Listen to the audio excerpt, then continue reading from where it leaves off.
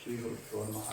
ओम श्रीगुरुभ्यो नमः। ओम परमगुरुभ्यो नमः। ओम श्रीमदानंदतीर्थ भगवत्पादाचार्यगुरुभ्यो नमः। वेदव्यासाय नमः। ओम भारते नमः। ओम सरस्वत्यै नमः। ओम वायुवे नमः। ओम ब्रह्मणे नमः। ओम श्रीलक्ष्मी नारायणाय नमः। ओम नमो भगवते वासुदेवाय। आपादमूलिपर्यन्तं गुरूणामाकृतिं स्मरेत् तेन विघ्नाः प्रणश्यन्ति सिद्ध्यन्ति च मनोरथाः। अस्मद्गुरुसमारम्भां टीकाकृत्पादमध्यमां श्रीमदाचार्यपर्यन्तां वन्दे गुरुपरम्परां। कल्याणाद्भुतगात्राय कामितार्थप्रदायिने श्रीमद्वेङ्कटनाथाय श्रीनिवासाय ते नमः।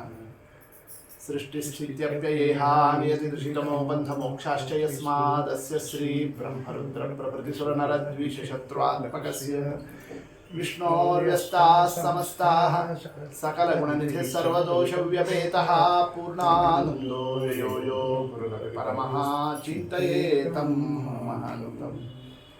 ॐ जन्माद्यस्य यतोऽन्वयादितरतश्चार्थेष्वभिज्ञस्वराट् तेने ब्रह्महृदायादिकवये मुह्यन्ति यं सूरयः तेजो वारिमृदां यथा विनिमयो यत्र त्रिसर्गो मृषा धाम्ना स्वेन सदा निरस्तकुहकं सत्यं परं धीमहि।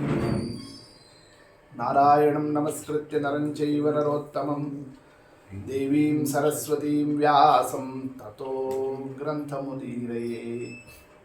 ओम स्वस्त्यस्तु सताम् अशेषसन्मङ्गलानि भवन्तु। वक्तुश्च श्रोतॄणां श्लोकैकश्रवणपठनमात्रेण निखिलकलिकृतकल्मषापनूदनपटुतरे धर्माद्यखिलपुरुषार्थसाधनीभूते श्रीमन्महामुनिकृते श्रीमद्भागवते अद्य कथा प्रारम्भे सति किञ्चित् पूर्वकथानुवादः।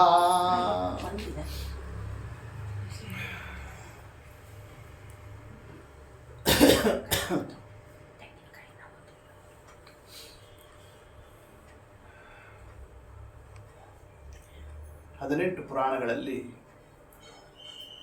ಭಾಗವತಕ್ಕೆ ಎಲ್ಲದಕ್ಕಿಂತ ವಿಶಿಷ್ಟವಾದಂತಹ ಸ್ಥಾನ.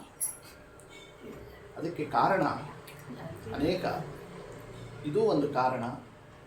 ಪುರಾಣಂ ಪಂಚಲಕ್ಷಣಂ ಅಂತ 5 ಲಕ್ಷಣಗಳು ಸಾಮಾನ್ಯವಾಗಿ ಪುರಾಣಕ್ಕೆ ಇರೋದು. ಆದರೆ ಭಾಗವತಕ್ಕೆ ದಶಲಕ್ಷಣಗಳನ್ನು ಹೇಳಿದ್ದಾರೆ. 10 ಲಕ್ಷಣಗಳನ್ನು ಹೊಂದಿರೋ ಗ್ರಂಥ ಇದು. ಯಾವುದದು? ಅತ್ರ ಸರ್ಗೋ ವಿಸರ್ಗಶ್ಚ ಸ್ಥಾನಂ ಪೋಷಣಂ ಊತಯಃ ಮನ್ವಂತರೇಶಾನುಕಥಾ ನಿರೋಧೋ ಮುಕ್ತಿರಾಶ್ರಯ. ಇದಿಷ್ಟು ಭಾಗವತದಲ್ಲಿ ಬರುವಂತಹ ವಿಚಾರ.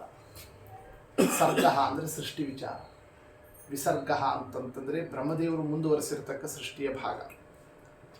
ಆ ಸೃಷ್ಟಿಯಾಗಿರತಕ್ಕಂತಹ ಪ್ರಪಂಚದಲ್ಲಿ ಭಗವಂತ ಅವತಾರವನ್ನು ಮಾಡಿ ದಿಗ್ವಿಜಯವನ್ನು ತೋರಿಸ್ತಾನಲ್ಲ, ಅದು ಸ್ಥಾನ, 3ನೇ ಲಕ್ಷಣ. ಇವೆಲ್ಲ ಲಕ್ಷಣಗಳನ್ನೇ ಸಮನ್ವಯವನ್ನು ಮಾಡುವಂತೆಯೇ ಒಂದೊಂದು ಸ್ಕಂದಗಳು ಕೂಡ 2, 3, 4, 5, 6 ಎಲ್ಲ ಸ್ಕಂದಗಳು ಕೂಡ ಬಂದಿದ್ದಾವೆ. ಅದರಂತೆ ಸ್ಥಾನಂ ಪೋಷಣಂ, ಭಕ್ತರಿಗೆ ಸ್ವಾಮಿ ಹೆಂಗೆ ಪೋಷಣ ಮಾಡುತ್ತಾನೆ. ಊತಯ ಕರ್ಮವಾಸನಾ, ಊತಿ ಅಂದರೆ ಮನಸ್ಸಿನಲ್ಲಿ ಬರತಕ್ಕ ವಿಚಾರಗಳು. ಆ ಮನೋವಾಸನ ಸಾತ್ವಿಕ ಇರ್ತದೆ, ರಾಜಸ ಇರ್ತದೆ, ತಾಮಸ ಇರ್ತದೆ, ತ್ರಿವಿಧ ಇದೆ ಅನ್ನೋದಕ್ಕೆ ಯಜ್ಞನಾಮಕ ಪರಮಾತ್ಮನ ಕಥಾ, ದಕ್ಷ ಪ್ರಜಾಪತಿಯ ಕಥಾ, ಧ್ರುವರಾಜನ ಕಥಾ ಇವೆಲ್ಲ ಆ ಒಂದು ತತ್ವದ ಹಿನ್ನೆಲೆಯಲ್ಲಿ ಬಂದಿದ್ದಾರೆ. ಸ್ಥಾನಂ ಪೋಷಣಮೂತೆಯ ಮನ್ವಂತರೇಶಾನು ಕಥಾ, ಅನೇಕ ಮನ್ವಂತರಗಳಲ್ಲಿ ಬರತಕ್ಕಂತಹ ಭಗವದ್ ರೂಪಗಳ ವಿಚಾರ, ಆ ಒಂದು ಕ್ರಮದಂತೆ ಋಷಭಾವತಾರದ ವಿಚಾರ, ಇವೆಲ್ಲ ಕಥಾಭಾಗವನ್ನೇ ಪ್ರತಿಪಾದನವನ್ನು ಮಾಡಿದ್ದಾರೆ ಶುಕಾಚಾರ್ಯರು. ಪರೀಕ್ಷಿತ್ ರಾಜ ಪ್ರಮುಖವಾದ ಒಂದು ಪ್ರಶ್ನೆಯನ್ನು ಇಟ್ಟಿದ್ದಾನೆ. ಏನಂತ? ಅದ್ಯ ಕಥಾ ಪ್ರಸಕ್ತಿ ಸಮಪ್ರಿಯ ಸುಹೃದ್ ಬ್ರಹ್ಮನ್ನೇ ಭೂತಾನಾಂ ಭಗವಾನ್ ಸ್ವಯಂ ಇಂದ್ರಸ್ಯಾರ್ಥೇ ಕಥಂ ದೈತ್ಯಾನ್ನೇ ಅವಧೀತ್ ವಿಷಮೋ ಯಥಾ. ಯಾವ ಕಥೆ ತಗೊಂಡ್ರು, ಯಾವ ಪುರಾಣ ತಗೊಂಡ್ರು, ಯಾವುದೇ ವಿಚಾರ ತಗೊಂಡ್ರು ದೇವತೆಗಳಿಗೂ ದೈತ್ಯರಿಗೂ ವಿವಾದ, ಸಂಘರ್ಷ, ಯುದ್ಧ, ದೇವತೆಗಳು ಇನ್ನೇನು ಸೋತರು ಅನ್ನೋ ಸ್ಥಿತಿ ಇದ್ದಾಗ ದೇವರು ಬಂದು ದೇವತೆಗಳ ಪಕ್ಷ ಹಿಡಿದು ಅವರನ್ನು ಗೆಲ್ಲಿಸ್ತಾನೆ, ದೈತ್ಯರನ್ನು ಕೊಲ್ತಾನೆ. ಇದು ಎಲ್ಲಿ ನೋಡಿದ್ರೂ ಇರೋ ವಿಚಾರನೇ ಇದು, ಹೌದಷ್ಟೇ. ಹಾಗಿದ್ದಾಗ ನಮಗೇನು ಅನ್ನಿಸ್ತದೆ? ದೇವತೆಗಳನ್ನು ಸೃಷ್ಟಿ ಮಾಡಿದವನು ಭಗವಂತನೇ, ದೈತ್ಯರನ್ನು ಸೃಷ್ಟಿ ಮಾಡಿದವನು ಭಗವಂತನೇ, ಎಲ್ಲರೂ ದೇವರ ಸೃಷ್ಟಿಯಲ್ಲಿರೋರೇನೆ. ಒಬ್ಬರನ್ನು ಮಾತ್ರ ದೇವರು ಕೊಲ್ತಾನೆ, ಒಬ್ಬರನ್ನು ಮಾತ್ರ ಅವರಿಗೆ ಅನುಕೂಲ ಮಾಡಿಕೊಡ್ತಾನೆ ಅಂತಾದರೆ ದೇವರಿಗೂ ನಮಗೂ ಏನು ವ್ಯತ್ಯಾಸ? ಪಕ್ಷಪಾತ ತಾನೇ ದೇವರು ಮಾಡ್ತಾ ಇರೋದು. ಹೀಗೆ ಸಂಶಯ ಬರ್ತಾ ಇದೆ. ನಹ್ಯಸ್ಯಾರ್ಥ ಸುರಗಣೈ ಸಾಕ್ಷಾನ್ ನಿಶ್ರೇಯಸಾತ್ಮನಃ. ಒಬ್ಬರ ಪಕ್ಷ ವಹಿಸೋದರಿಂದ, ಪಕ್ಷಪಾತ ಮಾಡೋದರಿಂದ ಏನಾದರೂ ಲಾಭ ಇದ್ದರೆ ಮಾಡ್ತಾರೆ ಲೋಕದಲ್ಲಿ. ಯಾಕೆ? ಅವರಿಂದ ಇವ್ರಿಗೇನೋ ಸಿಗೋದಿರ್ತದೆ. ದೇವರು ಪೂರ್ಣ ವಸ್ತು, ಅವನು ಯಾರಿಂದಲೂ ಏನೂ ಆಗಬೇಕಾದಿಲ್ಲ. ಯಾಕೆ ದೇವತೆಗಳ ಸಪೋರ್ಟ್ ಮಾಡ್ತಾನೆ? ಕೆಲವು ಸಲ ಅವರಿಂದ ನಮಗೆ ಲಾಭ ಇಲ್ಲದೆ ಇದ್ರೂ ಇನ್ನೊಬ್ಬರ ಮೇಲೆ ದ್ವೇಷ ಇದ್ದಾಗ ಇವ್ರು ಎತ್ತು ಕಟ್ಟಿ ಅವ್ರನ್ನೇ ಹಾಳು ಮಾಡೋ ಥರದಲ್ಲಿ ಹಿಂಗೂ ಲೋಕದಲ್ಲಿ ನಡೆಸ್ತಾರಲ್ಲ, ಅದಕ್ಕೆ ದ್ವೇಷದಿಂದ ಮಾಡ್ತಾನ, ಲಾಭಕ್ಕೋಸ್ಕರ ಅಲ್ಲ. ದೇವತೆಗಳಿಂದ ಲಾಭ ಇಲ್ಲ, ಆದರೆ ದೈತ್ಯರ ಮೇಲೆ ದ್ವೇಷ ಇದೆ. ಹಾಗೆ ಹೇಳೋಣ ದೇವರಿಗೆ, ನೈವಾಸುರೇಭ್ಯೋ ವಿದ್ವೇಷ ನೋದ್ವೇಗಶ್ಚ ಅಗುಣಸ್ಯ ಹಿ. ದ್ವೇಷ, ಮನೋವಿಕಾರ, ಉದ್ವೇಗ ಇವೆಲ್ಲ ಸತ್ವರಜಸ್ತಮೋ ಗುಣಗಳ ಬಂಧನ ಯಾರಿಗಿದೆ ಅವರಿಗೆ ಮಾತ್ರ ಸಾಧ್ಯ. ಸಾತ್ವಿಕ, ರಾಜಸ, ತಾಮಸ ಗುಣಗಳಿಂದ ಇವೆಲ್ಲ ಮನಸ್ಸಿನಲ್ಲಿ, ಇವೆಲ್ಲ ನಮ್ಮಲ್ಲಿ ಆಗುವಂತಹ ವಿಕಾರಗಳು. ಅವು ಯಾವುದು ದೇವರಿಗೆ ಇಲ್ಲವೇ ಇಲ್ಲ. ಅಂದಮೇಲೆ ದ್ವೇಷವೂ ಇಲ್ಲ, ಲಾಭವೂ ಇಲ್ಲ. ಆದರೆ ನನ್ನ ಕೆಲಸ ಮಾತ್ರ ಒಬ್ಬರ ಪಕ್ಷ ವಹಿಸ್ತಾನೆ, ಒಬ್ಬರ ಪಕ್ಷವನ್ನೇ ಕೆಳಗೆ ಹಾಕ್ತಾನೆ, ಒಬ್ಬರನ್ನ ಎತ್ತಿ ಹಿಡಿತಾನೆ. ಇದು ಪಕ್ಷಪಾತ, ವೈಷಮ್ಯ. ಈ ಒಂದು ಪ್ರಶ್ನೆ ಬರ್ತಾ ಇದೆ. ಈ ಸಂಶಯಕ್ಕೆ ಪರಿಹಾರ ತಾವು ಕೊಡಬೇಕು. ಪರೀಕ್ಷಿತ್ ರಾಜ ಅವನಿಗೇನು ಗೊತ್ತಿಲ್ಲ ಅಂತಲ್ಲ, ಅವನು ತಿಳಿದವನೇ. ಆದರೂ ದೊಡ್ಡವರು ಬಂದಾಗ ನಮಗೆ ತಿಳಿದಿದ್ರೂ ಇನ್ನೂ ಅದನ್ನು ಸ್ಪಷ್ಟಪಡಿಸಿಕೊಳ್ಳಲಿಕ್ಕೆ ಆ ಪ್ರಶ್ನೆಗಳನ್ನು ಮುಂದಿಟ್ಟು ಜ್ಞಾನವನ್ನು ಪಡೆಯೋದು, ಅಥವಾ ಈ ಪ್ರಶ್ನೆಯಿಂದ ನೂರಾರು ಜನರಿಗೆ ಉತ್ತರ ಸಿಗುವಂತಹದ್ದಾಗಲಿ ಅಂತ ತಾನು ಪ್ರಶ್ನೆ ಕೇಳೋದು. ಹೀಗೆ ರಾಜ ಪ್ರಶ್ನೆಯನ್ನು ಕೇಳಿದ್ದಾನೆ. ಆ ಸಂದರ್ಭದಲ್ಲಿ ಉತ್ತರವನ್ನು ನೀಡತಕ್ಕಂತಹ ಶುಕಾಚಾರ್ಯರು ಕೆಲವೊಂದು ಕಥೆಗೆ ವಿಶೇಷ ದೇವರಿಗೆ ಪ್ರಣಾಮವನ್ನು ಸಲ್ಲಿಸಿ, ಅಂದರೆ ಅವಾಂತರ ಮಂಗಳಾನುಷ್ಠಾನ, ಪ್ರಧಾನವಾಗಿ ಮೊದಲು ಒಂದು ಮಂಗಳಾಚರಣೆ ಮಾಡಿದ್ದಾರೆ, ಭಗವದ್ವಂದನೆ ಎಲ್ಲ ಕಥಾಕ್ಕೂ. ಆದರೂ ಕೆಲವೊಂದು ವಿಶೇಷ ಕಥಾ ಅಂತ ಆದಾಗ ಅದಕ್ಕೆ ಪ್ರತ್ಯೇಕ ಒಂದು ದೇವರಿಗೆ ನಮಸ್ಕಾರ ಮಾಡಿದ್ದಾರೆ. ನತ್ವಾ ಕೃಷ್ಣಾಯ ಮುನಯೇ ಕಥಯಿಷ್ಯೇ ಹರೇ ಕಥಾ. ವೇದವ್ಯಾಸ ದೇವರಿಗೆ, ಶ್ರೀಕೃಷ್ಣನಿಗೆ ನಮಸ್ಕಾರವನ್ನು ಮಾಡಿ ಭಗವತ್ ಕಥೆಯನ್ನು ಹೇಳ್ತಾ ಇದ್ದೇನೆ.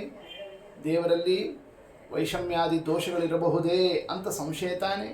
ಆ ಸಂಶಯಕ್ಕೆ ಅವಕಾಶ ಇಲ್ಲ. ದೇವರಲ್ಲಿ ಯಾವುದೇ ವೈಷಮ್ಯ, ಒಬ್ರಿಗೊಂದು ಮಾಡ್ತಾನೆ ಎಂಬತಕ್ಕಂಥದ್ದಕ್ಕೆ ಅವಕಾಶವಿಲ್ಲ. ಪರಮಾತ್ಮ ಎಲ್ಲರಿಗೂ ಸಮವಾಗೇ ಇದ್ದಾನೆ. ಒಬ್ಬರು ಹೆಚ್ಚು, ಒಬ್ಬರು ಕಡಿಮೆ ಅಂತ ದೇವರ ಆ ಒಂದು ದೃಷ್ಟಿಯಲ್ಲಿ ವ್ಯತ್ಯಾಸ ಇಲ್ಲ. ಅಂದರೆ ಕಾಣ್ತಾ ಇದೆಯಲ್ಲ ಅಂತ ಪ್ರಶ್ನೆ ಬಂದರೆ ಅದಕ್ಕೆ ತಾತ್ವಿಕವಾಗಿ ಉತ್ತರ ಮತ್ತು ಕಥಾದಿಂದ ಉತ್ತರ, ಎರಡು ತರಹದಿಂದ ಉತ್ತರವನ್ನು ಕೊಡ್ತಾ ಇದ್ದಾರೆ ಆ ಸಂದರ್ಭದಲ್ಲಿ. ತಾತ್ವಿಕವಾಗಿ ಉತ್ತರ ಏನು ಅಂತಂದರೆ, ಸತ್ವ, ರಜಸ್ಸು, ತಮಸ್ಸು ಅಂತ ಮೂರು ಪ್ರಕೃತಿಯ ಗುಣಧರ್ಮಗಳಿದ್ದಾವೆ. ಅದರಲ್ಲಿ ಯಾವ ಯಾವ ಕಾಲಕ್ಕೆ ಯಾವ ಯಾವ ಗುಣ ಹೆಚ್ಚಾಗಿ ಕೆಲಸ ಮಾಡಬೇಕು ಅದು ಒಂದು ವ್ಯವಸ್ಥೆ ಇದೆ. ಸೃಷ್ಟಿಕಾಲದಲ್ಲಿ ರಜೋಗುಣಕ್ಕೆ, ಲಯಕಾಲದಲ್ಲಿ ತಮೋಗುಣಕ್ಕೆ, ಸ್ಥಿತಿಕಾಲದಲ್ಲಿ ಸತ್ವಗುಣಕ್ಕೆ, ಆ ಗುಣಕ್ಕೆ ಹೆಚ್ಚು ಮಹತ್ವ ಕೊಟ್ಟು ಅದು ಎಲ್ಲಿದೆಯೋ ಅದಕ್ಕೆ ದೇವರೇನು ಮಾಡ್ತಾನೆ, ಉನ್ನಾಹ ಕೊಡ್ತಾನೆ. ಆ ಸತ್ವಗುಣ ದೇವತೆಗಳಲ್ಲಿ ಇರೋದ್ರಿಂದ ಇದು ಸ್ಥಿತಿಕಾಲವಾದ್ದರಿಂದ ದೇವತೆಗಳನ್ನು ಎತ್ತಿಡಿದ್ದಾನೆ. ಅದೇ ಕಲಿಯುಗ ಬಂತು ಅಂತಾದರೆ ಕಲಿಯುಗದಲ್ಲಿ ಯಾರನ್ನ ಎತ್ತಿಡಿತಾನೆ ದೇವರು? ಧರ್ಮಿಷ್ಠರನ್ನ ಎತ್ತಿಡಿಯೋದಿಲ್ಲ. ಕಲಿಯುಗದಲ್ಲೆಲ್ಲ ಯಾರಿಗೆ ಹೆಚ್ಚು? ಅಧರ್ಮಿಷ್ಠರು, ಪಾಪಿಷ್ಠರು ಅವರೇ ಮೆರೀತಾರೆ. ಅವ್ರದ್ದೇ ಎಲ್ಲ ವೈಭವ, ಅವ್ರಿಗೆ ಎಲ್ಲ ಲೋಕದಲ್ಲೆಲ್ಲ ಇರತಕ್ಕಂಥ ಒಂದು ಉನ್ನಾಹ. ಯಾಕೆ? ಆ ಕಾಲ ಅದು ತಮೋ ಗುಣಕ್ಕೆ ಅದಕ್ಕೆ ಉನ್ನಾಹ ಕೊಡತಕ್ಕಂತಹ ಕಾಲ. ಹೀಗೆ ಪ್ರತಿಯೊಂದು ಕಾಲಾನುಸಾರವಾಗಿ ಸತ್ವ, ರಜಸ್ಸು, ತಮಸ್ಸು ಯಾವ ಗುಣ ಈ ಸಮಯದಲ್ಲಿ ಹೆಚ್ಚಾಗಿ ಕಾರ್ಯವನ್ನು ನಡೆಸೋದಿದೆ ಅದನ್ನೇ ಕಥಾದಲ್ಲಿ ನಾವು ಇವ್ರು ಹೆಚ್ಚಾಯಿತು ಇವ್ರು ಕಡಿಮೆ ಆಯಿತು ಅಂತ ನಾವು ನೋಡ್ತಿರ್ತೀವಿ. ಭಗವಂತನ ವ್ಯಾಪಾರದಲ್ಲಿ ಎಲ್ಲವೂ ವ್ಯವಸ್ಥಿತ ಇದೆ. ಆದ್ದರಿಂದ ಪರಮಾತ್ಮನಲ್ಲಿ ಯಾವುದೇ ವೈಷಮ್ಯ ಇಲ್ಲ.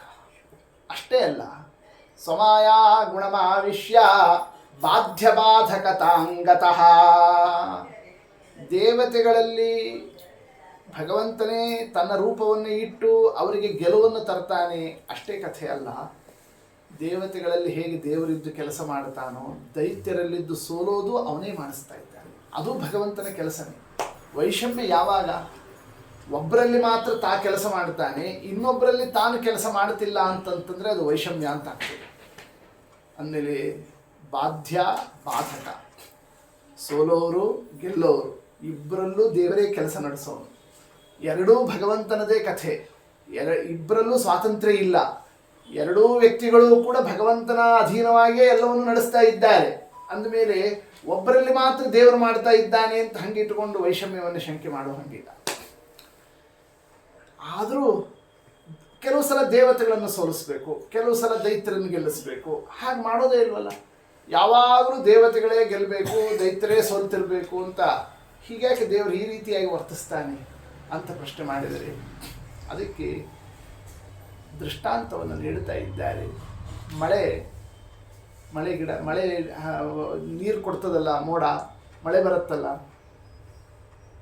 ಅದರಲ್ಲಿ ನಾನು ವೈಷಮ್ಯ ಇದೆ. ಎಲ್ಲ ಗಿಡಕ್ಕೂ ಅದು ನೀರು ಅಷ್ಟೇ ಕೊಡ್ತದೆ. ಆದರೆ ಒಂದು ಗಿಡ ಆಕಾಶದ ತನಕ ಬೆಳೀತದೆ, ಒಂದು ಗಿಡ ಬರೀ 2 ಅಡಿ ಬೆಳೀತದೆ. ಅದು ಮಳೆಯ ದೋಷನೋ, ಮಳೆ ವೈಷಮ್ಯ ಮಾಡ್ತಾ ಇದೆ ಅಂತ ಏನಾದರೂ ಕೂಡ ನೀವು ಆಕ್ಷೇಪ ಮಾಡಲಿಕ್ಕೆ ಸಾಧ್ಯನಾ? ಇಲ್ಲವಷ್ಟೇ. ಮತ್ತೆ ಯಾವುದು? ಅದು ಆ ಬೀಜ ಸ್ವಭಾವ. ಆ ಬೀಜದಲ್ಲಿರ್ತಕ್ಕ ಸ್ವಭಾವ ಎಷ್ಟಿದೆಯೋ ಅಷ್ಟದು ಬೆಳೀತದೆ. ದೊಡ್ಡದಾಗಿ ಬೆಳೆಯೋ ಸ್ವಭಾವ ಇತ್ತು ಅದರಲ್ಲಿ ಅಷ್ಟು ಬೆಳೀತದೆ, ಸ್ವಲ್ಪ ಇತ್ತು ಸ್ವಲ್ಪ ಬೆಳೀತದೆ. ಅದರಂತೆ ಮುಳ್ಳು ಗಿಡ ಇತ್ತು ಅಂದರೆ ಮುಳ್ಳು ಬರ್ತದೆ, ಹೂ ಬಿಡೋದಿದ್ದರೆ ಹೂ ಬರ್ತದೆ. ಅದು ಮಳೆಯಿಂದ ದೋಷನ? ಹಂಗಿಲ್ಲ ತಾನೆ. ಹಾಗೆ ಜಯ, ಗೆಲುವು, ಜ್ಞಾನ, ಭಕ್ತಿ, ವಿರಕ್ತಿ ಅದು ಹೂವಿನ ಗಿಡದಂತೆ ಅದರ ಸ್ವಭಾವ ಯಾವ ಜೀವರಲ್ಲಿದೆಯೋ ಅವರಲ್ಲಿ ಅದು ಬರ್ತದೆ. ಅಪಜಯ, ಸೋಲು ಮೊದಲಾಗಿರ್ತಕ್ಕಂತಹ ದೋಷಗಳು ಯಾವ ಒಂದು ಜೀವನ ಸ್ವಭಾವದಲ್ಲಿ ಅದಿದೆಯೋ ಅದು ಅವರಲ್ಲಿ ಅದು ವಿಕಾಸ ಆಗ್ತದೆ. ಅಂದರೆ ಪ್ರತಿ ಜೀವರಲ್ಲೂ ಅವರವರದೇ ಆಗಿರತಕ್ಕ ಜೀವತ್ರೈವಿಧ್ಯವಾದ ಏನಿದೆ ಆ ಅನುಸಾರವಾಗಿ ತತ್ತತ್ ಸ್ವಭಾವದಲ್ಲಿ ಇರತಕ್ಕಂತಹ ಗುಣಧರ್ಮಗಳ ಪ್ರಕಟ ಆಗುವುದಕ್ಕೆ ದೇವರ ಸೃಷ್ಟಿಯ ವ್ಯವಸ್ಥೆಯನ್ನು ಮಾಡಿರೋದು. ಆದ ಕಾರಣ ಪರಮಾತ್ಮ ಅವ ಮಳೆಯಂತೆ ಎಲ್ಲರಿಗೂ ಏಕಪ್ರಕಾರವಾಗಿಯೇ ಕಾರ್ಯವನ್ನು ತೋರಿಸ್ತಾನೆ. ಅವರವರ ಸ್ವಭಾವದಲ್ಲಿರೋ ವ್ಯತ್ಯಾಸದಿಂದ ಒಬ್ಬರು ಹೆಚ್ಚು ಒಬ್ಬರು ಕಡಿಮೆ ಎಂಬತಕ್ಕಂಥದ್ದಾಗಿದೆಯೇ ಹೊರತು ಅದು ಭಗವಂತನಿಂದ ಆಯಿತು ಅಂತ ಅರ್ಥ ಅಲ್ಲ. ಪರಮಾತ್ಮ ವೈಷಮ್ಯವನ್ನೇ ಪಕ್ಷಪಾತವನ್ನು ಮಾಡ್ತಾ ಇದ್ದಾನೆ ಅಂತ ಅರ್ಥ ಅಲ್ಲ. ಅವನು ಏಕಪ್ರಕಾರನೇ. ದೇವರಿಗೆ ಬದಲಾಯಿಸ್ಲಿಕ್ಕೆ ಬರೋದಿಲ್ಲವೇ? ನೋಡಿ, ಇದೊಂದು ಮುಂದಿನ ವಿಚಾರ. ದೇವರು ದಡ್ಡರನ್ನೇ ಬುದ್ಧಿವಂತರನ್ನು ಮಾಡೋ ಶಕ್ತಿ ಇದೆಯೋ ಇಲ್ಲೋ? ಅವನಿಗೆ ಬುದ್ಧಿವಂತರನ್ನ ದಡ್ಡರನ್ನು ಮಾಡೋ ಶಕ್ತಿ ಇದೆಯೋ ಇಲ್ವೋ? ಎಲ್ಲವನ್ನು ಮಾಡೋ ಶಕ್ತಿ ಅವನಿಗಿದ್ದಾಗ ಎಲ್ಲರನ್ನು ಈಕ್ವಲ್ ಆಗಿ ಯಾಕೆ ಮಾಡಬಾರ್ದು? ಪ್ರಪಂಚವನ್ನು ಒಬ್ಬರು ಒಂಥರ ಒಬ್ಬರು ಇನ್ನೊಂದು ಥರ ಈ ರೀತಿ ಮಾಡದೇನೆ ಎಲ್ಲರೂ ಸಮಾನ, ಎಲ್ಲರೂ ಯಾವುದು ಒಬ್ಬರು ಹೆಚ್ಚು ಒಬ್ಬರು ಕಡಿಮೆ ಅನ್ನೋ ಇದೇ ಇಲ್ಲ. ಆವಾಗ ಯಾರಿಗೂ ಮನಸ್ಸಿನಲ್ಲಿ ಬೇಜಾರೇ ಇರಲ್ಲ. ಎಲ್ಲರೂ ಈಕ್ವಲ್ ಆಗಿದೀವಪ್ಪ ನಾವು, ಇದೇ ತಾನೇ ಈಕ್ವಾಲಿಟಿ ಅಂತ. ಇವತ್ತಿನ ಪ್ರಪಂಚದಲ್ಲಿ ಸಮತಾವಾದ ಅದು ಬೇಕು ಅಂತ ಅನ್ನೋ ರೀತಿಯಿಂದ ನಾನಾ ರೀತಿಯಲ್ಲಿ ವಿಚಾರವನ್ನು ಮಾಡತಕ್ಕಂಥದ್ದು. ಆದರೆ ಪರಮಾತ್ಮ ಹಾಗ್ಯಾಕೆ ಮಾಡ್ತಿಲ್ಲ ಅಂತಂದರೆ ಅದು ಸಾಧ್ಯವೂ ಅಲ್ಲ, ಸಾಧುವೂ ಅಲ್ಲ, ಅದು ಯೋಗ್ಯವಾದಂತಹ ಅಂಶನೂ ಅಲ್ಲ. ಎಲ್ಲರೂ ಸಮಾನ ಅಂಬತಕ್ಕಂಥದ್ದು ಎಂದೂ ಸಾಧ್ಯ ಇಲ್ಲ. ತಾರತಮ್ಯನೇ ಸಿದ್ಧಾಂತ. ನೋಡಿ, ಅದನ್ನು ತಿಳಿಸ್ತಾ ಇದ್ದಾರೆ. ತರತಮ, ಉಚ್ಚ ನೀಚ ಭಾವ, ಒಬ್ಬರು ಹೆಚ್ಚು ಒಬ್ಬರು ಕಡಿಮೆ ಎಂಬತಕ್ಕಂಥ ವ್ಯವಸ್ಥೆ ಏನಿದೆ, ಅದೇನೇ ನಾವು ಪ್ರಕೃತಿಯಲ್ಲಿರ್ತಕ್ಕ ಸಿದ್ಧಾಂತವನ್ನು ಒಪ್ಪಲೇಬೇಕು. ಒಂದು ಅಕ್ಕಿಯಲ್ಲಿ ಹೆಚ್ಚು ಕಡಿಮೆ ಇದೆ, ಬೇಳೆಯಲ್ಲಿ ಇದೆ, ಕಲ್ಲಿನಲ್ಲಿ ಇದೆ, ಮಣ್ಣಿನಲ್ಲಿ ಇದೆ, ನೀರಿನಲ್ಲಿ ಇದೆ. ಪ್ರತಿ ವಸ್ತುವಿನಲ್ಲೂ ಇದಕ್ಕೆ ಹೆಚ್ಚು ಬೆಲೆ, ಇದಕ್ಕೆ ಕಡಿಮೆ ಬೆಲೆ, ಇದು ಹೆಚ್ಚು ಇದು ಕಡಿಮೆ ಎಂಬತಕ್ಕಂಥದ್ದನ್ನೇ ಪ್ರತಿಯೊಂದು ಹಂತದಲ್ಲೂ ಇರತಕ್ಕಂಥದ್ದು ಪ್ರಪಂಚದ ನಿಯಮವಾದ್ದರಿಂದ ಜೀವರಲ್ಲಿ ಮಾತ್ರ ಎಲ್ಲರನ್ನೂ ಒಂದೇ ರೀತಿ ದೇವರು ಮಾಡಿಟ್ಬಿಡ್ಬೇಕು ಅಂತ ಅನ್ನೋದು ಹೆಂಗೆ ನೀವು ಅಪೇಕ್ಷೆ ಪಡ್ತೀರಿ? ಅದು ಹೆಂಗೆ ಸಾಧ್ಯ? ಹೆಚ್ಚು ಕಡಿಮೆ ಏನಿದೆಯೋ ಆ ಹೆಚ್ಚು ಕಡಿಮೆಯನ್ನು ಹಾಗೇ ವ್ಯವಸ್ಥಿತವಾಗಿ ನೋಡಿಕೊಂಡು ಹೋಗೋದೇನೆ ಸಮದೃಷ್ಟಿ. ನ್ಯಾಯಾಧಿಪತಿ ಜಡ್ಜ್ಮೆಂಟ್ ಕೊಡೋನು ಎಲ್ಲರೂ ಸಮಾನ ಅಂತನ್ಬಿಟ್ಟು ಅಪರಾಧಿಗಳಿಗೂ ಅಷ್ಟೇ, ನಿರಪರಾಧಿಗಳಿಗೂ ಅಷ್ಟೇ, ನಾನೇನು ಹೆಚ್ಚು ಕಡಿಮೆ ಮಾಡೋದಿಲ್ಲ, ಎಲ್ಲರೂ ಈಕ್ವಲ್ ಅಂತಂತಂದರೆ ಅವನು ನ್ಯಾಯಾಧಿಪತಿ ಆಗತಾನ? ಅದನ್ನು ಲೋಕದಲ್ಲಿ ಯಾರಾದರೂ ಕೂಡ ಒಪ್ಪಲಿಕ್ಕೆ ಸಾಧ್ಯನಾ? ಇಲ್ಲ ಅಷ್ಟೇ. ಅಂದಮೇಲೆ ಹೆಚ್ಚು ಕಡಿಮೆ ಎಂಬತಕ್ಕಂಥದ್ದು ಅವಶ್ಯ ಬೇಕೇ ಬೇಕು. ತಾಯಿ ವಿಷಮಳೋ ಸಮಳೋ, 4 ಜನ ಮಕ್ಕಳನ್ನು ಹೊಂದಿರತಕ್ಕ ತಾಯಿ ಇರ್ತಾಳಲ್ಲ, ಮಕ್ಕಳಿಗೆ ಅವಳು ಸಮವಾಗಿ ವರ್ತಿಸ್ತಾಳೋ ವಿಷಮವಾಗಿ ವರ್ತಿಸ್ತಾಳೋ? ತಾಯಿಯ ಸ್ವಭಾವ ಏನಿರ್ತದೆ? ಎಲ್ಲರನ್ನೂ ಸಮವಾಗಿ ನೋಡ್ತಾಳೆ ಅನ್ನೋದಷ್ಟೇ ಲೋಕದಲ್ಲಿದೆ. ಆದರೆ ಸಮವಾಗಿ ನೋಡ್ತಾಳೆ ಅನ್ನೋ ಮಾತಿಗೆ ಅರ್ಥ ಏನು? ಎಲ್ಲರಿಗೂ ಅಷ್ಟೇ ಅಂತ ಹಂಗಲ್ಲ. ಯಾಕೆ? ಅವರ ಯೋಗ್ಯತೆಗೆ ಎಷ್ಟೋ ಅದನ್ನು ಕೊಡೋದೇ ಸಮದೃಷ್ಟಿ ಶಬ್ದಾರ್ಥ. 15 ವರ್ಷದ ಮಗ ಇರ್ತಾನೆ, 12 ವರ್ಷದ ಮಗ ಇರ್ತಾನೆ, 8 ವರ್ಷದ ಮಗ ಇರ್ತಾನೆ, 4 ವರ್ಷದ ಮಗ ಇರ್ತಾನೆ, 1 ವರ್ಷದ ಕೂಸು ಇರ್ತದೆ, 5 ಜನ ಮಕ್ಕಳಿದ್ದಾರೆ ತಾಯಿಗೆ ಅಂತ ಇಟ್ಕೊಳ್ಳೋಣ. ಎಲ್ಲರಿಗೂ ಅಷ್ಟೇ ಊಟಕ್ಕೆ ಹಾಕ್ತೀನಿ ನಾನು, ನಾನು ಸಮದೃಷ್ಟಿ, ಒಬ್ರಿಗೆ ಹೆಚ್ಚು ಒಬ್ರಿಗೆ ಕಡಿಮೆ ಮಾಡೋದಿಲ್ಲ ಅಂತ 1 ವರ್ಷದ ಮಗುವಿಗೆ ಎಷ್ಟು 1 ಲೋಟನೋ 2 ಲೋಟನೋ ಹಾಲು ಅಷ್ಟನ್ನೇ 15 ವರ್ಷದ ಮಗನಿಗೆ ಕೊಟ್ಟರೆ ಅವನ ಗತಿ ಏನು? ಅವನು ಬದುಕ್ತಾನ? ಸಮದೃಷ್ಟಿ ರೀ ಅಂತಂದ್ರೆ ಅದು ಸಮದೃಷ್ಟಿ ಅಂತ ಲೋಕದಲ್ಲಿ ಹೇಳ್ತೀರಾ? ಇಲ್ಲ ತಾನೆ. 15 ವರ್ಷದವನು ಎಷ್ಟು ತಿಂತಾನ ಅಷ್ಟನ್ನೇ 1 ವರ್ಷದ ಮಗುವಿಗೆ ತುರುಕಿ ತುರುಕಿ ತಿನ್ನಿಸಿದ್ರೆ ಅದು ಬದುಕ್ತದ? ಅದಕ್ಕೆ ಅಜೀರ್ಣ ಆಗ್ತದೋ ಇಲ್ಲ? ಅಂದರೆ ಸಮದೃಷ್ಟಿ ಶಬ್ದದ ಅರ್ಥ ಏನು? ಅವರ ಯೋಗ್ಯತೆಗೆ ಎಷ್ಟು ಬೇಕೋ ಅಷ್ಟನ್ನು ಕೊಡೋದೇ ಸಮದೃಷ್ಟಿ. ಅದನ್ನು ಪರಮಾತ್ಮ ನಡೆಸ್ತಾ ಇದ್ದಾನೆ. ಇವನ ಯೋಗ್ಯತೆಗೆ ಎಷ್ಟು ಬೇಕೋ ಅಷ್ಟು ಇವನಿಗೆ ಕೊಡ್ತೀನಿ, ಅವನ ಯೋಗ್ಯತೆಗೆ ಎಷ್ಟು ಬೇಕೋ ಅದನ್ನು ಅವನಿಗೆ ಕೊಡ್ತೀನಿ. ಹೀಗೆ ಭಗವಂತ ಇರೋದರಿಂದ ಪರಮಾತ್ಮನಲ್ಲಿ ಯಾವುದೇ ವೈಷಮ್ಯ ಇಲ್ಲ, ಯಾವುದೇ ವಿಧವಾಗಿರ್ತಕ್ಕ ದೋಷಕ್ಕೆ ಅವಕಾಶ ಇಲ್ಲ, ಪಕ್ಷಪಾತ ಇಲ್ಲ. ಒಬ್ಬರು ಹೆಚ್ಚು ಒಬ್ಬರು ಕಡಿಮೆ ಆಯಿತು ಅನ್ನತಕ್ಕಂಥದ್ದನ್ನು ದೇವರು ಯಾಕೆ ಮಾಡ್ತಾ ಇದ್ದಾನೆ ಅಂತಂತಂದರೆ, ತಾಯಿ ಯಾಕೆ ಮಾಡ್ತಾ ಇದ್ದಾಳೋ ಹಾಗೆ ನೋಡಿ. ಹಿಂಗೆ ನಾನಾ ದೃಷ್ಟಾಂತಗಳಿಂದ ಶ್ರೀಮದಾಚಾರ್ಯರು ಇದನ್ನೆಲ್ಲ ಸಮರ್ಥನವನ್ನು ಮಾಡ್ತಾ ಇದ್ದಾರೆ. ಇದಿಷ್ಟು ನಮಗೆ ತತ್ವಗಳನ್ನು ಹೇಳಿದ್ರೂ ಕೂಡ ಒಂದು ಕಥೆಯಲ್ಲಿ ತಿಳಿಸಿಕೊಟ್ರೆ ಅದು ನಮಗೆ ಬೇಗ ಹೃದಯದಲ್ಲಿ ಸ್ಪಷ್ಟ ಆಗ್ತದೆ. ಅಂತಹ ಒಂದು ಕಥಾಭಾಗವನ್ನೇನೆ ಈ ಸಂದರ್ಭದಲ್ಲಿ ನಿರೂಪಣವನ್ನು ಮಾಡಿರತಕ್ಕಂತಹ ವಿಚಾರ ಅದು ನರಸಿಂಹದೇವರ ಕಥಾ. ಪರಮಾತ್ಮ ಕೇವಲ ದೈತ್ಯರನ್ನು ಮಾತ್ರ ಯಾವಾಗಲೂ ಬಗ್ಗು ಬಿಡಿದ್ದಾನೆ, ದೇವತೆಗಳನ್ನು ಎತ್ತಿ ಹಿಡಿತಾನೆ ಅಂತ ಅಂದ್ಕೊಂಡಿದ್ದೀರಲ್ಲ, ನೋಡಿ ಈ ಸಂದರ್ಭದಲ್ಲಿ ಕಥಾದಲ್ಲಿ ನೋಡ್ರಿ, ಈ ಸಂದರ್ಭದಲ್ಲಿ ಯಾರನ್ನ ದೇವರು ಎತ್ತಿ ಹಿಡಿತಾ ಇದ್ದಾನೆ? ಪ್ರಹ್ಲಾದರಾಜರಲ್ಲಿ ಎತ್ತಿ ಹಿಡಿತಾ ಇದ್ದಾನೆ. ಯಾವ ದೇವತೆಗಳಿಗೂ ಮಹತ್ವ ಇಲ್ಲ, ಅಷ್ಟು ಮಹತ್ವ ಯಾರಿಗೆ ಕೊಡ್ತಾ ಇದ್ದಾನೆ ಈ ಸಂದರ್ಭದಲ್ಲಿ? ಪ್ರಹ್ಲಾದರಾಜರಿಗೆ ಮಹತ್ವವನ್ನು ಕೊಟ್ಟಿರತಕ್ಕಂತಹ ಕಥಾ. ಆ ಕಥಾವನ್ನೇ ನಿರೂಪಣವನ್ನು ಮಾಡತಕ್ಕಂತಹ ಒಂದು ಸಂದರ್ಭ.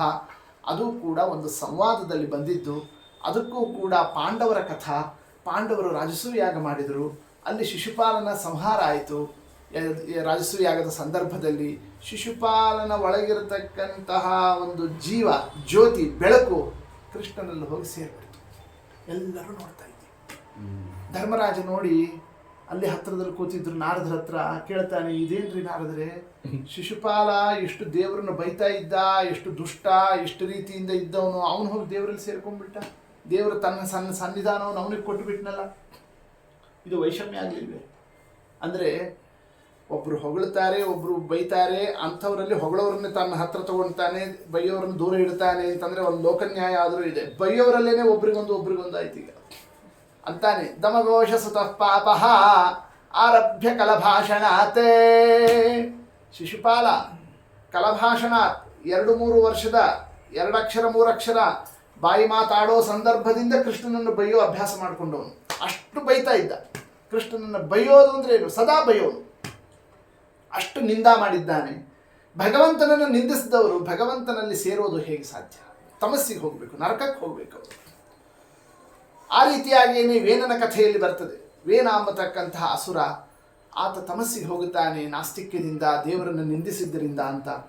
ಅಂದ ಮೇಲೆ ಬೈದವರಲ್ಲೇನೆ ಒಬ್ಬರು ತಮಸ್ಸಿಗೆ ಹೋದರು, ಒಬ್ಬರು ದೇವರಲ್ಲಿ ಸೇರಿಕೊಂಡ್ರು, ಪಕ್ಷಪಾತ ಆಯ್ತಲ್ಲ ಅಂತ ಹೀಗೆ ಪ್ರಶ್ನೆ ಬಂದಾಗ ಅದಕ್ಕೆ ಆ ಸಂದರ್ಭದಲ್ಲಿ ನಾರದರು ಉತ್ತರವನ್ನು ಕೊಡ್ತಾ, ವೇನ ಅವ ನಿಜವಾಗಿಯೂ ದುಷ್ಟ ಇದ್ದ. ಇಲ್ಲಿ ಶಿಶುಪಾಲ ಏನಿದ್ದಾನೆ ಅಲ್ಲಿ ಒಳಗಿರೋನು ಸಜ್ಜೀವ, ಒಳಗೆ ಒಳ್ಳೆಯ ಜೀವ ಇದ್ದಾನೆ, ಸಾಂದರ್ಭಿಕವಾಗಿ ದುಷ್ಟನಾಗಿದ್ದಾನೆ. ಅಂತಹ ಸಜ್ಜೀವನನ್ನು ಎಂದೂ ನಾ ಕೈ ಬಿಡೋದಿಲ್ಲ. ಯಾರೇ ಸಜ್ಜನರು ಸಜ್ಜೀವರು ನಿಮ್ಮ ಹೃದಯ ಸ್ವಚ್ಛ ಇತ್ತು ಅಂತಂತಂದರೆ, ನಿಮ್ಮ ನಡೆನುಡಿಗಳಲ್ಲಿ ಸ್ವಲ್ಪ ಏನಾದರೂ ಕೂಡ ಲೋಕಪ್ರಭಾವದಿಂದ ಸನ್ನಿವೇಶಗಳಿಂದ ನಾವು ಸ್ವಲ್ಪ ವ್ಯತ್ಯಾಸ ಆಗಿದ್ರೂ ಕೂಡ ಸಜ್ಜೀವರಾಗಿದ್ರಿ, ದೇವರಲ್ಲಿ ಆ ಒಂದು ಮನಸ್ಸನ್ನು ಸ್ವಭಾವದಿಂದ ನೀವು ಹಿಡ್ತಕ್ಕಂಥವರಾಗಿದ್ರಿ ಅಂತಂದರೆ ದೇವರು ಅವಶ್ಯ ನಿಮ್ಮನ್ನೇ ಎಂಥ ಒಂದು ಹೀನ ಸ್ಥಿತಿಯಲ್ಲಿದ್ರೂ ಅವರನ್ನು ಎತ್ತಿ ಹಿಡಿದು ತನ್ನ ಹತ್ರ ತಗೋತಾನೆ. ಅದಕ್ಕೆ ಇದು ದೃಷ್ಟಾಂತ. ಜಯ ವಿಜಯರು ಭಗವಂತನ ದ್ವಾರಪಾಲಕರು, ಸನಕಾದಿಗಳ ಶಾಪಗ್ರಸ್ತರಾದಂಥವರು ಅವರೇನೇ ಹಿರಣ್ಯಾಕ್ಷ, ಹಿರಣ್ಯಕಶಿಪು, ರಾವಣ, ಕುಂಭಕರ್ಣ, ಶಿಶುಪಾಲ, ದಂತವಕ್ರ. ಈ ರೀತಿಯಾಗಿ 3 ಸಲ ಹುಟ್ಟಿ ಬಂದವರು. ದೇವರು ಅವರಿಗೆ ಅವರ ಶಾಪ ಬಂದಿದ್ದಕ್ಕೂ ಕಾರಣ ಇದೆ. ಯಾರನ್ನೇ ನಮಗಿಂತ ಉತ್ತಮರು ಬಂದಾಗ ಅವರಿಗೆ ನಾವು ನಯವಿನಯದಿಂದ ವರ್ತಿಸದೇ ಇದ್ದಾಗ ಶಾಪವನ್ನು ಬರೋದನ್ನು ದೇವರು ತೋರಿಸಿಕೊಟ್ಟ, ಶಿಕ್ಷಣವನ್ನು ಕೊಟ್ಟ. ಮುಂದೆ ಅವರಿಗೆ ನಾನೇ ಬಂದು ಸಂಹಾರ ಮಾಡಿ ನಿಮ್ಮನ್ನು ಕರ್ಕೊಳ್ತೀನಿ ನನ್ನ ಹತ್ರಕ್ಕೆ ಅಂತ ಅಭಯವನ್ನು ಕೊಟ್ಟ. ಅದೆಲ್ಲ ಭಗವಂತನ ಆ ಒಂದು ಕಥಾದಲ್ಲಿ ನಾವು ತಿಳಿಯಬೇಕಾದ ತತ್ವ. ಯಾವ ರೀತಿ ಹಿರಣ್ಯಕಶಿಪು ಹಿರಣ್ಯಾಕ್ಷನ ಸಂಹಾರದ ವಿಚಾರ ಅಂತ ಪ್ರಶ್ನೆ ಬಂದಾಗ ಅದರಲ್ಲಿ ಹಿರಣ್ಯಾಕ್ಷನ ವೃತ್ತಾಂತವನ್ನು 3ನೇ ಸ್ಕಂದದಲ್ಲಿ ಹೇಳಿದ್ದಾರೆ.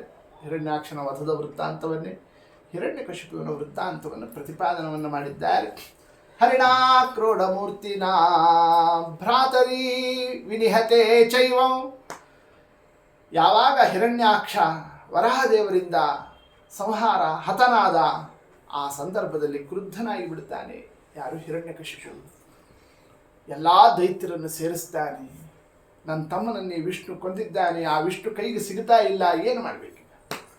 ಏನಾದರೂ ಪ್ರತೀಕಾರ ಮಾಡಬೇಕಲ್ಲ. ಅದಕ್ಕೋಸ್ಕರವಾಗಿ ದೇವರು ಸಿಗದೇ ಇದ್ರೇನಂತೆ, ದೇವರನ್ನ ಆರಾಧಿಸೋರಂತೂ ಸಿಗ್ತಾರಲ್ಲ, ಅವ್ರನ್ನೇ ಬಡಿಯೋಣ ಅಂತ ಋಷಿಗಳನ್ನೇ, ಮುನಿಗಳನ್ನೇ, ದೇವತೆಗಳನ್ನೇ, ಯಾರ್ಯಾರು ಹರಿಭಕ್ತರು ಅವರು ಇವರು ಇದ್ದಾರೋ ಅಲ್ಲೆಲ್ಲ ಉಪಟಳವನ್ನು ನೀಡತಕ್ಕಂತಹ ವಿಚಾರವನ್ನು ತಗೊಂಡಿದ್ದಾನೆ. ಇಷ್ಟು ದುಷ್ಟತನವನ್ನು ತೋರೋದು ಒಂದು ಅಂಶ ಇದ್ದರೆ, ಮನೆಯೊಳಗೆ ಬಂದಾಗ ತಮ್ಮ ಸತ್ತಿದ್ದ, ಅಲ್ಲೆಲ್ಲ ಮನೆಯಲ್ಲಿ 10-12 ದಿವಸದ ಕಾರ್ಯಗಳೆಲ್ಲ ನಡೆಯುವಂತಹ ಸಂದರ್ಭ, ಹಿರಣ್ಯಾಕ್ಷ ಅವನ ಹೆಂಡತಿ ಅವಳು ಅಳ್ತಾ ಕೂತಿದ್ಲು, ತಾಯಿ ಅಳ್ತಾ ಇದ್ಲು, ಮಗನ ಕಳ್ಕೊಂಡಿದ್ಲು, ಗಂಡನ ಕಳ್ಕೊಂಡಿದ್ಲು, ಅವಳು ಅಳ್ತಾ ಇದ್ಲು, ಎಲ್ಲರೂ ಅಳ್ತಿದ್ದಾಗ ಸಮಾಧಾನ ಮಾಡ್ತಾನೆ. ಯಾರು? ಹಿರಣ್ಯಕಶಿಪು. ಹೆಂಗೆ ಸಮಾಧಾನ ಮಾಡಿದ ನೋಡಿ, ಸಜ್ಜೀವ ಇತ್ತು ಅವನಲ್ಲಿ, 2 ಜೀವ ಇದೆ ಅಂತ ಅನ್ನೋದಕ್ಕೆ ಕಥಾ. ಆಗೇನು ಮಾತನಾಡ್ತಾನೆ? ಯಾಕೆ ಅಳ್ತೀರಿ? ಅಂಬ ಹೇವಧೋ ಶ್ಲಾಘ್ಯ ರಿಪೋ ಮಾರ್ಹತ. ಆ ಸಂದರ್ಭದಲ್ಲಿ ತಿಳಿಸ್ತಾ, ಎಲ್ಲ ಅಮ್ಮ ಯಾಕೆ ಅಳ್ತೀರಿ? ಮಾರ್ಹತ ಶೋಚಿತಂ, ಅಳುವಂತಹ ವಿಚಾರ ಅಲ್ಲ. ಹೌದು, ಸತ್ತಿದ್ದಾನೆ ತಮ್ಮ ಹಿರಣ್ಯಾಕ್ಷ, ಬದುಕಬೇಕಾಗಿತ್ತು, ಅವನು ಹೋಗಬಾರ್ದಾಗಿತ್ತು, ಆದರೆ ಅವನು ಸತ್ತಿದ್ದು ವೀರಂ ಮಾರ್ಹತ ಶೋಚಿತಂ, ವೀರನಾಗಿ ಸತ್ತ. ಯುದ್ಧದಲ್ಲಿ ಹೋರಾಡಿ ಮಡಿದಿದ್ದಾನೆ, ಏನೋ ರೋಗಗ್ರಸ್ತನಾಗಿ ಪ್ರಾಣ ಬಿಟ್ಟಿಲ್ಲ. ಯುದ್ಧದಲ್ಲಿ ರಿಪೋರ್ ಅಭಿಮುಖೇ ಶ್ಲಾಘ್ಯ. ವೀರನಿಗೆ ಯುದ್ಧದಲ್ಲಿ ಸಾವು ಅಂತ ಅನ್ನೋದು ಅದು ಶ್ಲಾಘ್ಯವಾಗಿರ್ತಕ್ಕಂಥದ್ದು. ಅದಕ್ಕೆ ಯಾಕೆ ದುಃಖ ಪಡ್ತೀರಿ? ನೀನು ಸರಳ ಹೇಳಿಬಿಡ್ತೀಯಪ್ಪ, ನೀನೊಬ್ಬ ವೀರ, ಆದರೆ ನಾವು ನೋಡಿದಾಗ ಮಗ ಇಲ್ಲ, ಗಂಡ ಇಲ್ಲ ಅಂತ ಅನ್ನೋ ದುಃಖ ಆಗ್ತದಲ್ಲ ಅಂತಂದರೆ ಅದಕ್ಕೆ ಏನಂತಾನೆ ಆ ಸಂದರ್ಭದಲ್ಲಿ? ಭೂತಾನಾಮಿಹ ಸಂವಾಸ ಪ್ರಪಾಯಾಂ ಇವ ಸುಬ್ರತೆ.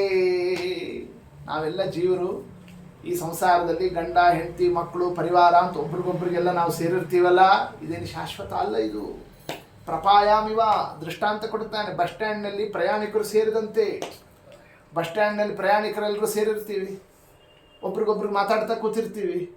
ನಮ್ಮ ಬಸ್ಸು ನಮ್ಮ ಟ್ರೈನ್ ಬರೋ ತನಕ ಆ ಟ್ರೈನು ಬಸ್ಸು ಬರ್ತಿದ್ದಂತೆಯೇ ಅವ್ರು ಬಿಟ್ಟು ಹೋಗಬೇಕು ಅಂತ ದುಃಖ ಪಡ್ತಾರೇನೋ, ಅವ್ರು ತಮ್ಮಷ್ಟಿಗೆ ತಾವು ಹೊತ್ಕೊಂಡು ಹೋಗ್ತಿರ್ತಾರೆ. ಇವ್ರು ಹೋಗ್ಬಿಟ್ರಲ್ಲ ಅಂತ ಅವ್ರು ಕೂತವ್ರು ದುಃಖ ಪಡ್ತಾರೇನೋ. ಆ ಸಂದರ್ಭದಲ್ಲಿ ಅವ್ರು ಬಸ್ ಬಂತಪ್ಪ, ಅವ್ರು ಹೊರಟು ಅಂತ ಇವರು ಸಮಾಧಾನವಾಗಿ ಇರ್ತಾರೆ. ಹಂಗೆ ಇದು ಸಂಸಾರ, ಹಂಗೆ ಇದು ಜೀವನ. ಅವ್ರವ್ರ ಬಸ್ಸು, ಅವ್ರವ್ರ ಟ್ರೈನು, ಅವ್ರವ್ರ ಗಾಡಿ ಬರ್ತಿದ್ದಂತೆ ಅವ್ರವ್ರು ಹತ್ಕೊಂಡು ಹೋಗ್ತಿರ್ತಾರೆ. ನಾವೆಲ್ಲ ಬಸ್ ಸ್ಟ್ಯಾಂಡ್ನಲ್ಲಿ ಸೇರಿದಂತೆ ಸೇರಿರ್ತೀವಿ. ಅಮ್ಮ ಯಾಕೆ ಇದಕ್ಕೆ ದುಃಖ ಪಡ್ತಾ ಇದ್ದೀರಿ? ನೋಡಿ ಎಷ್ಟು ತತ್ವ ಹೇಳ್ತಾನೆ ಹಿರಣ್ಯಕಶಿಪು. ಆ ಸಂದರ್ಭದಲ್ಲಿ ಸುಯಜ್ಞ ಅಂತ ಒಬ್ಬರ ರಾಜನ ಕಥಾವನ್ನು ಹೇಳ್ತಾನೆ.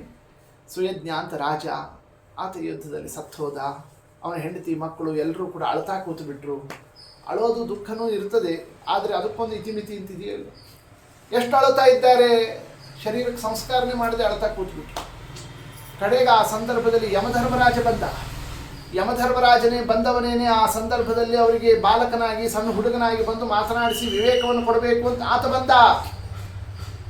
ಅಹೋ ಅಮೀಷಾಂ ವಯಸಾಧಿಕಾನಾಂ, ಅಹೋ ಅಮೀಷಾಂ ವಯಸಾಧಿಕಾನಾಂ ವಿಪಶ್ಯತಾಂ ಲೋಕವಿಧಿಂ ವಿಮೋಹಃ ಯತ್ರಾಗತಸ್ತತ್ರ ಗತಂ ಮನುಷ್ಯೋ ಸ್ವಯಂ ಸಧರ್ಮ ಅಪಿಶೋಚಂತ್ಯಪಾರ್ಥಂ.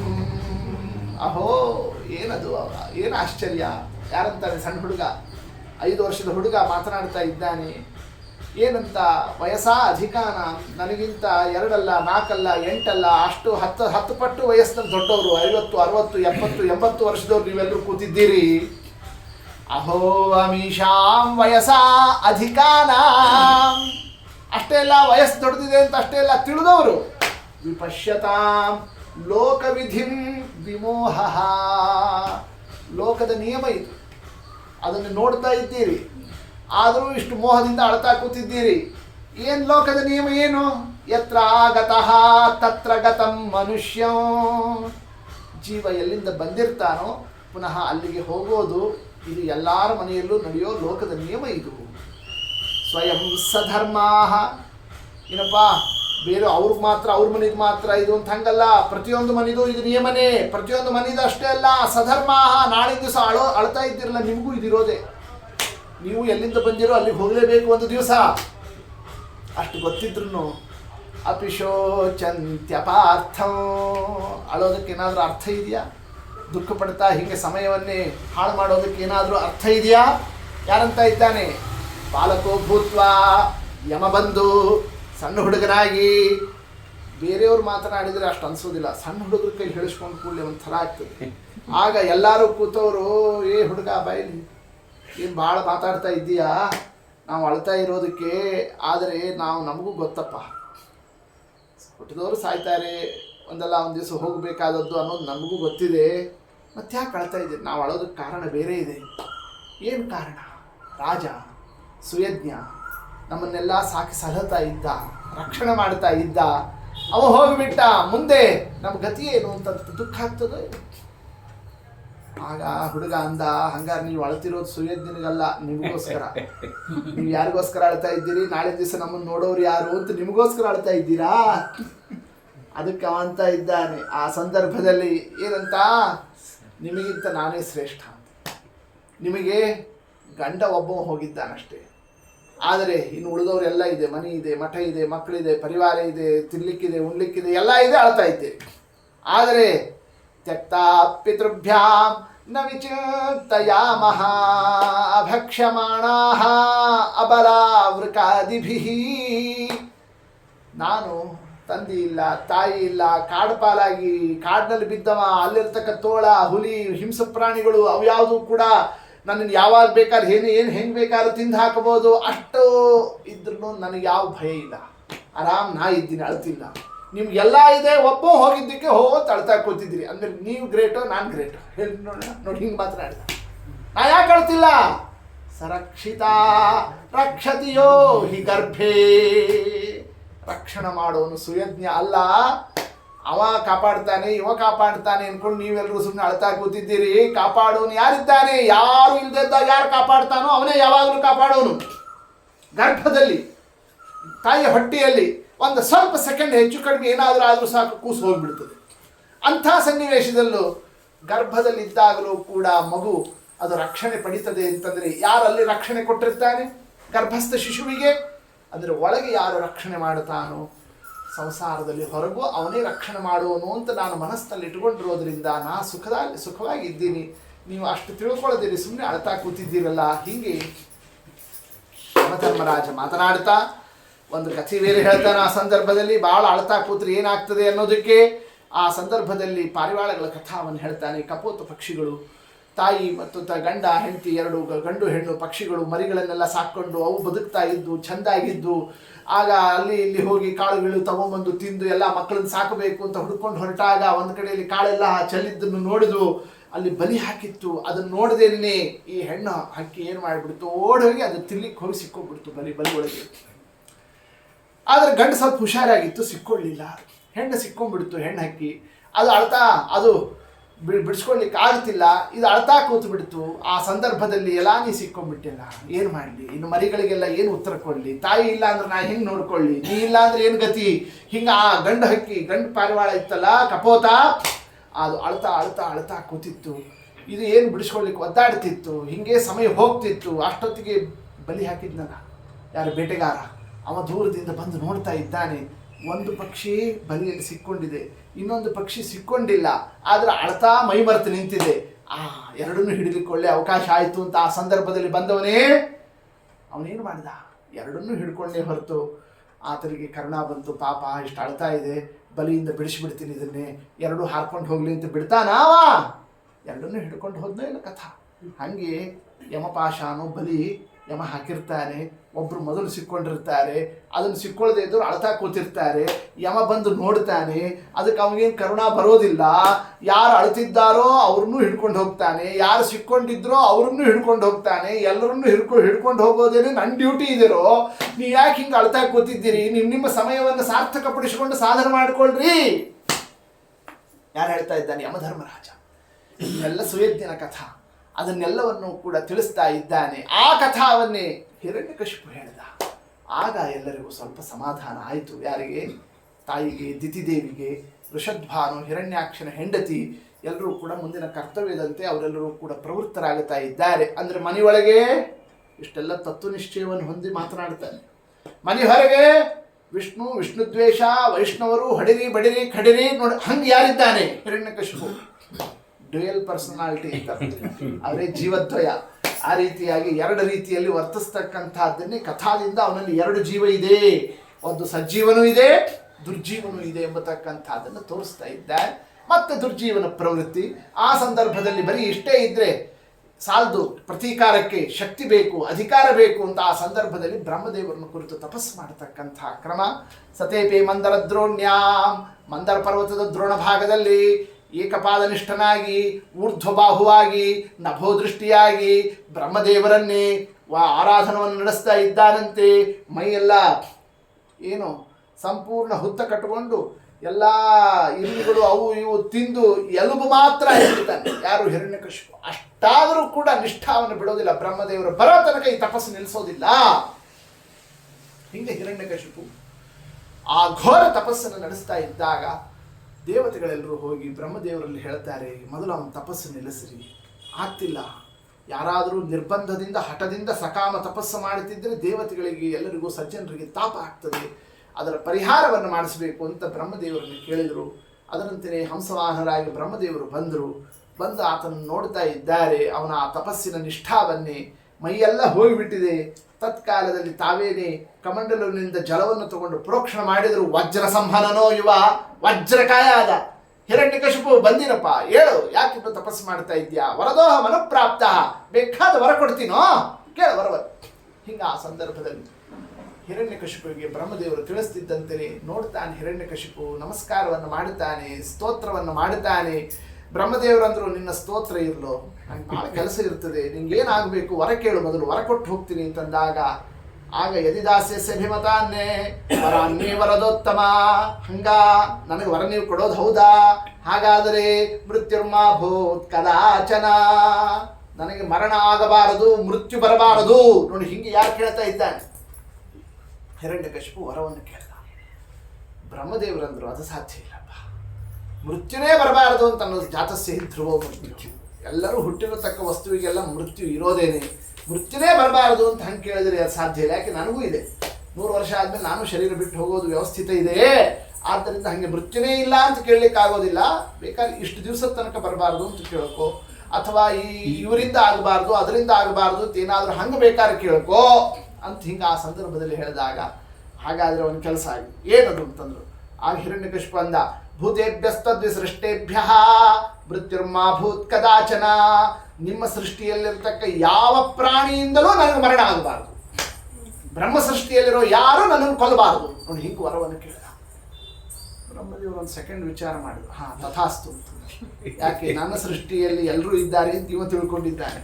ಆದರೆ ನನ್ನನ್ನು ಸೃಷ್ಟಿ ಮಾಡಿದ ಒಬ್ಬ ಇದ್ದಾನಲ್ಲ, ಅವ ನನ್ನ ಸೃಷ್ಟಿಯಲ್ಲಿ ಇದ್ದಿದ್ದವ, ಅವ ಏನಾದರೂ ಮುಂದಿದ್ದಕ್ಕೆಲ್ಲ ಉಪಾಯವನ್ನು ಮಾಡಲಿ ಅಂತ ಹಿಂಗೆ ಆ ಸಂದರ್ಭದಲ್ಲಿ ವರವನ್ನು ನೀಡುತ್ತಾ ಇರೋಣ. ಅದ್ರ ಮೇಲೆ ಮತ್ತೆ ಕೇಳಿದ, ಒಳಗಾಗಬಾರ್ದು, ಹೊರಗಾಗಬಾರ್ದು, ನಾ ಅಂತಹ ನಪಹಿಹಿ, ಹಗಲಾಗಬಾರ್ದು, ರಾತ್ರಿ ಆಗಬಾರ್ದು. ಹೀಗೆ ನಾನಾ ರೀತಿಯಿಂದ ಆ ವರವನ್ನು ಕೇಳ್ತಾ ಇದ್ದಾನೆ. ಜಡದಿಂದ ಆಗಬಾರ್ದು, ಚೇತನದಿಂದ ಆಗಬಾರ್ದು.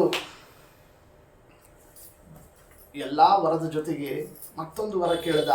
ಎಲ್ಲ ಲೋಕಪಾಲಕರ ಶಕ್ತಿ, ಇಂದ್ರ, ಅಗ್ನಿ, ಯಮ, ವರುಣ, ಅಷ್ಟ ದಿಕ್ಪಾಲಕರಿದ್ದಾರಲ್ಲ, ಇಡೀ ಪ್ರಪಂಚಕ್ಕೆ ಯಾರ್ಯಾವುದು ಏನೇನು ಕೊಡೋರಿದ್ದಾರಲ್ಲ, ಅಷ್ಟೂ ಶಕ್ತಿ ನಂಗೆ ಬೇಕು ಅಂತ ಕೇಳಿದ. ಅದ್ಯಾಕು ಅಂತ ಕೇಳಿದ್ರು. ಎಲ್ಲರದು ಹಿಂಗೆ ಯಾಕೆ ಬೇಕು ಅಂತಂದ್ರೆ, ಯಾಕೆ ಅಂತಾರೆ, ಇವ್ರನ್ನೆಲ್ಲ ಡಿಸ್ಮಿಸ್ ಮಾಡ್ತೀನಿ ಗೌರ್ಮೆಂಟಿಂದ, ನಾನೇ ಎಲ್ಲ ಗೌರ್ಮೆಂಟ್ ಒಬ್ಬನೇ ಎಲ್ಲ ನಡೆಸ್ತೀನಿ. ನೋಡಿ ಹಿಂಗೆ ಯಾರು ತಗೊಂಡ್ಬಿಟ್ಟ ಆ ಸಂದರ್ಭದಲ್ಲಿ.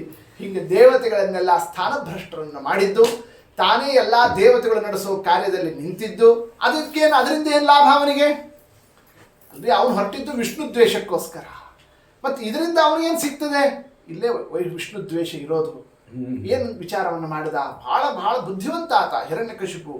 ಎಲ್ಲರೂ ದೇವರನ್ನೇ, ವಿಷ್ಣುವನ್ನೇ, ಭಗವಂತನನ್ನೇ ಆರಾಧಿಸೋದು ಯಾವಾಗ ಹೇಳ್ರಿ? ಕಷ್ಟ ಬಂದಾಗ. ಸಂಸಾರದಲ್ಲಿ ನಾನಾ ಕಷ್ಟಗಳು ಬರ್ತದಲ್ಲ, ಆ ಕಷ್ಟಗಳು ಬಂದ ಕೂಡಲೇ ಯಾರ ಹತ್ರ ಹೋಗ್ತಾರೆ? ಎಲ್ಲರೂ ದೇವ್ರ ಹತ್ರ, ಸ್ವಾಮಿ ಕಾಪಾಡಪ್ಪ ಅಂತ ದೇವ್ರಿಗೆ ಹೋಗಿ ಎಲ್ಲರೂ ದೀಪ ಹಚ್ಚೋದು, ನಮಸ್ಕಾರ ಮಾಡೋದು, ಬೇಡ್ಕೊಳ್ಳೋದು, ಪ್ರಾರ್ಥನಾ ಮಾಡೋದು, ಸೇವಾ ಮಾಡೋದು. ಎಲ್ಲ ಕಷ್ಟಗಳು ಬಂದಿದ್ದು ಪರಿಹಾರಕ್ಕೆ ಹೌದಲ್ಲ ದೇವ್ರ ಹತ್ರ ಹೋಗ್ತಾ ಇದ್ದಾರೆ. ಈ ಕಷ್ಟ ಬರೋದು ಯಾಕೆ? ಕಷ್ಟಗಳು ಬರೋದೇನೆ ಸಕಾಲದಲ್ಲಿ ಮಳೆ ಬರದೇ ಇದ್ರೆ, ಬೆಳೆ ಆಗದೇ ಇದ್ರೆ, ರೋಗ ರುಜಿನಗಳು ಹೆಚ್ಚಾದರೆ, ನಾನಾ ರೀತಿಯಿಂದ ಜೀವನದಲ್ಲಿ ಅವ್ಯವಸ್ಥೆಗಳಾದರೆ ಆಗ ಕಷ್ಟಗಳು ಹೆಚ್ಚಾಗ್ತದೆ.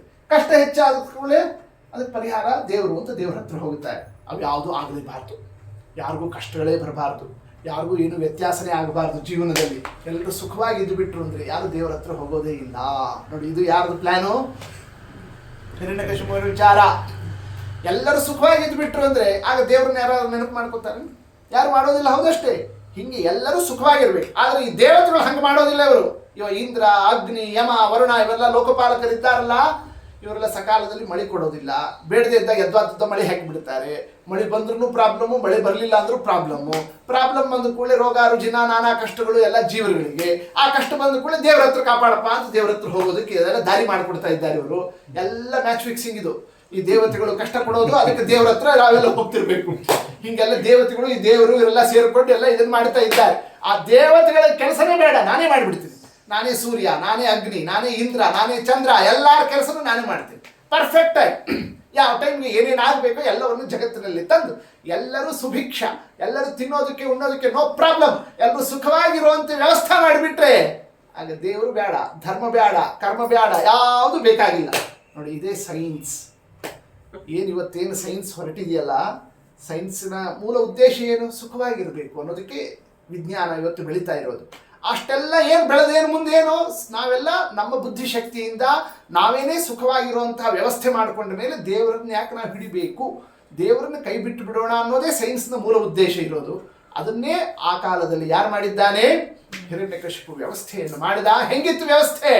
ಅವನ ಆಡಳಿತ ಬಂದಾಗ ದೇವತೆಗಳೆಲ್ಲ ಓಡೋಗ್ಬಿಟ್ರು, ತಲೆಮರೆಸ್ಕೊಂಡ್ಬಿಟ್ರು. ಹಿರಣ್ಯಕಶಿಪುನೇ 3 ಲೋಕವನ್ನೇ ತನ್ನ ಶಾಸನದಲ್ಲಿ ತಗೊಂಡ. ಅಕೃಷ್ಟಪಚ್ಯ ಪೃಥ್ವ್ಯಾ ಸೀತೆ ಸಪ್ತದ್ವೀಪವತಿ ಮಹಿ. ಟೆಕ್ನಾಲಜಿ ಎಲ್ಲಿ ತನಕ ಹೋಯಿತು ಅಂತಂದರೆ, ಅಕ್ಕಿ ಬ್ಯಾಳಿ ಎಲ್ಲ ಬೆಳೆಗಳು ತಿನ್ನೋದಕ್ಕೆ, ಆಹಾರ ಪದಾರ್ಥಗಳಿಗೆಲ್ಲ ಕೃಷಿನೇ ಇಲ್ಲದೆ ಬೆಳೆಯುವಂತೆ ಮಾಡಿಬಿಟ್ಟ. ನೋಡಿ, ಇದು ಅಕೃಷ್ಟಪಚ್ಯ. ಹುಲ್ಲುಗಿಲ್ಲು ಬೆಳೆಯೋದಕ್ಕೆ ಯಾರಾದರೂ ಕೃಷಿ ಮಾಡ್ತಾರೆ? ರಸ್ತೆ ಬದಿಯಲ್ಲಿ ಹುಲ್ಲು ತಾವ್ತಾವೆ ಬೆಳಿತಾವಲ್ಲ, ಹಂಗೆ ಎಲ್ಲಿ ಬೇಕಾದರೂ ಅಕ್ಕಿ ಬೆಳೀತಿತ್ತು, ಬ್ಯಾಳಿ ಬೆಳೀತಿತ್ತು. ಸರ್ವಸ್ವ ನಿಮಗೇನು ಯಾರು ಕಷ್ಟನೇ ಪಡೋಂಗಿಲ್ಲ. ಕೃಷಿ ಭಾಗ್ಯನೇ ಇಲ್ಲ, ತಪ್ಪಿಸ್ಬಿಟ್ಟ.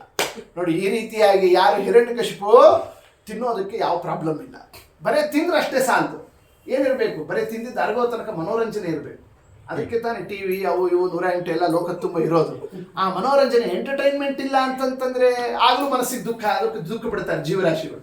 ಅದಕ್ಕೆ ಅವೇನು ಮಾಡಿಬಿಟ್ಟ ಆ ಸಂದರ್ಭದಲ್ಲಿ? ನಾನಾ ಆಶ್ಚರ್ಯ ಪದಂ ನಭಃ, ಎಲ್ಲ ವ್ಯವಸ್ಥೆ ಚೇಂಜ್ ಮಾಡಿದಂತೆ. ಸಮುದ್ರಕ್ಕೆ, ಆ ಸಂದರ್ಭದಲ್ಲಿ ಸಮುದ್ರಕ್ಕೆ ಏನಂತ ಹೆಸರು? ರತ್ನಾಕರ ಅಂತ ಹೆಸರು. ರತ್ನಗಳೆಲ್ಲ ತುಂಬಿರೋದು ಸಮುದ್ರದಲ್ಲಿ ಅಂತ. ಆ ಸಮುದ್ರಕ್ಕೆ ಆದೇಶ ಕೊಟ್ಟ, ಎಲ್ಲ ನಿನಗೆ ರತ್ನಾಕರ ಅಂತ ಹೆಸರಿದೆ, ಆದ್ರೆ ಒಂದು ರತ್ನ ಬೀಳ್ತಿಲ್ಲ. ಯಾವುದ್ರ ಮೇಲೆ ಅಲಿ ಬಂದ್ರೆ ಎಲ್ಲ ರತ್ನಗಳು ಎಲ್ಲಿ ಬೀಳಬೇಕು, ಅಲ್ಲಿಂದ ಇದಕ್ಕೆ ಬರ್ತಿರ್ಬೇಕು ಅಂತ ನೋಡಿ ಎಲ್ಲರಿಗೂ ಮನೋರಂಜನೆ. ಅಲಿ ಬಂತು ಏನೇನು ರತ್ನ ಬರ್ತದೆ ನೋಡ್ತಾ ನಿಂತರು ನೋಡಿ. ಹಿಂಗೆಲ್ಲಾ ಬೀಚ್ ತುಂಬಾ ಜನ ಸೇರಿಬಿಟ್ರು ನೋಡಿ. ಹಿಂಗೆಲ್ಲರನ್ನು ಕೂಡ ರಂಜಿಸ್ತಕ್ಕಂಥದ್ದನ್ನು ವ್ಯವಸ್ಥೆ ಮಾಡಿದ. ನಾನಾಶ್ಚರ್ಯ ಪದಂ ನಭಃ, ಆಕಾಶನೇ ಟಿವಿ ಮಾಡಿಬಿಟ್ಟ. ಎಲ್ಲರೂ ಮನೆಯಲ್ಲಿ ಟಿವಿ ಇಟ್ಕೊಂಡ್ರೆ, ಮೊಬೈಲ್ನಲ್ಲಿ ಟಿವಿ ಇಟ್ಕೊಂಡ್ರೆ, ಅವನ್ ಟೆಕ್ನಾಲಜಿಯಲ್ಲಿತ್ತು. ಆಕಾಶ ಹಿಂಗೆ ನೋಡಿದ್ರೆ ಸಾಕು, ಅಲ್ಲೇ ಎಲ್ಲ ಕಾಣಿಸ್ತಿರ್ಬೇಕು. ಹಿಂಗೆ ಆಶ್ಚರ್ಯ ಪದಂ ನಭಃ, ನಿಮ್ಗೆ ಏನೇನು ಬೇಕೋ ಎಲ್ಲರೂ ತಿಂತಿದ್ರು, ಆಕಾಶ ನೋಡ್ತಾ ಕೂತಿರ್ತಿದ್ರು, ನೋಡ್ತಿದ್ರು, ತಿಂತಿದ್ರು ನೋಡಿ. ಇಷ್ಟೇ. ಆಮೇಲೆ ಹರಿಭಕ್ತಿ ಇಲ್ಲ, ಗುರುಭಕ್ತಿ ಇಲ್ಲ, ಸಾಧನೆ ಇಲ್ಲ, ವ್ರತ ಇಲ್ಲ, ನೇಮ ಇಲ್ಲ, ಯಾವುದು ಬೇಕಾಗಿಲ್ಲ. ಹಿಂಗೆ ವೈಷ್ಣವ ದ್ವೇಷ ವಿಷ್ಣು ದ್ವೇಷಕ್ಕೆ ಹೊರಟಂತಹ ಸನ್ನಿವೇಶ ಆಯ್ತಲ್ಲ. ಆ ಸಂದರ್ಭದಲ್ಲಿ ಸಜ್ಜನರು, ದೇವತೆಗಳು, ಋಷಿಗಳು, ಮುನಿಗಳು ಸಾಧನಕ್ಕೆ ಅವಕಾಶನೇ ಆಗುತ್ತಿಲ್ಲ ಪ್ರಪಂಚದಲ್ಲಿ. ಸ್ವಾಮಿ ಇದಕ್ಕೆ ಎಂದು ಪರಿಹಾರ ಅಂತ ಅನ್ನೋ ರೀತಿಯಿಂದ ಅವರೆಲ್ಲರೂ ಕೂಡ ವಿಚಾರವನ್ನೇ, ಆತಂಕವನ್ನೇ, ಚಿಂತಾವನ್ನೇ ಆ ದೇವತೆಗಳೆಲ್ಲರೂ ಬ್ರಹ್ಮದೇವರಲ್ಲಿ ಕೇಳಿಕೊಂಡು, ಬ್ರಹ್ಮದೇವರು ಎಲ್ಲರನ್ನೂ ಕರ್ಕೊಂಡು ಭಗವಂತನ ಸನ್ನಿಧಾನದಲ್ಲಿ ಪ್ರಾರ್ಥನಾವನ್ನು, ಸ್ತೋತ್ರವನ್ನು ಮಾಡುತ್ತಾ, ಸ್ವಾಮಿ ಈ ಹಿರಣ್ಯಕಶಿಪುವಿನಿಂದ ಸಾಧನ ಭ್ರಷ್ಟರಾಗತಕ್ಕಂತಹ ಸನ್ನಿವೇಶ ಆಗಿದೆ, ಇದಕ್ಕೆ ನೀ ಪರಿಹಾರವನ್ನು ಮಾಡು ಅಂತ ಆ ಸಂದರ್ಭದಲ್ಲಿ ಕೇಳ್ತಾ ಇದ್ದಾರೆ. ಪರಮಾತ್ಮನು ಕೂಡ ಎಲ್ಲರ ಆ ಪ್ರಾರ್ಥನಾವನ್ನು ಕೇಳಿ ಆ ಸಂದರ್ಭದಲ್ಲಿ ಅವಶ್ಯ ಆಗಲಿ ಹಿರಣ್ಯಕಶಿಪುವಿನ ಸಂಹಾರ ಮಾಡ್ತೀನಿ, ಆದರೆ ಹೀಗೆ ಅಲ್ಲ. ಮತ್ತೆ ಯಾವಾಗ ಆಯ್ತು? ಹೀಗೆ ಅಲ್ಲ ಅಂತಂದರೆ ಯಾವಾಗ ಆಯ್ತು? ಯಾವಾಗ ಅಂತಂತಂದರೆ ಪ್ರಹ್ಲಾದಾಯ ಯದಾ ದೃಹ್ಯೇ ಹನಿಷ್ಯೇಪಿ ವರೋರ್ಜಿತೋ, ಯಾವಾಗ ಪ್ರಹ್ಲಾದನಿಗೆ ಆತ ಅಪಚಾರವನ್ನೇ ಕಷ್ಟ ಕೊಡ್ತಾನೆ, ದ್ರೋಹ ಮಾಡುತ್ತಾನೆ, ಪ್ರಹ್ಲಾದನಿಗೆ ದ್ರೋಹ ಮಾಡಿದ ಮೇಲೆ ಬಂದು ಆತನನ್ನು ಕೊಲ್ತೀನಿ, ಅಲ್ಲಿ ತನಕ ಇಲ್ಲ. ದೇವತೆಗಳಂದ್ರು ಅಂದ್ರೆ ಉಳಿದವರಿಗೆಲ್ಲ ಕಷ್ಟ ಕೊಟ್ಟಿದ್ದ ಬೆಲೆನೇ ಇಲ್ವಾ ನೋಡಿ. ಇನ್ನೊಂದು ಪ್ರಶ್ನೆ ಬರ್ತದೆ, ಎಷ್ಟು ಜನರಿಗೆ ಕಷ್ಟ ಕೊಟ್ಟಿದ್ದಾನೆ, ಋಷಿಗಳಿಗೆ, ಮುನಿಗಳಿಗೆ, ದೇವತೆಗಳಿಗೆ, ಅವರಿಗೆ ಇವರಿಗೆ ಪಡೆದಿದ್ದಾನೆ ನಾನಾ ರೀತಿಯಿಂದ ಎಲ್ಲಾ ಸಜ್ಜನರಿಗೆ ಕಷ್ಟ ಕೊಟ್ಟಿದ್ದಕ್ಕೆ ಬೆಲೆ ಇಲ್ಲ, ಅದಕ್ಕೇನು ಪರವಾಗಿಲ್ಲ.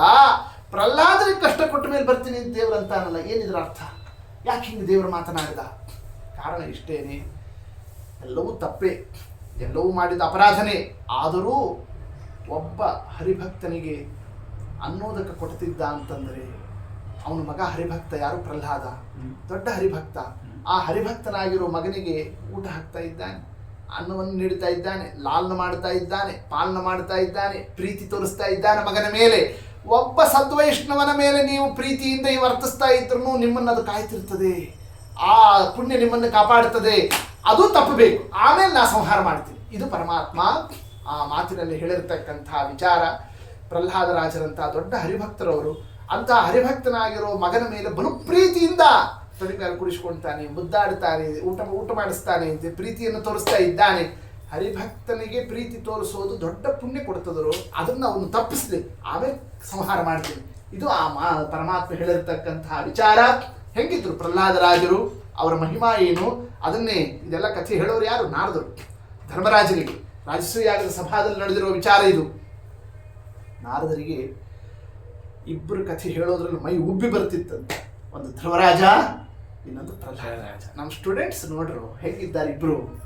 ನಾ ಕೊಟ್ಟಿರ್ತಕ್ಕ ಉಪದೇಶದಿಂದ 100 ಜನ ಪಾಠ ಓದೇ ಓದ್ತಾರೆ, ಎಲ್ಲ ಮರ್ತುಕೊಂಡು ಕೊಡ್ತಾರೆ. ಆದರೆ ಆ ಹುಡುಗರು ದೇವರನ್ನ ಕಂಡ್ರು. ಇಬ್ಬರು ಕೂಡ 5 ವರ್ಷದ ಹುಡುಗರು, ಸಾಮಾನ್ಯರಲ್ಲ. ಒಂದು ಧ್ರುವರಾಜ, ಇನ್ನೊಂದು ಪ್ರಹ್ಲಾದರಾಜ. ಅವ್ರ ಕಥೆ ಹೇಳೋದು ಅಂದ್ರೆ ನಾರದರಿಗೆ ಬರೋ ಖುಷಿ. ಹಾಗೆ ಧ್ರುವರಾಜನ ಕಥಾವನ್ನೇ ಪ್ರಾಚೀನ ಬರಿರಾಜನ ಸಭಾದಲ್ಲಿ ಹೇಳ್ತಾರೆ. ಅದರಂತೆ ಪ್ರಹ್ಲಾದರಾಜನ ಕಥಾವನ್ನೇ ಧರ್ಮರಾಜನ ಸಭಾದಲ್ಲಿ ಪ್ರತಿಪಾದನವನ್ನು ಮಾಡ್ತಾರೆ. ಆ ಸಂದರ್ಭದಲ್ಲಿ ಹೆಂಗಿದ್ದಾನೆ ಪ್ರಹ್ಲಾದರಾಜರು ಅಂತಂತಂದ್ರೆ, ಇನ್ನೊದ್ವಿಗ್ನ ಚಿತ್ತ ವ್ಯಸನೇಶು ನಿಸ್ಪೃಹ ಪ್ರಹ್ಲಾದೋ ಭೂನ್ ಮಹಾಸ್ತೇಶಾನ್ ಗುಣೈರ್ ಮಹದುಪಾಸಕ. ಎಷ್ಟು ಗುಣ ಇದೆ, ಏನು ಗುಣಾಢ್ಯತ, ಏನು ಹರಿಭಕ್ತಿ, ಏನು ನಯ, ಏನು ವಿನಯ. ಆ ಪ್ರಹ್ಲಾದರಾಜರಲ್ಲಿರ್ತಕ್ಕಂಥ ಒಂದೊಂದು ಅಂಶವನ್ನು ಕೂಡ ಪ್ರತಿಪಾದನವನ್ನು ಮಾಡುತ್ತಾ,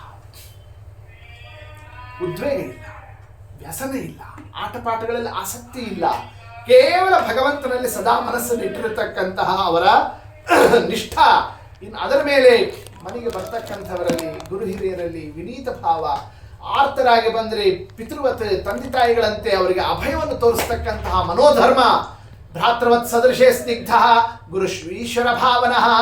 ಇನ್ನೇ ಭ್ರಾತೃವತ್ ಅಣ್ಣತಮ್ಮಂದಿರಂತೆ ತಮ್ಮ ಸಮಾನರಲ್ಲಿರ್ತಕ್ಕಂತಹ ಸ್ನೇಹ ಭಾವ. ಗುರುಗಳು ಬಂದರು ಅಂದರೆ ದೇವರು ಬಂದರು ಎಂಬತಕ್ಕಂತಹ ಅವರಲ್ಲಿ ಆ ಒಂದು ದೇವತಾ ಬುದ್ಧಿ. ಹೀಗೆ ಪ್ರಹ್ಲಾದರಾಜರ ಒಂದೊಂದು ಗುಣಧರ್ಮವನ್ನು ಹೇಳ್ತಾ ಇನ್ನೇನು ಹೇಳಿ ಪ್ರಹ್ಲಾದರಾಜರ ಬಗ್ಗೆ ರಿಪವೋಪಿ. ದೈತ್ಯರಿಗೆ ಶತ್ರುಗಳು ಯಾರು? ದೇವತೆಗಳು. ದೇವತೆಗಳು ಕೂಡ ತಮ್ಮ ದೇವತಾ ಲೋಕದಲ್ಲಿ ಸಭಾದಲ್ಲಿ ತಮ್ಮ ಶತ್ರುವಿನ ಮಗ ಆದ್ರೂ ಅವನನ್ನು ಗುಣಗಾನವನ್ನು ಮಾಡ್ತಾ ಇದ್ದಾರೆ. ಯಾರನ್ನೇ? ಪ್ರಹ್ಲಾದನನ್ನೇ. ಅಷ್ಟು ಆ ಒಂದು ದೇವತಾ ಲೋಕದಲ್ಲೂ ಅವರ ಗುಣಗಾನವನ್ನು ನಡೆದಿರತಕ್ಕಂತಹ ವಿಚಾರ. ಪ್ರಹ್ಲಾದರಾಜರ ಒಂದೊಂದು ಅಂಶವನ್ನು ಹೇಳ್ತಾ ಕೂತ್ರೆ ನಿಂತ್ರೆ ಎದ್ರೆ ಹೋದ್ರೆ ಬಂದ್ರೆ ಏನು ಮಾಡಿದ್ರು ಕೂಡ ಆಸೀನ ಪರ್ಯಟನ್ ತಿಷ್ಟನ್ನೇ ಪ್ರಭಿಬನ್ನೇ ಗೋವಿಂದ ಪರಿರಂಭೃತ ಸದಾ ಕೃಷ್ಣಮಯ ಆಗಿದ್ರು. ಅದನ್ನೇ ಇನ್ನೊಂದು ಮಾತಿನಿಂದ ಹೇಳಿದರು. ಏನಂತ? ಆ ಹುಡುಗನಿಗೆ ಒಂದು ದೆವ್ವ ಬಡ್ಕೊಂಡಿತ್ತು ಅಂತ. ಯಾರಿಗೆ? ಪ್ರಹ್ಲಾದರಾಜರಿಗೆ ಒಂದು ಪಿಶಾಚಿ ಅವರಲ್ಲಿ ಹೊಕ್ಕೊಂಡಿತ್ತು. ಯಾವುದದು? ಕೃಷ್ಣ ಗ್ರಹೀತಾತ್ಮ, ಕೃಷ್ಣ ಪರಮಾತ್ಮ ಅಂಬತಕ್ಕ ಪಿಶಾಚಿ ಮೈಯಲ್ಲಿ ಹೊಕ್ಕೊಂಡ್ಬಿಟ್ಟಿತ್ತ ಆತನಿಗೆ ಅಂತಂತದ್ದು. ಅಷ್ಟು ದೇವರು ಸದಾ ಯಾರಲ್ಲಿದ್ದಾರೆ? ಪ್ರಹ್ಲಾದರಾಜರಲ್ಲಿ. ಅಷ್ಟು ಆ ಪ್ರಹ್ಲಾದರಾಜರ ಮಹಿಮಾವನ್ನು ಹೇಳ್ತಾ ಇದ್ರೆ ಧರ್ಮರಾಜ ಕೇಳ್ತಾನೆ, ನಾಡಿದ್ರೆ ಇಷ್ಟು ಚಲೋ ಇದ್ದಾನೆ ಹುಡುಗ, ಅಂಥ ಮಗನ ಮೇಲೆ ಈ ಹಿರಣ್ಯಕಶಿಪು ದ್ವೇಷ ಮಾಡೋದು ಹೆಂಗೆ ಸಾಧ್ಯ? ಸಾಮಾನ್ಯವಾಗಿ ಲೋಕದಲ್ಲಿ ಒಳ್ಳೆ ಮಕ್ಕಳಿದ್ರೆ ಅವ್ರ ಮೇಲೆ ತಂದೆ ತಾಯಿಗಳು ಪ್ರೀತಿ ತೋರಿಸ್ತಾರೆ. ಒಂದು ವೇಳೆ ಮಕ್ಕಳು ತಪ್ಪು ಮಾಡಿದ್ರೂ ಪ್ರೀತಿ ತೋರಿಸ್ತಾರೆ. ಹೌದಷ್ಟೇ. ಪುತ್ರಾನ್ ವಿಪ್ರತಿಕೂಲಾನ್ ಸ್ವಾನ್ ಪಿತರ ಪುತ್ರ ಮುತ್ಸಲ. ಮಕ್ಕಳು ಏನೇ ಮಾಡಿದ್ರು ನನ್ನ ಮಕ್ಕಳಲ್ಲಿ ಅವ್ರು ಏನು ಮಾಡಿದ್ದು ತಪ್ಪಲ್ಲ ಅಂತ ಹಿಂಗೆ ಅವ್ರನ್ನ ವಹಿಸ್ಕೊಂಡು ಮಾತನಾಡ್ತಾರೆ ತಂದೆ ತಾಯಿಗಳು ಯಾವಾಗಲೂ ಕೂಡ. ಕಿಮುತ ಅನುವಶಾನ್ಯ ಸಾಧುನ್ನೇ, ಇಂಥ ಗುಣಾಢ್ಯನ ಅನುವರ್ತಿ ಸಜ್ಜನ ಅಂಥ ಮಗನ ಮೇಲೆ ಈತ ಸಿಟ್ಟು ಮಾಡೋದು, ಅಪಚಾರ ಮಾಡೋದು, ಅದು ಎಲ್ಲಿ ತನಕ? ಅಲ್ಪ ಸ್ವಲ್ಪ ಅಲ್ಲ, ಮರಣಾಯ ಪ್ರಯೋಜಿತ, ಒಬ್ಬರ ಸಾವಿನ ತನಕ ಅದು ಪರಿವಸಾನ ಆಗ್ತದೆ ಅಂತಂದರೆ ಇದು ಹೆಂಗೆ ನಾವು ವಿಚಾರ ತಿಳ್ಕೋಬೇಕು? ಹೆಂಗಿದು ಸಾಧ್ಯ? ಏನಾಯಿತು ಕಥಾ? ಧರ್ಮರಾಜ ಕೇಳಿದ. ನಾರದ್ರು ಹೌದಪ್ಪ, ಪ್ರಹ್ಲಾದನ ಮೇಲೆ ಅವನಿಗೇನು ಸಿಟ್ಟಿರಲಿಲ್ಲ, ಮಗನ ಮೇಲೆ ಬರೋ ಪ್ರೀತಿನೇ ಇಟ್ಕೊಂಡಿದ್ದ ಹಿರಣ್ಯಕಶಿಪು. ಬಹಳ ಚೆಂದಾಗಿ ಆತನನ್ನೇ ಸಾಕಿದ್ದಾನೆ, ಸಲಹಿದ್ದಾನೆ, ಉಪನಯನವನ್ನು ಮಾಡಿದ್ದಾನೆ. ಉಪನಯನ ಆಗುತ್ತಿದ್ದಂತೆಯೇ ಗುರುಕುಲವಾಸ, ಗುರುಗಳಲ್ಲಿ ಅಧ್ಯಯನ ಆಗಬೇಕು. ಗುರುಗಳು ಯಾರು? ಶುಕ್ರಾಚಾರ್ಯರು ದೈತ್ಯರಿಗೆ. ಅವರು ತಪಸ್ಸಿಗೆ ಹೋಗಿದ್ರು. ಅಂದರೆ ಅವ್ರು ಬರೋ ತನಕ ಮತ್ತು ಗುರುಪುತ್ರರು ಷಂಡಾಮರ್ಕರು ಅವರಲ್ಲಿ ಅಧ್ಯಯನ ಆಗಲಿ ಅಂತ ಷಂಡಾಮರ್ಕರಲ್ಲಿ ಅಧ್ಯಯನಕ್ಕೆ ಅಂತ ಪ್ರಹ್ಲಾದರಾಜರನ್ನು ಕಳಿಸಿಕೊಟ್ಟಿರ್ತಾರೆ. ಅವ್ರಿಗೂ ಖುಷಿನೇ ಖುಷಿ. ದೊಡ್ಡ ರಾಜನ ಮಗ ಅವ ನಮ್ಮ ಸ್ಕೂಲ್ನಲ್ಲಿ ಓದ್ಲಿಕ್ಕೆ ಬಂದಿದ್ದಾನೆ ಅಂತ ನಮಗೂ ಒಂದು ಕ್ರೆಡಿಟ್ಟು ಅಂತ ಅವರು ಚೆಂದಾಗಿ ಪಾಠ ಗೀಟ ಎಲ್ಲ ಹೇಳಿ ಈತನನ್ನು ತಯಾರು ಮಾಡಿ ರಾಜನ ಕೈಯಿಂದ ಶಬಾಷ್ ಅನಿಸ್ಕೊಂಡು ಒಂದಿಷ್ಟು ದಕ್ಷಿಣ ತಗೊಳ್ಳೋಣ. ಮತ್ತು ಬ್ರಾಹ್ಮಣರಿಗೆ ಏನಿರ್ತದೆ ಆಶಾ, ಅದರಂತೆಯೇ ಆ ಷಂಡಾಮರ್ಕರು ಕೂಡ ಒಳ್ಳೆ ರೀತಿಯಿಂದ ಪಾಠ ಗೀಟ ಎಲ್ಲ ಹೇಳ್ತಾ ಇದ್ರು. ಅಲ್ಲೂ ಕೂತ್ಕೊಂಡು ಇವ್ರು ಕೇಳ್ತಾ ಇದ್ರು. ಏನು ಸಿಲೆಬಸ್ ಆಗ? ಇವಾಗೆಲ್ಲ PCMB ಹಂಗಿದ್ದಂಗೆ ಆ ಕಾಲದಲ್ಲಿ ಯಾವುದಿತ್ತು ಸಿಲೆಬಸ್ಸು? ಧರ್ಮ, ಅರ್ಥ, ಕಾಮ, ಮೂರೇ ಯಾವುದು ಸಿಲೆಬಸ್ಸು. 4ನೇ ಸಿಲೆಬಸ್ ಇಲ್ಲ. 4ನೇ ಯಾವುದು? ಮೋಕ್ಷಕ್ಕೆ ಬೇಕಾಗಿರೋ ಯಾವ ಗ್ರಂಥನೂ ಸಿಲೆಬಸ್ನಲ್ಲೇ ಎಲ್ಲ ತೆಗೆಸಿ ಹಾಕಿಬಿಟ್ಟಿದ್ದ ಹಿರಣ್ಯಕಶಿಪು. ಧರ್ಮ ಹೋದ್ರೆ ಅರ್ಥ. ಧರ್ಮ ಅಂದರೆ ಪುಣ್ಯ ಪಾಪಗಳು. ಅರ್ಥ ಅಂದರೆ ಹೆಂಗೆ ಇನ್ವೆಸ್ಟ್ ಮಾಡಬೇಕು, ಎಷ್ಟು ಸಂಪಾದನೆ ಮಾಡಬೇಕು ಇದು. ಇನ್ನು ಕಾಮ ಅದನ್ನೆಲ್ಲ ಹೆಂಗೆ ನಾವು ಸುಖ ಪಡಬೇಕು ಅಂತ. ಹೀಗೆ ಧರ್ಮ, ಅರ್ಥ, ಕಾಮ ಮೂರೇ ಸಾಕು, 4ನೇದು ಬೇಕಾಗಿಲ್ಲ ಅಂತ ಅನ್ನೋ ವ್ಯವಸ್ಥೆ ಯಾರು ಮಾಡಿದ್ದಾನೆ? ಹಿರಣ್ಯಕಶಿಪು. ತ್ರಿವರ್ಗಸ್ಯೋಪದೇಶನಂ. ಅದರಂತೆ 3ನೇ ಆ ಸಂದರ್ಭದಲ್ಲಿ ಪ್ರಹ್ಲಾದರಾಜರಿಗೆ ಷಂಡಾಮರ್ಕರು ಉಪದೇಶವನ್ನು ಮಾಡ್ತಾ ಇದ್ದಾರೆ. ಷಂಡಾಮರ್ಕರು ಹೇಳ್ತಾ ಇದ್ರೆ ಇವರು ನಸಾಧುಮೀನಿ ಮನಸ, ಇವರು ಹೇಳ್ತಾ ಇರೋ ವಿಷಯ ಯೋಗ್ಯ ವಿಚಾರ ಅಲ್ಲ ಅಂತ ಯಾರು ತಗೊಂಡಿದ್ದಾರೆ? ಇದು ಯೋಗ್ಯ ವಿಷಯ ಅಲ್ಲ ಆದ್ರೂ ಕೂಡ ಗುರುಗಳು ಹೇಳಿದಾಗ, ಗುರುಗಳು ಅನ್ನೋದು ದೊಡ್ಡ ಸ್ಥಾನ ಇದೆ, ಅದಕ್ಕೆ ಕೂತ್ಕೊಂಡು ಭಕ್ತಿ ನೈವೇದ್ಯದಿಂದ ಸುಮ್ಮನೆ ಕೂತಿರ್ಬೇಕು. ದೊಡ್ಡವ್ರ ಮುಂದೆ ನಾ ಎದ್ದು ಹೋಗಬಾರದು ಅಂತ ಕೂತಿದ್ರು ಅವರು. ಗುರುಸ್ಥಾನಕ್ಕೆ ಗೌರವ ಕೊಡಬೇಕು ಅಂತ. ಇವರೇನು ಅನ್ಕೊಂಡ್ಬಿಟ್ರು, ಓ ಹುಡುಗ ಭಾಳ ಚೆಂದಾಗಿ ಎಲ್ಲ ಕೇಳಿದ್ದಾನೆ, ಎಲ್ಲ ತಿಳ್ಕೊಂಡಿದ್ದಾನೆ, ಅಭ್ಯಾಸ ಮಾಡಿದ್ದಾನೆ, ಹಂಗಾರೆ ಅಪ್ಪನ ಹತ್ರ ಹೋಗಿ ಒಂದು 4 ಹೇಳಿಸ್ಬಿಡೋಣ ಅಂತ ಕರ್ಕೊಂಡು ಹೋದ್ರು. ಹಿರಣ್ಯಕಶಿಪುವಿನ ಹತ್ರ ಸಭಾದಲ್ಲಿ ಕೂತಿದ್ದ ಸಿಂಹಾಸನದಲ್ಲಿ. ಮಗ ಬಂದಿದ್ದಾನೆ, ಷಂಡಾಮರ್ಕರು ಕರ್ಕೊಂಡು ಬಂದಿದ್ದಾರೆ. ನಮಸ್ಕಾರ ಮಾಡ್ತಾನೆ ಅಪ್ಪನಿಗೆ. ಮಗನ ನೋಡಿದ ಕೂಡಲೇ ಮೈ ರೋಮಾಂಚನ ಆಯಿತು. ಯಾಕೆ ಗುರುಕುಲ ಕಳಿಸಿರ್ತಾರೆ ಮಕ್ಕಳನ್ನೇ. ನಮ್ಮ ಮಗ ನಮ್ಮ ಮನೆಗೆ ಬಂದ ಕೂಡಲೇ ಯಾವಾಗ ಬಂದ, ಹೆಂಗೆ ಬಂದ, ಏನು ಅವನು ಹೆಂಗಿದ್ದಾನೆ, ಏನು ಮಾತಾಡಿಸ್ಬೇಕು ಅಂತ, ಪ್ರೀತಿ ತೋರಿಸ್ಬೇಕು ಅಂತ ಬಹಳ ದಿವಸ ಆಗೋಗಿರ್ತದೆ. ಪ್ರಹ್ಲಾದ ಅಂತ ಬಾಯಿ ತುಂಬ ಕರೆದ, ಹತ್ರ ಕರ್ಕೊಂಡ, ಮೈ ತುಂಬ ಸವರಿದ, ತೊಡೆ ಮೇಲೆ ಕುಡಿಸಿಕೊಂಡ, ಮುದ್ದಾಡ್ತಾರ ಅದನ್ನೇ ಅಪ್ಕೊಂಡ. ಏನಂತಾರೆ? ಪರಮಾಂ ಆಪ ನಿವೃತ್ತಿಯು. ಮಗನನ್ನು ಅಪ್ಕೊಂಡ್ರೆ ಏನು ಆನಂದ ಆಯಿತು ಅದನ್ನು ಹೇಳಲಿಕ್ಕೆ ಸಾಧ್ಯ ಇಲ್ಲ ಅಂತ ಹೇಳ್ತಾರೆ ಭಾಗವತದಲ್ಲಿ. ಅಷ್ಟು ಆನಂದವನ್ನು ಪಡ್ತಾನೆ ಪ್ರಹ್ಲಾದನ. ಅಷ್ಟು ಪ್ರೀತಿ ಇತ್ತು ಮಗನ ಮೇಲೆ. ಆಮೇಲೆ ಮಾತನಾಡಿಸ್ತಾ, ಪ್ರಹ್ಲಾದ ಹೇಳಪ್ಪ, ಎಲ್ಲ ಗುರುಗಳಲ್ಲಿ ಅದು ಇದು ಅಧ್ಯಯನ ಮಾಡಿರ್ತಕ್ಕಂಥ ಅದರಲ್ಲಿ ಯಾವುದಾದ್ರೂ ಒಂದು ಒಳ್ಳೆಯ ವಿಷಯ ಹೇಳು. ಪ್ರಹ್ಲಾದಾನುಚ್ಯತಾಂ ತಾತ ಅಧೀತಂ ಕಿಂಚಿದುತ್ತಮೋ ಮನ್ಯಸೆ ಸಾಧು ಯದ್ಭವಾನ್ನೇ. ನೀನು ಓದಿರೋದರಲ್ಲಿ ಇದು ಬಹಳ ಚೆನ್ನಾಗಿದೆ ಅಂತ ನಿನ್ನ ಮನಸ್ಸಿನಲ್ಲಿ ಯಾವುದಿದೆಯಲ್ಲ ಅದನ್ನು ಹೇಳು. ಆ ಮಾತು ಕೇಳ್ತಿದ್ದಂತೆ ನೀನು ಪ್ರಹ್ಲಾದರಾಜರು, ಅಪ್ಪ ನಮ್ಮಪ್ಪ ಚಂಡಾಮೃಕರು ಹೇಳ್ಕೊಟ್ಟಿದ್ದನ್ನು ಹೇಳು ಅಂತಂದಿದ್ದರೆ ಫಜೀತಿ ಇತ್ತು. ಯಾಕೆ ಅದನ್ನು ಬಾಯ್ಪಾಠಿ ಮಾಡಿರಲಿಲ್ಲ, ಯಾಕೆ ಅದು ಯಾವುದು ಒಳ್ಳೆ ವಿಷಯ ಅಂತ. ಆದರೆ ನಮ್ಮಪ್ಪ ಏನು ಕೇಳ್ತಾ ಇದ್ದಾನೆ, ಸಾಧು ಒಳ್ಳೆ ವಿಚಾರ ಹೇಳು ಅಂತಂತ ಇದ್ದಾನೆ. ಅಂದೇಳಿ ನನ್ನ ಮನಸ್ಸಿನಲ್ಲಿರೋ ಒಳ್ಳೆಯ ವಿಷಯನೇ ಈಗ ನಮ್ಮಪ್ಪನಿಗೆ ಹೇಳಬೇಕು ಅಂತ ಆ ಸಂದರ್ಭದಲ್ಲಿ ಮಾತನಾಡಿದರು. ಎಷ್ಟು ಚಂದ ಪ್ರಹ್ಲಾದರಾಜರ ಆ ಒಂದು ಶ್ಲೋಕ ಮಾತು ಏನಂತ ಹೇಳ್ತಾರೆ, ತತ್ಸಾಧು ಮನ್ಯೇ ಅಸುರವರ್ಯ ದೇಹಿನಾ. ಹೇ ಅಸುರವರ್ಯ, ಏನು ಸಂಬೋಧನೆ ಮಾಡಿದ್ರು, ಅಪ್ಪ ಅನ್ನಿಲ್ಲ, ಹೇ ಅಸುರೋತ್ತಮರೇ ಅಂತ ಹೀಗೆ ತಂದೆಯಲ್ಲಿ ಶಬ್ದ ಮಾತನಾಡುತ್ತಾ ಅಸುರವರ್ಯ ತತ್ಸಾಧು ಮನ್ಯೇ ಅಸುರವರ್ಯ ದೇಹಿನಾ. ಅದು ಸಾಧು, ಇದು ಒಳ್ಳೆ ವಿಚಾರ. ಯಾವುದು?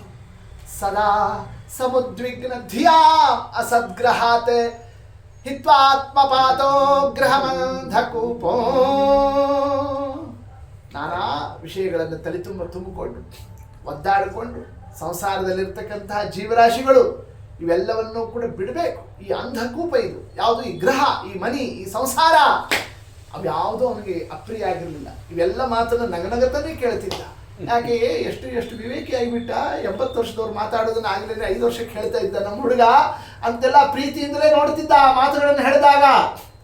ಮುಂದೆ ಎಲ್ಲ ಮನಿಗಿನಿ, ಎಲ್ಲ ಸಂಸಾರ ಮೋಹ ಇವೆಲ್ಲ ಬಿಟ್ಟು ವನಂಗತಃ, ಎಲ್ಲಿಗೆ ಹೋಗಬೇಕು? ವನಂ, ಅರಣ್ಯಕ್ಕೆ ಹೋಗಬೇಕು. ಅದು ಓಕೆ ಅಂತ, ಅದರಲ್ಲೂ ಏನು ಅವನಿಗೇನು ಸಮಸ್ಯೆ ಇರಲಿಲ್ಲ. ವನಕ್ಕೆ ಹೋದ್ಮೇಲೆ ವನಂಗತೋ ಯತ್ ಹರಿಮಾಶ್ರಯೇದ. ವನಂಗತಃ, ವನಕ್ಕೆ ಹೋದ ಮೇಲೆ ನಾವು ಹರಿಂ ಆಶ್ರಯೇತ, ಶ್ರೀಹರಿಯನ್ನೇ ಶರಣಾಗತರಾಗಬೇಕಪ್ಪ. ಅದು ಒಳ್ಳೆ ವಿಚಾರ. ಯಾರ ಬಾಯಿಂದ ಬಂತಿದ್ದು? ಪ್ರಹ್ಲಾದರಾಜರ ಬಾಯಿಂದ ಈ ಮಾತು ಬಂದ ಕೂಡಲೇ ಕಲಿಬಿಳಿ ಆಗಿಬಿಟ್ಟ. ಹಾ ಹಾ ಹಾ ಅಂತಂತ ಏನ್ ಬಾಯಿಲ್ಲ ಹೇಳ್ತಾ ಇದ್ದಾನೆ ಹುಡುಗ, ಹರಿ ಅಂತಂತ ಇದ್ದಾನೆ. ಒಂದೇ ಸಲಕ್ಕೆ ಮಗನನ್ನು ಬೈಲಿಲ್ಲ, ನಕ್ಕು ಬಿಟ್ಟ ಅಟ್ಟಹಾಸ ಮಾಡಿದ್ದಂತೆ.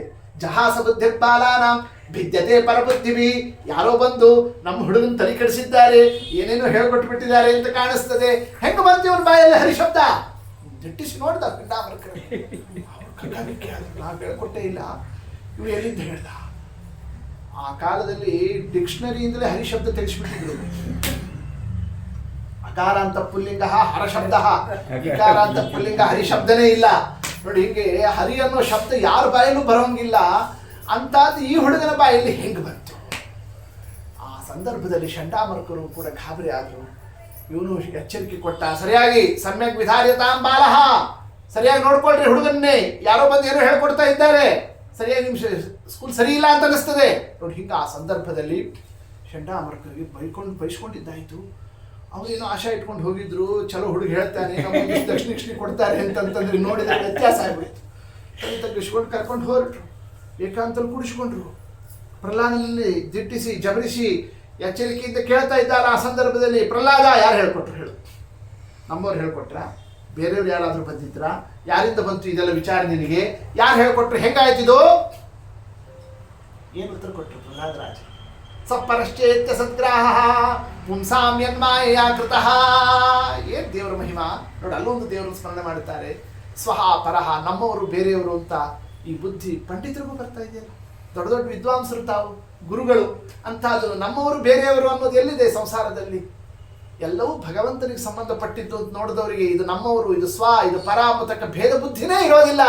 ಅಂತಹದ್ದು ನಿಮ್ಮಂತಹ ವಿದ್ವಾಂಸರಿಗೂ ದೇವರ ಆ ಬುದ್ಧಿ ಕೊಡ್ತಾನೆ ಅಂದರೆ ಅವನು ಏನು ಮಾಯಾ ಇದೆ ಪರಮಾತ್ಮನದು ನೋಡಿ. ಆ ಸಂದರ್ಭದಲ್ಲಿ ದೇವರನ್ನು ಸ್ಮರಣೆ ಮಾಡುತ್ತಾ ಇವ್ರಿಗೆ ಉತ್ತರ ಬೇಕಲ್ಲ, ಹೆಂಗೆ ಬಂತಿದು ಅಂತ ಕೇಳ್ತಾ ಇದ್ದಾರೆ. ಹೆಂಗೆ ಬಂತು ಅಂತಂತಂದರೆ ಅದು ನಮಗೆ ಬರಬೇಕು ಅಂತಂತ ನಾವು ಹೇಳಿದ್ರೆ ಬರೋದಿಲ್ಲ. ಚಕ್ರಪಾಣೋ ಯದೃಚ್ಛಯ ಯಥಾ ಭ್ರಾಮ್ಯತ್ಯಯೋ ಬ್ರಾಹ್ಮಣ್ಯೇ ಬ್ರಹ್ಮಣ್ಯೇ. ಅಯಸ್ಕಾಂತದ ಸನ್ನಿಧಾನದಲ್ಲಿ ಅಯಸ್ಸು ಕಬ್ಬಿಣ ಹೋದರೆ ಹೆಂಗೆ ಅದಕ್ಕೆ ಸುತ್ತು ತಿರುಗುತ್ತಾ ಅದಕ್ಕೆ ಹೋಗಿ ಸೇರ್ಕೊಂತಿರ್ತದೋ ಹಾಗೆ ಭಗವಂತ ತನ್ನ ಇಚ್ಛಾದಂತೆಯೇ ನನ್ನ ಮನಸ್ಸನ್ನು ಅವ ಎಳಿತಾ ಇದ್ದಾನೆ. ಚಕ್ರಪಾಣಿ ಶ್ರೀಹರಿ ಭಗವಂತನೇ ನಮ್ಮ ಮನಸ್ಸನ್ನು ತನ್ನ ಹತ್ರ ಎಳ್ಕೊಳ್ಳೋದ್ರಿಂದ ಮನಸ್ಸು ಹೋಗ್ತದೆ ಹೊರತು ನಾವು ಅಲ್ಲಿ ಮನಸ್ಸಿಟ್ಬಿಡ್ತೀವಿ, ದೇವರಲ್ಲಿ ಮನಸ್ಸಿಡ್ತೀವಿ ಹೋಗ್ತದೆ ಅಂದ್ರೆ ಹೋಗೋದು ಅಲ್ಲ ಅದು. ಇಷ್ಟೆಲ್ಲ ತತ್ವವನ್ನು ಹೇಳ್ತಾ ಇದ್ರೆ ಸಿಟ್ಟು ಬಂತವರಿಗೆ, ನಮಗೆ ಉಪದೇಶ ಕೊಡ್ತೀಯಾ ಅಂದವರೇನು ಯಾರೀಯತಾಂ ಅರೇ ವೇತ್ರಂ ಅಸ್ಮಾಕಂ ಯಶಸ್ಕರ, ತಗೊಂಬರಿ ಬಾರ್ಕೋರು, ಇವನಿಗೆ 2 ಏಟು ಹಾಕ್ಬೇಕು, ಅದೇನೇ ಇವನಿಗೆ ಶಿಕ್ಷಾ, ಅದರಿಂದಲೇ ನಾವು ಕಲಿಬೇಕು ಅಂತ ಹೀಗೆಲ್ಲ ಆ ಸಂದರ್ಭದಲ್ಲಿ ಬೈತಾ ಇದ್ದಾರೆ, ಹೊಡಿತಾ ಇದ್ದಾರೆ. ನಂತರದಲ್ಲಿ ಮತ್ತೆ ಧರ್ಮ ಅರ್ಥ ಕಾಮ ಎಲ್ಲ ಕಣ್ಣಿಟ್ಟು 1 ತಿಂಗಳಗಟ್ಟಲೆ ಪಾಠ ಹೇಳ್ತಾರೆ. ಮತ್ತೆ ಅದು 2ನೇ ಸಲ, ಈ ಸಲ ಈ ಪ್ರಾಬ್ಲಮ್ ಆಗೋದಿಲ್ಲ, ಸರಿಯಾಗಿ ಹೇಳಿವಿ, ಈ ಸಲ ಕರ್ಕೊಂಡು ಹೋಗೋಣ ಅಂತ ಮತ್ತೆ 2ನೇ ಸಲ ಹಿರಣ್ಯಕಶಿಪುನ ಹತ್ರ ಕರ್ಕೊಂಡು ಹೋದರು. ಹಿರಣ್ಯಕಶಿಪುನು ಮೊದಲಿನಂತೆ ಮುದ್ದಾಡ್ದ, ತಲೆ ಮೇಲೆ ಕೈಯಾಡ್ದ, ತೊಡೆ ಮೇಲೆ ಕುಡಿಸಿಕೊಂಡ. ಆ ಸಂದರ್ಭದಲ್ಲಿ ಅಂತಾನೆ, ಪ್ರಹ್ಲಾದ ಅನುಚ್ಯತಾಂ ತಾತ ಅಧೀತಂ ಕಿಂಚಿದುತ್ತಮೋ. ಹೇಳಪ್ಪ ಪ್ರಹ್ಲಾದ, ನೀನು ಅಧ್ಯಯನ ಮಾಡಿರೋ ಒಂದು ಉತ್ತಮ ವಿಚಾರ ಹೇಳು. ಪ್ರಹ್ಲಾದರಾಜರು, ನಮ್ಮಪ್ಪ ಚಂಡಾಮರ್ಕರು ಹೇಳಿದ್ದನ್ನು ಹೇಳುವುದಿಲ್ಲ. ಯಾವ್ದನ್ನು ಹೇಳುತ್ತಂದ್ರೆ ಈಗ ಉತ್ತಮ ವಿಚಾರ. ಉತ್ತಮ ವಿಚಾರ ಅಂತಂತಂದ್ರೆ ಹಿಂದೆಲ್ಲಿ ಹೇಳಿದ್ರು, ವನಂಗತೋ ಹರಿವಾಶ್ರಯೇತ, ವನಕ್ಕೆ ಹೋಗ್ಬೇಕು. ವನ ಅಂದ್ರೆ ಕಾಡು ಅಂತ ಅರ್ಥ. ವನ ಶಬ್ದಕ್ಕೆ ಸಜ್ಜನರ ಸಹವಾಸ ಅಂತ ಅರ್ಥ. ಅಲ್ಲಿ ದೇವರು ಸಿಗ್ತಾನೆ. ಸಜ್ಜನರ ಸಹವಾಸದಲ್ಲಿ ದೇವರನ್ನು ನಾವು ಹೊಂದಬೇಕು. ಸಜ್ಜನರ ಸಹವಾಸಕ್ಕೆ ಹೋದರೆ ದೇವರು ಹೆಂಗೆ ಸಿಗ್ತಾನೆ ಅದನ್ನು ಹೇಳ್ತೀನಿ ಅಂತ ತಗೊಂಡ್ರೆ ಆ ಸಂದರ್ಭದಲ್ಲಿ ಯಾವುದರಿಂದ? ಶ್ರವಣಂ ಕೀರ್ತನಂ ವಿಷ್ಣೋಃ ಸ್ಮರಣಂ ಪಾದಸೇವನಂ ಅರ್ಚನಂ ವಂದನಂ ದಾಸ್ಯಂ ಸಖ್ಯಮಾತ್ಮ ನಿವೇದನಂ ನಿತಿ ಪುಂಸಾರ್ಪಿತಾ ವಿಷ್ಣೋ ಭಕ್ತಿಶ್ಚೇನ್ನವಲಕ್ಷಣ ತನ್ಮನ್ಯೇ ಅಧೀತಮುತ್ತಮಂ. ಇದು ಉತ್ತಮ. ಯಾವುದು? ಶ್ರವಣ ಮಾಡಬೇಕು, ಕೀರ್ತನ ಬಾಯಿ ತುಂಬ ಕೊಂಡಾಡಬೇಕು. ನಗತಿದ್ದ ಶ್ರವಣ ಮಾಡಬೇಕು, ಕೀರ್ತನ ಮಾಡಬೇಕು. ಯಾರ ಬಗ್ಗೆ?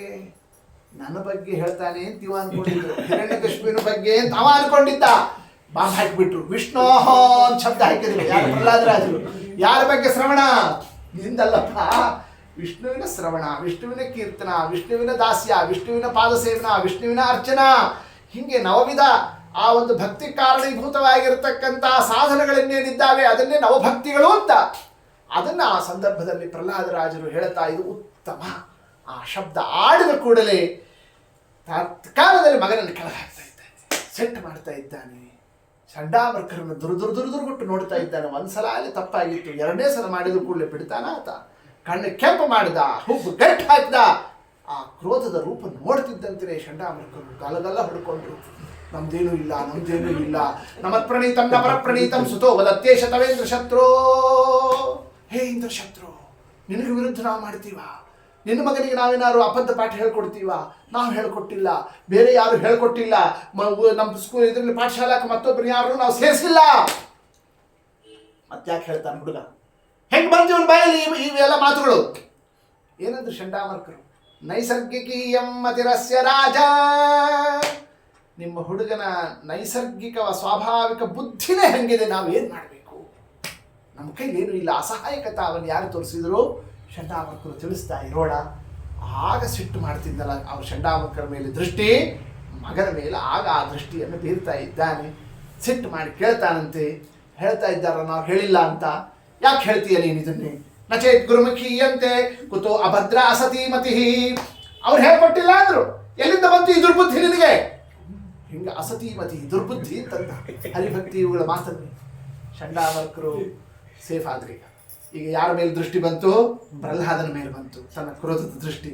ಆದರೂ ಪ್ರಹ್ಲಾದರಾಜರು ಏನು ವಿಚಲಿತರಾಗಲಿಲ್ಲ. ನಿರಾತಂಕವಾಗಿಯೇ ಅಪ್ಪನಿಗೆ ಉತ್ತರವನ್ನು ಕೊಡ್ತಾ ಇದ್ದಾರೆ. ನಮ್ಮಪ್ಪ ಕೇಳ್ತಾ ಇದ್ದಾನೆ, ಈ ಬುದ್ಧಿ, ಈ ವಿಚಾರ, ಇದೆಲ್ಲ ಹೆಂಗೆ ಬಂತು ಅಂತ. ಹೌದು, ಆ ಪ್ರಶ್ನೆನೂ ಅರ್ಥ ಇದೆ. ಯಾಕೆ ನಮ್ಮಪ್ಪನಿಗೆ ಬಂದಿಲ್ಲ, ಚಂಡಾಮರ್ಕರಿಗೆ ಬಂದಿಲ್ಲ, ಇಲ್ಲಿರೋ 100 ಜನ ದೈತ್ಯಗಳು ಇವ್ರಿಗೆ ಯಾರಿಗೂ ಬರ್ತಿಲ್ಲ. ಅವ್ರಿಗೆ ಯಾರಿಗೂ ಬರದೇ ಇರೋದು ನನಗೊಬ್ಬನಿಗೆ ಹೆಂಗೆ ಬಂತು ಅನ್ನೋದು ಒಂದು ಪ್ರಶ್ನೆನೇ ತಾನೆ. ಇದು ಒಂದು ಒಳ್ಳೆ ಪ್ರಶ್ನೆನೇ ಆಗಿದೆ ತಾನೆ. ಇದನ್ನು ನಾವು ಉತ್ತರ ತಗೋಬೇಕಷ್ಟೇ. ದೇವರಲ್ಲಿ ಬುದ್ಧಿ ಬರೋದು ಹೇಗೆ ಅನ್ನೋದಕ್ಕೆ ಆ ಸಂದರ್ಭದಲ್ಲಿ ತಿಳಿಸ್ತಾರೆ ಅವರು. ಏನಂತ? ಹೇಗೆ ಬರ್ತದೆ ಅಂತ ಹೇಳೋದಿಲ್ಲ, ಯಾಕೆ ಬರೋದಿಲ್ಲ ಅಂತ ಮೊದಲು ಹೇಳ್ಬಿಡ್ತೀನಿ, ಆಮೇಲೆ ಹೆಂಗೆ ಬರ್ತದೆ ಅನ್ನೋದನ್ನು ತಿಳಿಸ್ಲಿಕ್ಕಾಗ್ತದೆ. ನೈಷಾಮತಿಸ್ತಾವದರುಕ್ರಮಾಘ್ರಂ ಸ್ಪೃಶತ್ಯನರ್ಥಾಪಗಮೋ ಯದುತ್ಥ ಮಹೀಯಸಾಂ ಪಾದರಜೋಭಿಷೇಕೋ ನಿಷ್ಕಿಂಚನಾನಾಂ ನವೃಣೀತ ಯಾವತ್ತೇ ಅಂತಾರೆ. ಆ ಸಂದರ್ಭದಲ್ಲಿ ನೈತಾದೃಶಾನಾಂ ಚರ್ವಿತ ಚರ್ವಣಾನಾಂ ಪುನಃ ಪುನಶ್ಚರ್ವಿತ ಚರ್ವಣಾನಾಂ. ತಿನ್ನೋದು, ಉಣ್ಣೋದು, ಏಳೋದು, ಬೀಳೋದು, ಮತ್ತೆ ದಿನ ಮಾಡಿದ್ದೇ ಮಾಡೋದು, ಹಿಂಗೆ ಜೀವನವನ್ನು ನಡೆಸ್ತಕ್ಕಂತಹ ಜೀವರಾಶಿಗಳಿಗೆ ಹೆಂಗೆ ದೇವರಲ್ಲಿ ಮನಸ್ಸು ಬರ್ತದೆ? ಹಂಗಿದ್ದವರಿಗೆ ಎಂದು ದೇವರಲ್ಲಿ ಮನಸ್ಸು, ಬುದ್ಧಿ ಅದು ನಿಲ್ಲೋದಕ್ಕೆ ಸಾಧ್ಯ ಇಲ್ಲ. ಮತ್ತೆ ಯಾವಾಗ ಸಾಧ್ಯ? ಮಹೀಯಸಾಂ ಪಾದರಜೋಭಿಷೇಕಂ. ಮಹೀಯಸಾಂ ದೊಡ್ಡವರ ಪಾದಧೂಳಿಯನ್ನು ಯಾರು ಧಾರಣ ಮಾಡುತ್ತಾರೋ, ಜ್ಞಾನಿಗಳು ಗುರುಗಳು ನಮಗಿಂತ ಸೋತ್ತಮರು ಅಂಥವರ ಪಾದಧೂಳಿಯನ್ನೇ ಶಿರಸಾಧಾರಣವನ್ನು ಮಾಡಿದವರಿಗೆ ಮಾತ್ರ ಭಗವಂತನಲ್ಲಿ ಬುದ್ಧಿ ಬರೋದಕ್ಕೆ ಸಾಧ್ಯ. ಅದನ್ನೇ ಪಂಡಿತಾಚಾರ್ಯ ಕೇಳಿದರು. ಏನಂತ? ತ್ರೈಲೋಕ್ಯ ಆಚಾರ್ಯ ಪಾದೋಜ್ವಲ ಜಲ ಜಲ ಸತ್ ಪಾಂಸವೋಸ್ಮಾನ್ ಪುನಂತು. ಸ್ವಾಮಿ, ನಿಮ್ಮ ಪಾದಧೂಳಿ ನಮ್ಮನ್ನು ಉದ್ಧಾರ ಮಾಡಲಿ. ದೊಡ್ಡವರ ಪಾದಧೂಳಿಯನ್ನು ಧಾರಣ ಮಾಡೋದೇ ಮೃತ್ತಿಕಾಧಾರಣ. ವಾದರಾಜರ ಮೃತ್ತಿಕಾ, ರಾಯರ ಮೃತ್ತಿಕಾಧಾರಣ, ಯತ್ಪಾದ ಕಂಜರಜಸ ಪರಿಭೂಷಿತಾಂಗಾ. ಇವೆಲ್ಲದಕ್ಕೂ ಏನು ಮೂಲ ಕಾರಣ? ನಾವು ಮಹಾಪಾಪಿಷ್ಟ್ರು. ನಿಮ್ಮನ್ನು ನಾವು ಹತ್ರ ಬರೋದಕ್ಕೂ ನಮ್ಗೆ ಯೋಗ್ಯತೆ ಅಲ್ಲ. ನಿಮ್ಮ ಪಾದದ ಸ್ಪರ್ಶ ಆಗಿರೋ ಆ ಮಣ್ಣಾದರೂ ನಮಗೆ ಸಿಗುವಂತೆ ಮಾಡ್ರಪ್ಪ, ಅದರಿಂದ ನಾವು ಉದ್ಧಾರ ಆಗಲಿ ಅಂತ ದೊಡ್ಡವರ ಪಾದಧೂಳಿಗೆ ಅಷ್ಟು ಮಹತ್ವ ಇದೆ. ಅದನ್ನು ಪ್ರಹ್ಲಾದರಾಜರು ತಿಳಿಸ್ತಾ ಇದ್ದಾರೆ. ಅಂಥದ್ದು ನೀವು ದೊಡ್ಡವರ ಪಾದಧೂಳಿಯನ್ನು ಶಿರಸಾಧಾರಣ ಮಾಡಿದರೆ ದೇವರಲ್ಲಿ ಮನಸ್ಸು ಬರ್ತದೆ, ಸಾಧನ ಆರಂಭ ಆಗ್ತದೆ. ಅದು ಯಾವುದೂ ಇಲ್ಲ ಅಂದರೆ ಹೆಂಗಾಗ್ತದೆ? ಈ ಮಾತು ಕೇಳ್ತಿದ್ದಂತೆ ಹಿಡಿಸ್ಲಿಲ್ಲ ಹಿರಣ್ಯಕಶಿಪುವಿಗೆ. ತದ್ದ ಆಯ್ತಾ, ಬಹಳ ಮಿತಿಮೀರಿ ಮಾತನಾಡ್ತಾ ಇದ್ದಾನೆ, ಹೆಂಗಂದ್ರಂಗಿದ್ದಾನೆ, ನೋಡಬೇಡ್ರಿ ಈತನನ್ನು ಕಳೆದು ಹಾಕ್ರಿ. ಹಿಂಗೆ ಆ ಸಂದರ್ಭದಲ್ಲಿ ಆದೇಶವನ್ನು ಕೊಟ್ಟ. ನಿಸ್ಸಾರೈತ ನೈಋತಾಹ. ಅಲ್ರಿ ಅವ್ರಿಗೆ ಹೊಡಿ ಬಡಿ ಕಡಿ ಅನ್ನೋದಕ್ಕೆ ಟ್ರೈನಿಂಗೇ ಬೇಡ. ಯಾರಿಗೆ? ದೈತ್ಯರಿಗೆ. ಅವ್ರು ಕಾಶ್ಮೀರದಲ್ಲಿದ್ದವ್ರು ಟ್ರೈನಿಂಗ್ ಬೇಕೇನೋ ಅವರಿಗೆ? ಅವ್ರು ಹುಟ್ಟದಾನೆ ಅದನ್ನೇ ಕಲ್ತಿರ್ತಾರಲ್ಲ. ಹಂಗಿದ್ದಂಗೆ ದೈತ್ಯರುಗಳವರು ಅವರು ಆತನನ್ನು ಹೊಡಿ ಬಡಿ ಕಡಿ ಅಂತಂತಂದರೆ ಅವ್ರಿಗೆ ಎಷ್ಟೊತ್ತಿನ ವಿಚಾರ. ಆದರೂ ಏನೋ ಮನೆಯೊಳಗೆ ಅಪ್ಪ ಮಗ ಏನೋ ಸಿಡುವು ಆ ಸಂದರ್ಭದಲ್ಲಿ ಕಡಿದು ಬಿಡ್ರಿ ಅಂತಂದರೆ ಮತ್ತೆ ಒಂದೇ ಸಲಕ್ಕೆ ಮಾಡಿದ್ರೆ ಆಮೇಲೆ ಅಳ್ತಾ ಕೂತು ಬಿಡ್ತಾನೆ ಹಿರಣ್ಯಕಶಿಪು. ಹಂಗೆ ಮಾಡಬಾರ್ದು ಅಂತ ಹಿಂಗೆ ಅವ್ರು ಏನು ಮಾಡಿದರು? ಹಿಡಿಲಿಲ್ಲ, ಕಡಿಲಿಕ್ಕೆ ಹೋಗಲಿಲ್ಲ. ಅದನ್ನು ನೋಡ್ತಾನೆ ಹಿರಣ್ಯಕಶಿಪು. ಇಲ್ಲ, ನಾನು ಬರೀ ಸುಮ್ಮನೆ ಸಿಟ್ಟಿನಿಂದ ಔಪಚಾರಿಕವಾಗಿ ಹೇಳಿನಿ ಅಂತಲ್ಲ, ತಿಳ್ಕೊಂಡು ಹೇಳ್ತಾ ಇದ್ದೀನಿ, ವಿಚಾರಪೂರ್ಣ ಹೇಳ್ತಾ ಇದ್ದೀನಿ, ಕಡ್ದು ಹಾಕ್ರಿ ಹುಡುಗರನ್ನೇ ಅಂತಂತ ಇದ್ದ. ದೃಷ್ಟಾಂತ ಕೊಟ್ಟ. ಏನಂತ? ಯಥಾಮಯೋಂಗೆ ಸಮಪೇಕ್ಷಿತ ನೃಭಿಃ. ರೋಗ ಏನಾದರೂ ಕೂಡ ದೇಹದಲ್ಲಿ ಬಂದಿತ್ತು ಅಂತಂತಂದರೆ ಆ ಸಂದರ್ಭದಲ್ಲಿ ಇಲ್ಲ, ಈ ರೋಗ ಇತ್ತು ಅಂತಂತಂದರೆ, ಈ ಗಡ್ಡಿ ಹಾಗೆ ಇತ್ತು ಅಂದರೆ ಮುಂದೆ ದೊಡ್ಡದಾಗಿ ಕ್ಯಾನ್ಸರ್ ಆಗ್ತದೆ, ಪ್ರಾಬ್ಲಮ್ ಆಗ್ತದೆ ಅಂತಂದರೆ ಏನು ಮಾಡ್ತಾರೆ? ಮೊದಲು ಅದನ್ನು ಕಿತ್ತು ಹಾಕ್ತಾರೆ ಬದುಕೋದಕ್ಕೋಸ್ಕರ. ಹಾಗೆ ಇವ ಕ್ಯಾನ್ಸರ್ನಂತೆ, ಇವ ಗಡ್ಡಿ ಅಂತೆ ಹುಟ್ಟಿದ್ದ ನನ್ನ ಹೊಟ್ಟೆ ಒಳಗೆ. ಮೊದಲು ಈತನನ್ನು ಕಡ್ದು ಹಾಕಿದ್ರೆ ಎಲ್ಲರೂ ಬದುಕೋತಾರೆ. ಕಡ್ದು ಹಾಕ್ರಿ ಈತನನ್ನು, ಏನು ವಿಚಾರ ಮಾಡಬೇಡ. ಹೆಂಗ್ರಿ, ನಮ್ಮ ಶರೀರದ್ದು ಗಡ್ಡಿ ಇದನ್ನು ಯಾಕ್ರಿ ನನ್ನ ಶರೀರದ್ದು ಕಿತ್ತಬೇಡ್ರಿ ಅಂತ ಹಂಗೆ ಡಾಕ್ಟ್ರಿಗೆ ಹೇಳಿದ್ರೆ ನಗ್ತಾರೆ. ಇಲ್ಲ, ಹಾಗೆ ನೋಡಬೇಡ್ರಿ, ಅದನ್ನೇ ನನ್ನ ಮಗ ಅಂತ ನೋಡೋದಲ್ಲ, ಮೊದಲು ಕೊಂದು ಹಾಕ್ರಿ ನೋಡಿ. ಹಿಂಗೆ ಆದೇಶವನ್ನು ಕೊಟ್ಟ. ಅವ್ರು ಕರ್ಕೊಂಡು ಹೊರಟರು. ಕಡಿಯೋದಿಕ್ಕೆ ಅಂತ ನಾನಾ ಉಪಾಯಗಳನ್ನು ಮಾಡಿದರು. ದಿಗ್ಗಜೈಹಿ ದಂದಶೂಕೈಹಿ ಗರದಾನೇಹಿ ಪ್ರಪಾತನೇಹಿ, ನಾನಾ ರೀತಿಯಿಂದ ದಿಗ್ಗಜಗಳಿಂದ ತುಳಿಸ್ತಾ ಇದ್ದಾರಂತೆ. ಆನೆಗಳಿಂದ ತುಳಿಸೋದೇನು, ಸಮುದ್ರಕ್ಕೆ ಎಸೆಯೋದೇನು, ಬೆಂಕಿಯಲ್ಲಿ ಹಾಕೋದು, ಹಿಮದಿಂದ ಕೆಳಗಡೆಯಿಂದ ಆತನನ್ನು ಪ್ರಪಾತಕ್ಕೆ ಬೀಳಿಸೋದು, ಸಾಯೋದಕ್ಕೆ ಎಷ್ಟೆಷ್ಟು ಥರಗಳಿದ್ದಾವೋ ಎಲ್ಲ ಪ್ರಯತ್ನ ಮಾಡಿದ್ರು. ಅಫಲ ಆಸನ್ನೇ, ಒಂದು ಫಲ ಕೊಡಲಿಲ್ಲ. ಏನು ಕಾರಣ? ಅಪುಣ್ಯಸ್ಯೇವ ಸತ್ಕ್ರಿಯಾ. ಅವನಲ್ಲಿ ಏನಾದರೂ ಸಾಯೋದಕ್ಕೆ ಬೇಕಾಗಿರೋ ಪಾಪ ಇದ್ರೆ ಅವನು ಸಾಯ್ತಿದ್ದ. ಅಂಥದ್ದು ಇಲ್ಲ ಅಂದರೆ ಯಾವ ರೀತಿಯಿಂದಲೂ ಆತನಿಗೆ ಮರಣಕ್ಕೆ ಅವಕಾಶ ಆಗಲಿಲ್ಲ. ಎಲ್ಲ ಪ್ರಯತ್ನವನ್ನು ಮಾಡಿ ಮಾಡಿ ಮಾಡಿ ಮಾಡಿ ಹೈರಾಣಾಗಿ ಸಾಕಾಗಿ ಹೋಗಿ ಕಡೆಗೆ ಏನು ಮಾಡಿದ್ರಂತೆ? ಹಿರಣ್ಯಕಶಿಪುನ ಮುಂದೆ ತಂದು ನಿಲ್ಲಿಸಿದ್ರು. ಇವ ಸಾಯಿಸ್ಲಿಕ್ಕೆ ಆಗ್ತಿಲ್ಲ. ಹಿರಣ್ಯಕಶಿಪು ನೋಡಿ ಮುಖ ಸಣ್ಣದಾಗೋಯ್ತು. ಚಂಡಾಮರ್ಕರು ನೋಡ್ತಾ ಇದ್ದಾರೆ. ರಾಜನೇ ಮುಖ ಸಣ್ಣದು ಮಾಡಿಕೊಂಡಿದ್ದಾನೆ. ಚಿಂತಾಂ ದೀರ್ಘತಮಾಮಾಪ, ದೊಡ್ಡ ಚಿಂತೆ ಹತ್ಕೊಂಡ್ಬಿಡ್ತು ಆತನ ಮನಸ್ಸಿನಲ್ಲಿ. ಏನಂತ? ನೂನಮೇತದ್ವಿರೋಧೇನ, ಇವನನ್ನು ಎದುರು ಹಾಕ್ಕೊಂಡೇನೆ ಮೃತ್ಯುರ್ಮೇ ಭವಿತಾನವ, ನನಗೆ ಮರಣ ಬರ್ತದೋ ಏನೋ ನೋಡು, ಅದು ಚಿಂತೆ ಬಂತ ಆತನಿಗೆ. ಇಲ್ಲಿ ತನಕ ನಾ ಸಾಯ್ತೀನಿ ಅನ್ನೋ ತಲೆಯೊಳಗೆ ಬಂದಿರಲಿಲ್ಲ. ಇವನು ಎದುರು ಹಾಕ್ಕೊಂಡಿದ್ದಕ್ಕೆ ನಂಗೆ ನಾಳೆ ದಿವಸ ಸಾವು ಬರ್ತದೋ ಏನೋ ನೋಡು. ಸಾವಿನ ವಿಚಾರ ಮನಸ್ಸಿನಲ್ಲಿ ಬಂದರೆ ಮನಸ್ಸು, ಮುಖ, ಕಣ್ಣು ಎಲ್ಲ ಸಣ್ಣದಾಗಿ ಹೋಗ್ತದೆ. ನೋಡಿದ್ರು ಚಂಡಾಮರ್ಕರು, ರಾಜ ಹೆದರಿದ್ದಾನೆ, ಸ್ವಲ್ಪ ಇತನಿಗೆ ಧೈರ್ಯ ಕೊಡಬೇಕೀಗ ಅಂತ. ಆ ಸಂದರ್ಭದಲ್ಲಿ ಹೆದರಬೇಡಪ್ಪ, ಬಾ, ಆ ಹುಡುಗನ್ನೇ ನಮ್ಮನೆಗೆ ನಾವು ಕರ್ಕೊಂಡು ಹೋಗ್ತೀವಿ.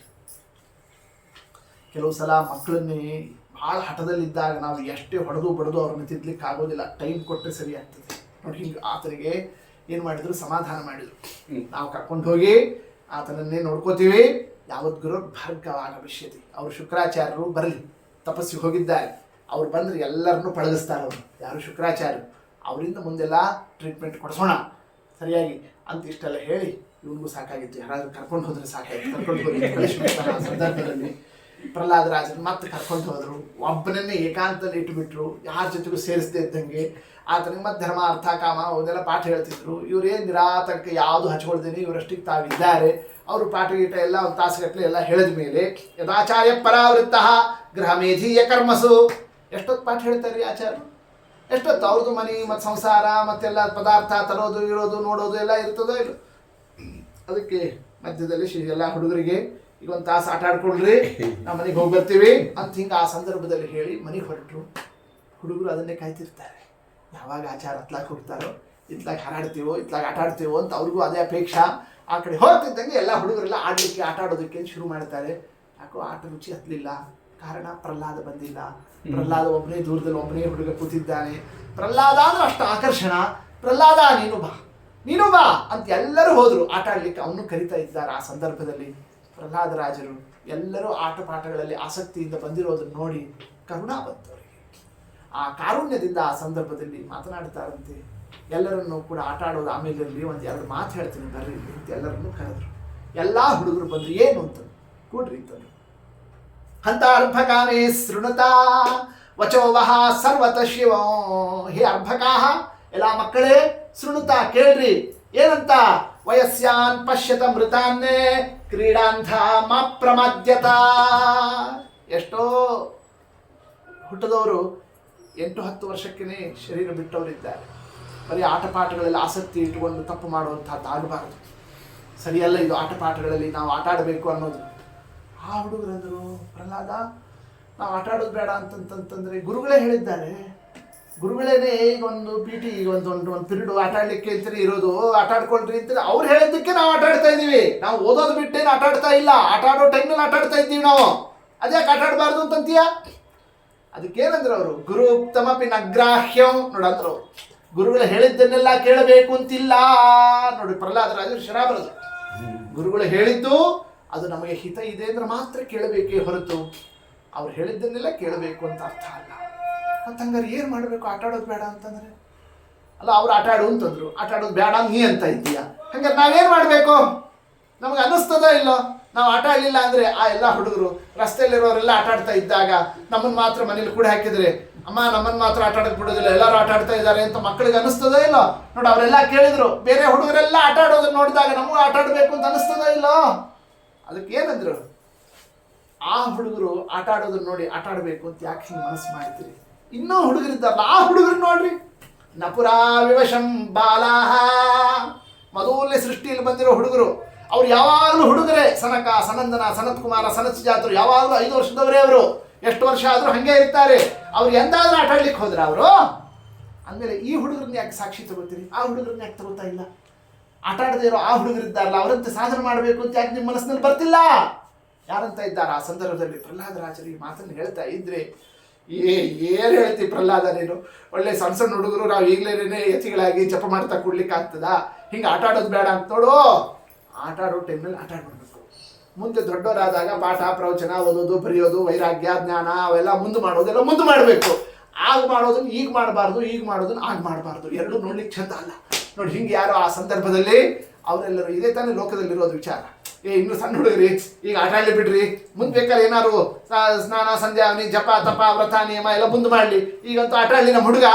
ಹಿಂಗೆ ನೀವು ನಿಮ್ಮ ಮಕ್ಕಳನ್ನು ಸಣ್ಣ ವಯಸ್ಸಿನಲ್ಲಿದ್ದಾಗಲೇನೇ ಅವ್ರನ್ನೇ ಧರ್ಮ ಮಾರ್ಗದಲ್ಲಿ ನೀವೇನೇ ಅವ್ರನ್ನೇ ಸಡಿಲ ಮಾಡಿಸ್ಬಿಡ್ತೀರಿ. ಮುಂದೆ ನೀವೇನು ಆಳ್ತಾ ಬರ್ತೀರಿ, ಆಚಾರ್ಯ ನಮ್ಮ ಹುಡುಗ ಯಾಕೋ ಸಂಧ್ಯಾವನಿ ಮಾಡ್ತಿಲ್ಲ, ಯಾಕೋ ಸರಿಯಾಗಿ ಏಕಾದಶಿ ಮಾಡ್ತಿಲ್ಲ, ಇದನ್ನು ಮಾಡ್ತಿಲ್ಲ ಅದನ್ನು ಮಾಡ್ತಿಲ್ಲ. ಅದು ಯಾರ್ದು ತಪ್ಪು? ಹುಡುಗರು ತಪ್ಪಲ್ಲ.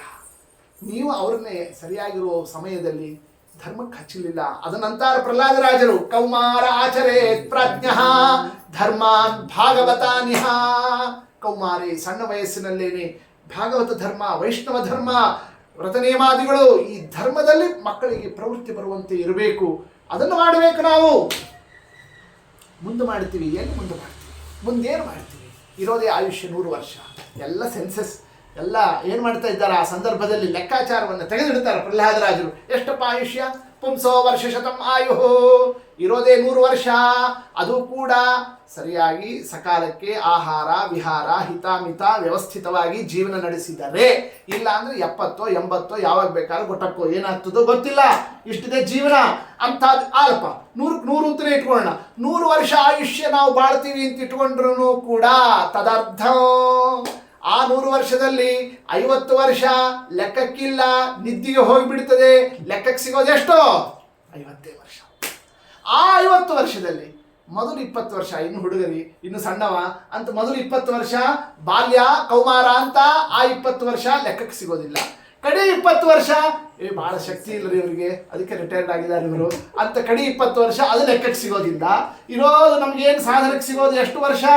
10 ವರ್ಷ ಸಿಗೋದು.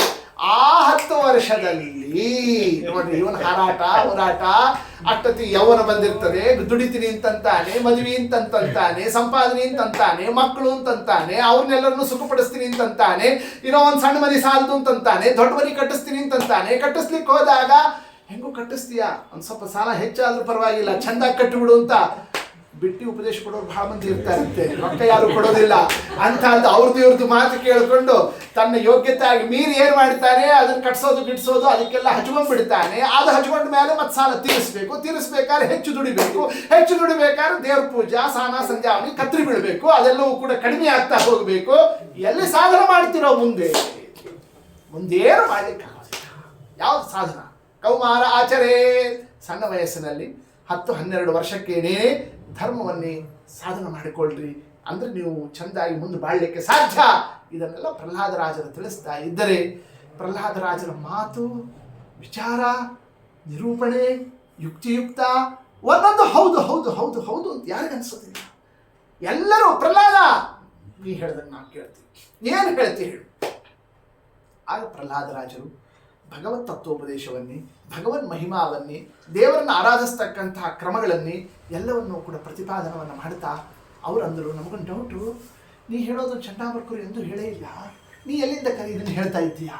ಆಗ ಅವರು ನಾ ಗರ್ಭದಲ್ಲಿ ತಾಯಿಯ ಹೊಟ್ಟೆಯಲ್ಲಿದ್ದಾಗಲೇ ನಾರದರು ಕೊಟ್ಟಿರೋ ಉಪದೇಶ ಇದು ಅಂತ ಅದನ್ನು ಸ್ಮರಣೆ ಮಾಡ್ತಾ ಭಗವಂತನ ದಿವ್ಯ ವಿಚಾರವನ್ನು ಹೇಳ್ತಾ, ಏನೂ ಕಷ್ಟ ಇಲ್ಲರು, ದೇವರನ್ನು ಆರಾಧಿಸೋದು ಅಂತಂತಂದರೆ ಅಸುರಾತ್ಮಚಾಹ ನ ಆಯಾಸ, ದೇವರನ್ನು ಆರಾಧಿಸೋದ್ರಲ್ಲಿ ಏನು ಆಯಾಸ ಇಲ್ಲ. ಕಾರಣ ಆತ್ಮತ್ವಾತ್ ಸರ್ವಭೂತಾನಾಂ ಸಿದ್ಧತ್ವಾದಿಹ ಸರ್ವಶಃ, ಎಲ್ಲರ ಒಳಗೆ ಇದ್ದಾನೆ, ದೇವರು ಎಲ್ಲೋ ದೂರ ಇಲ್ಲ.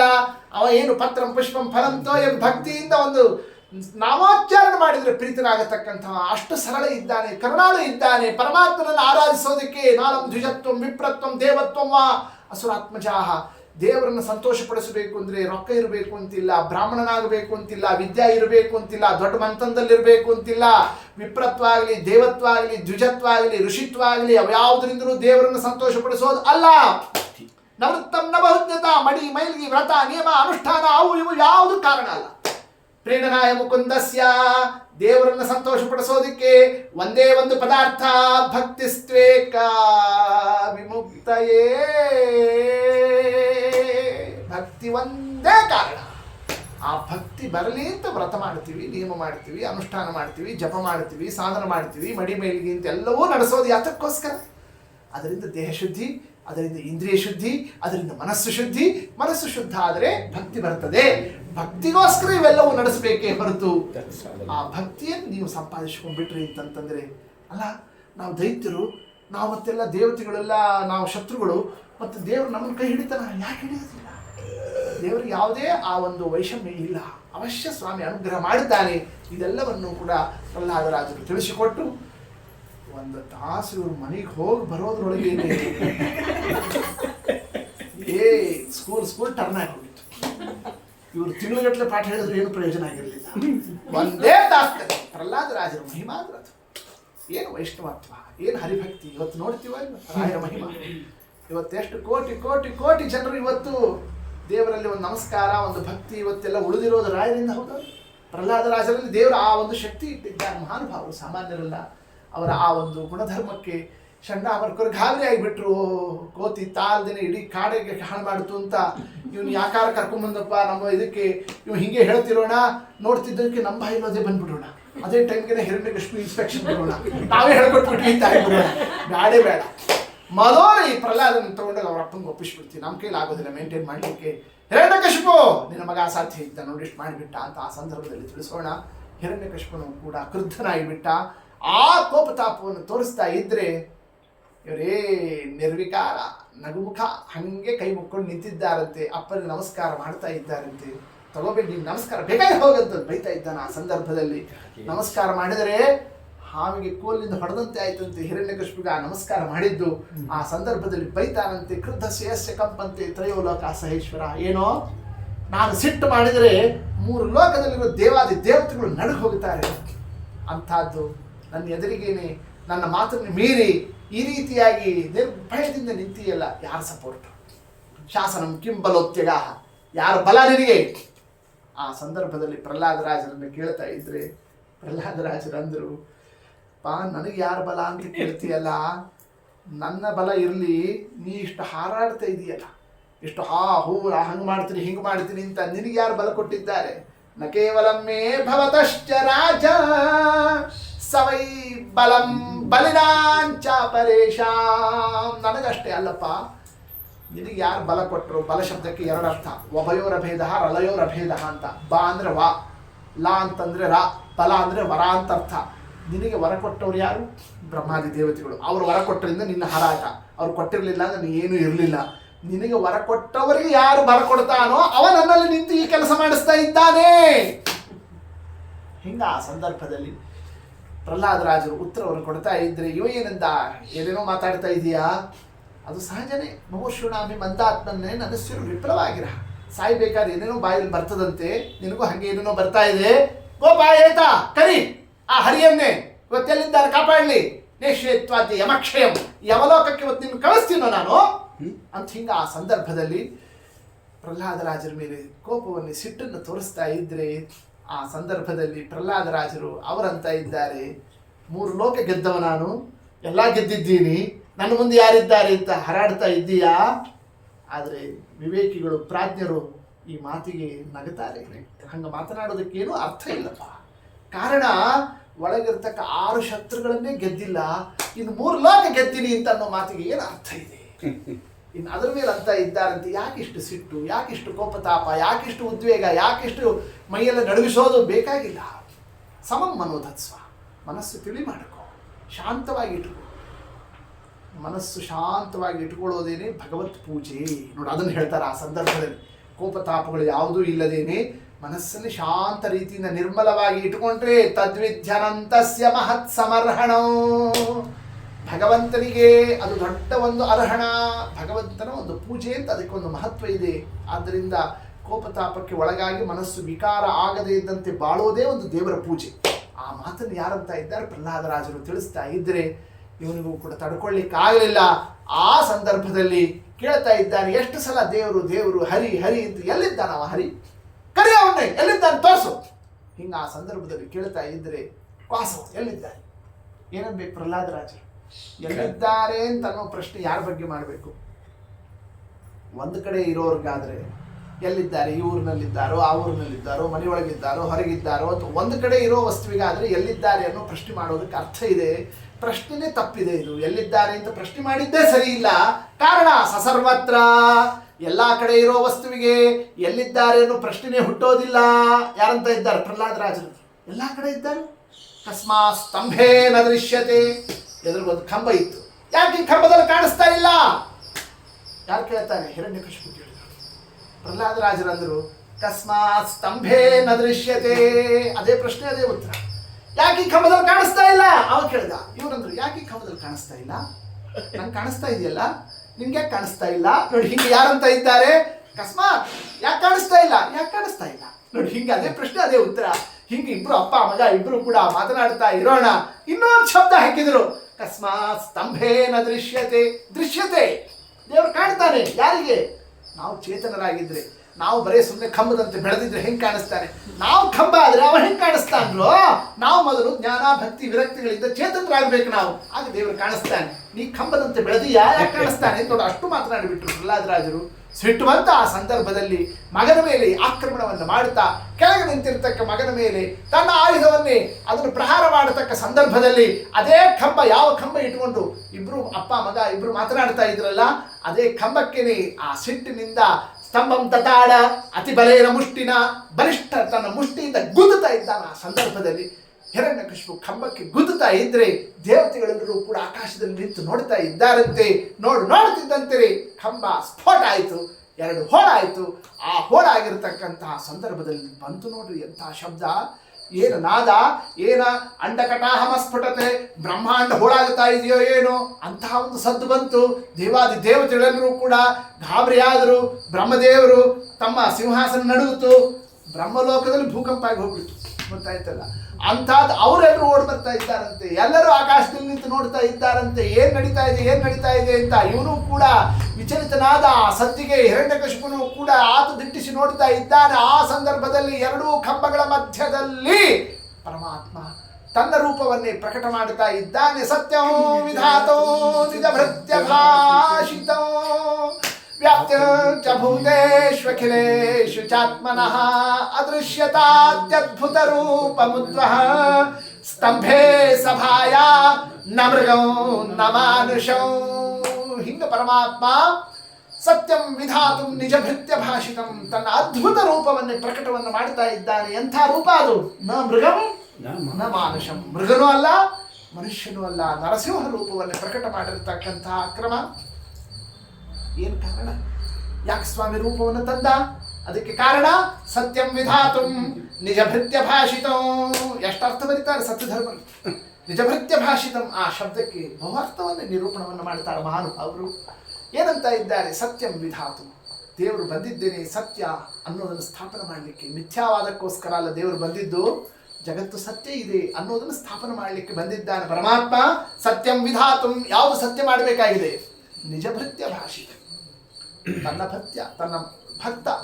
ಯಾರು ಭಕ್ತರು? ಪ್ರಹ್ಲಾದರಾಜರು. ಆ ಪ್ರಹ್ಲಾದರಾಜರ ಮಾತು ಸತ್ಯ ಮಾಡಲಿಕ್ಕೆ ಸ್ವಾಮಿ ಬಂದ. ಅಂದ್ರೆ ದೇವರು ಬಂದಿದ್ದು ಹಿರಣ್ಯಕಶಿಪುವನ್ನು ಕೊಲ್ಲೋದಕ್ಕೆ ಅಂತ ಹೇಳಲಿಲ್ಲ. ಹಿರಣ್ಯಕಶಿಪುವನ್ನು ಕೊಲ್ಲೋದು ಎಷ್ಟೊತ್ತಿನ ಕೆಲಸ ಇತ್ತು? ಒಬ್ಬ ಸಾಯೋದಕ್ಕೋಸ್ಕರ ದೇವರು ವೈಕುಂಠದಿಂದ ಭೂಲೋಕದ ತನಕ ಅಲ್ಲಿ ಅದರಲ್ಲೂ ಕಂಬದೊಳಗೆ ಸೇರಿಕೊಂಡು ಅದರಲ್ಲಿ ತಲೆ ಒಂದು ಮೈ ಒಂದು ಮಾಡಿಕೊಂಡು ಅದನ್ನು ಫಿಕ್ಸ್ ಮಾಡಿಕೊಂಡು ಅದಕ್ಕೆ ಆ ರೂಪ ತಂದುಕೊಂಡು ಒಬ್ಬನನ್ನು ಕೊಲ್ಲೋದಕ್ಕೆ ಇಷ್ಟೆಲ್ಲ ದೇವರು ಮಾಡಬೇಕೆ? ಎಷ್ಟೊತ್ತು ಸೆಕೆಂಡ್ ಒಳಗೆ ಅವನು ಸಂಕಲ್ಪ ಮಾಡಿದ್ರೆ ಸಾಕು, ಸೃಷ್ಟಿ ಆಗಲಿದ್ರೆ ಸೃಷ್ಟಿ ಆಗ್ತದೆ, ಲಯ ಆಗಲಿದ್ರೆ ಲಯ ಆಗ್ತದೆ ಅಂತ. ಅದನ್ನು ಕೊಲ್ಲೋದಕ್ಕೋಸ್ಕರ ದೇವರು ಇಷ್ಟೆಲ್ಲ ಕಥೆ ಮಾಡಿದ್ನ? ಕೊಲ್ಲೋದಲ್ಲ. ಸತ್ಯಂ ವಿಧಾತು, ಸತ್ಯ ಮಾಡಬೇಕು. ಪ್ರಹ್ಲಾದರಾಜರ ಮಾತು ಸತ್ಯ ಮಾಡಬೇಕು. ಹಿರಣ್ಯಕಶಿಪುವನ್ನು ಕೊಲ್ಲೋದು, ಅಲ್ಲೇ ಏನಾದ್ರು ಸತ್ತು ಹೋಗ್ತಿದ್ದ. ಆ ನಾದ ಸದ್ದಾಯ್ತಲ್ಲ, ಆ ಧ್ವನಿ ಬಂತಲ್ಲ, ಆ ಧ್ವನಿಗೇನೆ ಅವನು ಹಾರ್ಟ್ ಫೇಲ್ ಆಗಿ ಸಾಯ್ಬೋದಾಗಿತ್ತು. ಹಂಗೆ ದೇವ್ರು ಕೊಲ್ಲಿಕ್ಕೆ ಆಗ್ತಿತ್ತೋ ಇಲ್ಲ. ಆದರೆ ಆಗೇನಾಗ್ತಿತ್ತು? ಹಿರಣ್ಯಕಶಿಪು ಸತ್ತ ಅಂತ ಆಗ್ತಿತ್ತೇ ಹೊರತು ಅವನು ವಾದಿಸಿರ್ತಕ್ಕ ನಾಸ್ತಿಕ ಮತ ಸಾಯ್ತಿರಲಿಲ್ಲ. ಎಲ್ಲರೂ ಏನಂತಿದ್ರು ನೋಡ್ರಿ, ಅಪ್ಪ ಮಗ ಇಬ್ಬರು ಜಗಳಾಡ್ತಿದ್ರು. ದೇವರಿದ್ದಾನೆ ಅಂತ ಮಗ, ದೇವರಿಲ್ಲ ಅಂತ ಅಪ್ಪ, ಇಬ್ಬರು ಭಾಳ ದೊಡ್ಡ ಜಗಳ ಆಗಿತ್ತು. ಅಷ್ಟೊತ್ತಿಗೆ ಆ ಕಂಬಕ್ಕೆ ಗುದ್ದದ, ಆ ಕಂಬ ಹೋಳಾಯಿತು, ಏನು ಸದ್ದಾಯಿತು, ಇವನು ಸಾರಿ ಹಾರ್ಟ್ ಫೇಲ್ ಆಗಿ ಹೋಗ್ಬಿಟ್ಟ. ಹಂಗಾರೆ ನಾಸ್ತಿಕ ಮತ ಆಸ್ತಿಕ ಮತ ಯಾವುದು ಸರಿ ಯಾವುದು ತಪ್ಪು ಅದಕ್ಕೆ ನಿರ್ಣಯ ಆಗ್ತಿರ್ಲಿಲ್ಲ. ಅಂದ್ಮೇಲೆ ಯಾವುದು ಸತ್ಯ ಆಗಬೇಕು? ನಾಸ್ತಿಕ ಮತ ಅಸತ್ಯ, ಆಸ್ತಿಕ ಮತ ಅದು ಸತ್ಯ ಅನ್ನೋದನ್ನು ಸ್ಥಾಪನೆ ಮಾಡೋದಕ್ಕೋಸ್ಕರವಾಗಿ ಸತ್ಯಂ ವಿಧಾತು ನಿಜ ಭೃತ್ಯ ಭಾಷಿತೋ. ಅಂದರೆ ಪ್ರಹ್ಲಾದರಾಜರು ಮಾತನಾಡಿರತಕ್ಕ ಆಸ್ತಿಕ ಮತವನ್ನು ಸತ್ಯ ಮಾಡಬೇಕು. ಹರಿ ಇದ್ದಾನೆ, ದೇವರಿದ್ದಾನೆ, ಧರ್ಮ ಇದೆ, ಕರ್ಮ ಇದೆ, ಮೋಕ್ಷ ಇದೆ, ಪುರುಷಾರ್ಥ ಇದೆ, ಸಾಧನೆ ಇದೆ, ಜ್ಞಾನ, ಭಕ್ತಿ, ವಿರಕ್ತಿ ಇದೆಲ್ಲವೂ ಕೂಡ ಅವಶ್ಯ ನಾವು ಮಾಡೋದಿದೆ ಅನ್ನೋದನ್ನೇ ಸತ್ಯ ಮಾಡೋದಕ್ಕೋಸ್ಕರವಾಗಿ ಪರಮಾತ್ಮ ಈ ರೂಪವನ್ನು ಪ್ರಕಟ ಮಾಡಿದ. ಅಷ್ಟೇ ಅಲ್ಲ, ಸತ್ಯಂ ವಿಧಾತು ನಿಜ ಭೃತ್ಯ ಭಾಷಿತೋ. ಇನ್ನೊಂದು ಅರ್ಥವನ್ನು ತಿಳಿಸ್ತಾರೆ. ನಿಜ ಭೃತ್ಯ ಭಾಷಿತೋ, ಪ್ರಹ್ಲಾದರಾಜರ ಮಾತು ಸತ್ಯ ಮಾಡಿರಲಿಲ್ಲ ಅಂತಂದ್ರೆ ಎಲ್ಲರೂ ಯಾರನ್ನು ಬೈತಿದ್ರು? ನಾರದನ್ನು ಬೈತಿದ್ರು. ಆ ಸಣ್ಣ ಕೂಸಿಗೆ ತಲೆ ಇಲ್ದರದೆಲ್ಲ ತುಂಬಿಟ್ಟು ಅವ್ರ ಅಪ್ಪನ ಜೊತೆಗೆಲ್ಲ ವಾತ್ಸಂಗ್ ಮಾಡಿಟ್ಟು ನೀವೇನೆ ನೋಡಿ ಎಂಥ ಪ್ರಾಬ್ಲಮ್ ಆಯ್ತಾ ಹುಡುಗನಿಗೆ ಅಂತ ಎಲ್ಲರೂ ಯಾರು ಬಯಸ್ಕೊಳ್ತಿದ್ರು ಮುಂದೆ? ನಾರದರು. ಹೌದವ್ರು ಅಂದರೆ ನಿಜಭೃತ್ಯಂ, ನಿಜವಾದ ಸೇವಕರವರು ನಾರದರು. ಎಲ್ಲ ಕಡೆಯಲ್ಲೂ ದೇವರನ್ನು ಸ್ತೋತ್ರ ಮಾಡೋರು. ಅವರ ಮಾತದು, ಅವರು ಉಪದೇಶ ಕೊಟ್ಟಿದ್ರು, ಅದನ್ನು ಸತ್ಯ ಮಾಡಬೇಕು. ಅದಕ್ಕೋಸ್ಕರವಾಗಿ ಸ್ವಾಮಿ ಬಂದ. ಸತ್ಯಂ ವಿಧಾತುಂ ನಿಜ ಭೃತ್ಯ ಭಾಷಿತೋ ಅಥವಾ ನಿಜ ಭೃತ್ಯ ಭಾಷಿತೋ.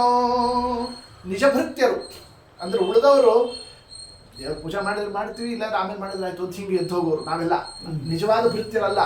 ಯಾವಾಗಲೂ ದೇವರ ಸೇವಾ ಮಾಡೋರು ಯಾರು? ಪರಶುಕ್ಲತ್ರಯರು, ಬ್ರಹ್ಮವಾಯುಗಳು. ಅವರಂತಹ ಪೂಜಾ, ಅವರಂತಹ ಭೃತ್ಯರು ಭಕ್ತರು ಯಾರೂ ಇಲ್ಲ. ಅಂತಹ ಬ್ರಹ್ಮದೇವರ ಮಾತು ಸತ್ಯ ಮಾಡಬೇಕು. ಅದಕ್ಕೋಸ್ಕರವಾಗಿ ಸ್ವಾಮಿ ಈ ಲೀಲಾವನ್ನು ತೋರಿಸ್ತಾ ಇದ್ದಾನೆ. ಬ್ರಹ್ಮದೇವರ ಮಾತು ಏನು ಸತ್ಯ ಮಾಡದ ಅಂತ ವಿಚಾರ ಮಾಡಿದರೆ ಅವರು ಏನೇನು ಹೊರ ಕೊಟ್ಟಿದ್ರು ಎಲ್ಲ ಸತ್ಯ ಮಾಡಿದ. ಅವರು ಹೇಳಿದ್ರು ಏನಂತ, ನನ್ನ ಸೃಷ್ಟಿಯಲ್ಲಿ ಇರೋ ಯಾವ ಪ್ರಾಣಿಯಿಂದಲೂ ಮರಣವಿಲ್ಲ. ಇದು ಬ್ರಹ್ಮದೇವರ ಸೃಷ್ಟಿಯಲ್ಲಿ ಇಲ್ಲ. ಬ್ರಹ್ಮದೇವರ ಸೃಷ್ಟಿಯಲ್ಲಿ ನರ ಇದ್ದಾನೆ, ಬ್ರಹ್ಮದೇವರ ಸೃಷ್ಟಿಯಲ್ಲಿ ಸಿಂಹ ಇದೆ. ಆದರೆ ನರಸಿಂಹ ಅನ್ನೋ ಸೃಷ್ಟಿ ಬ್ರಹ್ಮದೇವರು ಮಾಡಿಲ್ಲ. ಅಂದರೆ ಇದು ಬ್ರಹ್ಮದೇವರ ಸೃಷ್ಟಿಯಲ್ಲಿ ಇಲ್ಲ ತಾನೆ, ಅದನ್ನು ಸತ್ಯ ಮಾಡಿದ್ರು. ಅಷ್ಟೇ ಅಲ್ಲ, ಒಳಗಾಗಬಾರ್ದು ಹೊರಗಾಗಬಾರ್ದು ಅಂತ ಕೇಳ್ಕೊಂಡಿದ್ರು. ಅದರಂತೇನೆ ಹಸ್ತಲ ಮೇಲೆ ಇಟ್ಕೊಂಡು ಸಂಹಾರ ಮಾಡ್ತಾನೆ ಪರಮಾತ್ಮ. ಹಗಲಾಗಬಾರ್ದು ರಾತ್ರಿ ಆಗಬಾರ್ದು ಅಂತ ಕೇಳಿದ್ದ ವರ ಕೇಳಿದ್ದ. ಅದರಂತೆ ಸಂಧ್ಯಾಕಾಲದಲ್ಲಿ ಹಗಲು ಅಲ್ಲ ರಾತ್ರಿ ಅಲ್ಲ ಅನ್ನೋದನ್ನು ತೋರಿಸ್ತಾ ಇದ್ದ. ಜಡದಿಂದಲೂ ಆಗಬಾರ್ದು ಚೇತನದಿಂದಲೂ ಆಗಬಾರ್ದು ಅಂತ ಆತ ವರ ಕೇಳ್ಕೊಂಡಿದ್ದ. ಅದಕ್ಕೆ ಪರಮಾತ್ಮ ಉಗುರಿನಿಂದ ಬಗಿತಾ ಇದ್ದಾನೆ. ಇದು ಜಡನೂ ಅಲ್ಲ ಚೇತನೂ ಅಲ್ಲ ನೋಡಿ, ಹಂಗೆ ಆ ಉಗುರಿನಿಂದ ಸೀಳತಕ್ಕಂತಹ ಕ್ರಮ. ಹಿಂಗೆ ಪ್ರತಿಯೊಂದು ದೇವರ ಏನು ತೋರಿರತಕ್ಕಂತಹ ಆ ಒಂದು ಚರಿತ್ರೆ ಇದೆ. ಏನು ಸತ್ಯ ಮಾಡಬೇಕದು? ಬ್ರಹ್ಮದೇವರ ಮಾತು, ಅವ್ರು ಕೊಟ್ಟರು ವರ ಸತ್ಯಾಗಿ ಸಾಯ್ಬೇಕು ನೋಡಿ. ಹಿಂಗೆ ತೋರಿಸ್ತಾ ಇದ್ದಾನೆ. ಸತ್ಯಂ ವಿಧಾತೋ ನಿಜ ಭೃತ್ಯ ಭಾಷಿತಂ. ಅಥವಾ ಪರಮಾತ್ಮ ಏನು ಸತ್ಯ ಮಾಡಬೇಕು, ಯಾತಕ್ಕೋಸ್ಕರ ಬಂದ ಅಂತಂತಂದ್ರೆ ಇಷ್ಟೊತ್ತು ಕಥೆ ನೋಡಿದ್ವಲ್ಲ, ಎಲ್ಲ ನಾವು ಅಲ್ಲಿರ್ತಕ್ಕ ವಾಕ್ಯಗಳನ್ನು ಶ್ಲೋಕವನ್ನು ನೋಡಿದ್ವಲ್ಲ. ಎಲ್ಲಾದರೂ ಏನಾದರೂ ಒಂದು ಸಲ ಆದರೂ ಕೂಡ ಪ್ರಹ್ಲಾದರಾಜರು ಸ್ವಾಮಿ ನನಗಿಷ್ಟು ಕಷ್ಟ ಬಂದಿದೆ ನೀ ಕಾಪಾಡಬಾ ಅಂತ ಕರೆದ್ರ? ದೇವರನ್ನು ಕೇಳ್ಕೊಂಡ್ರ? ಅವರು ಕೇಳಿಲ್ಲ, ಹೌದಲ್ಲ? ನಿಜ ಭೃತಿ ಅಭಾಷಿತಂ ನೋಡ, ಅದು ಹಿಂಗೆ ವ್ಯಾಖ್ಯಾನ ಮಾಡಿದ್ರು ಸತ್ಯಧರ್ಮರು. ನಿಜ ಭೃತಿ ನನ್ನನ್ನು ಕಾಪಾಡುವಂತ ಅಭಾಷಿತಂ, ಒಂದು ಶಬ್ದ ಆಡಲಿಲ್ಲ ಅವರು. ಸ್ವಾಮಿ ನಿನ್ನ ಇಚ್ಛಾನುಸಾರ ಎಲ್ಲ ನಡೀತದೆ, ಇಂಥ ಭಕ್ತನನ್ನ ಕಾಪಾಡೋದಕ್ಕೆ ನಾ ಬಂದೇ ಬರ್ತೀನ್ರೋ. ಯಾರು? ಅನನ್ಯಾಶ್ಚಿಂತಯಂತೋ ಮಾಂ ಯೇ ಜನಾ ಪರಿಪಾಸತೆ ತೇಷಾಂ ನಿತ್ಯಾಭಿಯುಕ್ತಾನಾಂ ಯೋಗಕ್ಷೇಮಂ ವಹಾಮ್ಯಹಂ. ಯಾರು ಅನನ್ಯವಾಗಿ ದೇವರಲ್ಲಿ ಭಕ್ತಿಯನ್ನು ಮಾಡತಕ್ಕಂಥ ಭಕ್ತರಿದ್ದಾರೆ ಅವರ ಯೋಗಕ್ಷೇಮ ನಂದು. ಈ ಮಾತು ಕೊಟ್ಟವನು ಯಾರು? ತಾನೇ. ಅಂದ್ರೆ ಯಾರ ಮಾತು ಸತ್ಯ ಮಾಡಬೇಕು? ತನ್ನ ಮಾತು ಸತ್ಯ ಮಾಡಲಿಕ್ಕೆ ತಾನು ಬಂದ ನೋಡಿ. ಇನ್ನೊಂದು ವ್ಯಾಖ್ಯಾನ ಮಾಡಿದ್ದಾರೆ ಹಿಂಗೆ ಬಹ್ವರ್ಥದಿಂದ. ಅಥವಾ ಸತ್ಯಂ ವಿಧಾತೋ ನಿಜ ಭೃತ್ಯ ಭಾಷಿತೋ. ಅವರು ಭೃತ್ಯರೇ, ಜಯ ವಿಜಯರು, ನಿಜ ಭೃತ್ಯರು, ವೈಕುಂಠದಲ್ಲಿ ದ್ವಾರಪಾಲಕರು. ಅವರಿಗೆ ಭಾಷಿತಂ ಭಾಷೆ ಕೊಟ್ಟಿದ್ದಾನೆ, ಮಾತು ಕೊಟ್ಟಿದ್ದಾನೆ, ನಾನೇ ಬಂದು ಸಂಹಾರ ಮಾಡ್ತೀನಿ ಅಂತ. ಬೇರೆ ಯಾರನ್ನಾದ್ರೂ ಕಳಿಸಿ ಮಾಡಬಹುದಾಗಿತ್ತು, ಆದ್ರೂ ತಾನೇ ಬಂದ. ಯಾಕೆ ತಾನೇ ಬಂದ? ಅವ್ರಿಗೆ ಮಾತು ಕೊಟ್ಟಿದ್ದಲ್ಲ. ಹಿಂಗೆ ಬಹುರ್ಥದಿಂದ ಹಿಂಗೆ ಪರಮಾತ್ಮನ ಆ ಒಂದು ನರಸಿಂಹ ರೂಪದ ಪ್ರಕಟ ಆಗೋಣ. ಹಿರಣ್ಯಕಶಿಪುವನ್ನು ಲೀಲಾವನ್ನು ಮಾಡುತ್ತಾ ಸ್ವಾಮಿ ಸಂಹಾರವನ್ನು ಮಾಡೋಣ. ದೇವತೆಗಳೆಲ್ಲರೂ ಕೂಡ ಆ ಸಂದರ್ಭದಲ್ಲಿ ಭಗವಂತನ ಮೇಲೆ ಪುಷ್ಪವೃಷ್ಟಿಯನ್ನು ಸುರಿಸ್ತಾ ಇದ್ದಾರೆ. ಅದ್ಭುತವಾಗಿರ್ತಕ್ಕಂತಹ ತನ್ನ ರೂಪವನ್ನು ಜಗತ್ತಿನಲ್ಲಿ ಸ್ವಾಮಿ ತೋರಿಸ್ತಾ ಇದ್ದಾರೆ. ಯಾರಿಗೋಸ್ಕರ ಬಂದ? ಪ್ರಹ್ಲಾದರಾಜರಿಗೋಸ್ಕರ. ಒಬ್ಬನಿಗೋಸ್ಕರನೇ ದೇವರು ಒಂದು ರೂಪ ತಂದಿದ್ದು ಅಂದ್ರೆ ಇದು ತಿಳ್ಕೊಂಡ್ಬಿಟ್ರಿ. ಇನ್ನು ಉಳಿದಿದ್ದು ಯಾವುದು ಹಂಗಿಲ್ಲ. ರಾಮದೇವರಾಗಲಿ, ಕೃಷ್ಣ ಆಗಲಿ, ಬೇರೆ ಬೇರೆ ರೂಪಗಳಾಗಲಿ, ನೂರಾರು ಜನರಿಗೆ ಉದ್ಧಾರ ಮಾಡಲಿಕ್ಕೆ ಎಲ್ಲರನ್ನೂ ಇಟ್ಕೊಂಡು ಬಂದಿದ್ದಾರೆ.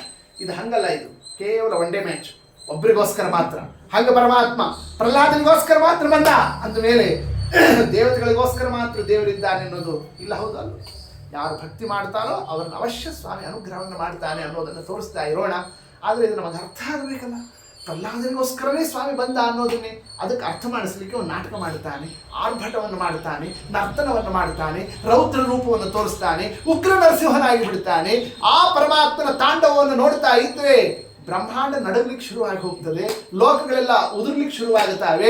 ದೇವತೆಗಳು ಬಂದು ಸ್ತೋತ್ರ ಮಾಡಿದರು, ಬ್ರಹ್ಮದೇವರು ಸ್ತೋತ್ರ ಮಾಡಿದರು, ರುದ್ರದೇವರು ಮಾಡಿದರು, ಇಂದ್ರದೇವರು ಮಾಡಿದರು, ಸಾಧ್ಯರು, ಸಿದ್ಧರು, ಕಿಂಪುರುಷರು, ಕಿನ್ನರರು, ನಾಗರು, ಪಿತೃಗಳು ಎಲ್ಲ ದೇವತೆಗಳು ಸ್ತೋತ್ರ ಮಾಡುತ್ತಾರೆ. ಯಾರು ಸ್ತೋತ್ರ ಮಾಡಿದ್ರು ದೇವರು ಆ ರೌದ್ರ ರೂಪ ಅದು ಶಾಂತ ಆಗಲಿಲ್ಲ. ಕಡೆಗೆ ಏನು ಮಾಡಿದ್ರು? ಲಕ್ಷ್ಮೀದೇವಿ ಕರ್ಕೊಂಡ್ಬಂದ್ರು. ಭಾಳ ಏನಾದರೂ ಯಜಮಾನರು ಹಾರಾಡ್ತಿದ್ರೆ ಮನೆಯವ್ರನ್ನ ಕರ್ಕೊಂಡ್ಬಂದ್ರೆ ಡೌನ್ ಆಗ್ತಾರೆ ಅಂತ ಲೋಕದಲ್ಲಿ ಒಂದು ಪದ್ಧತಿ.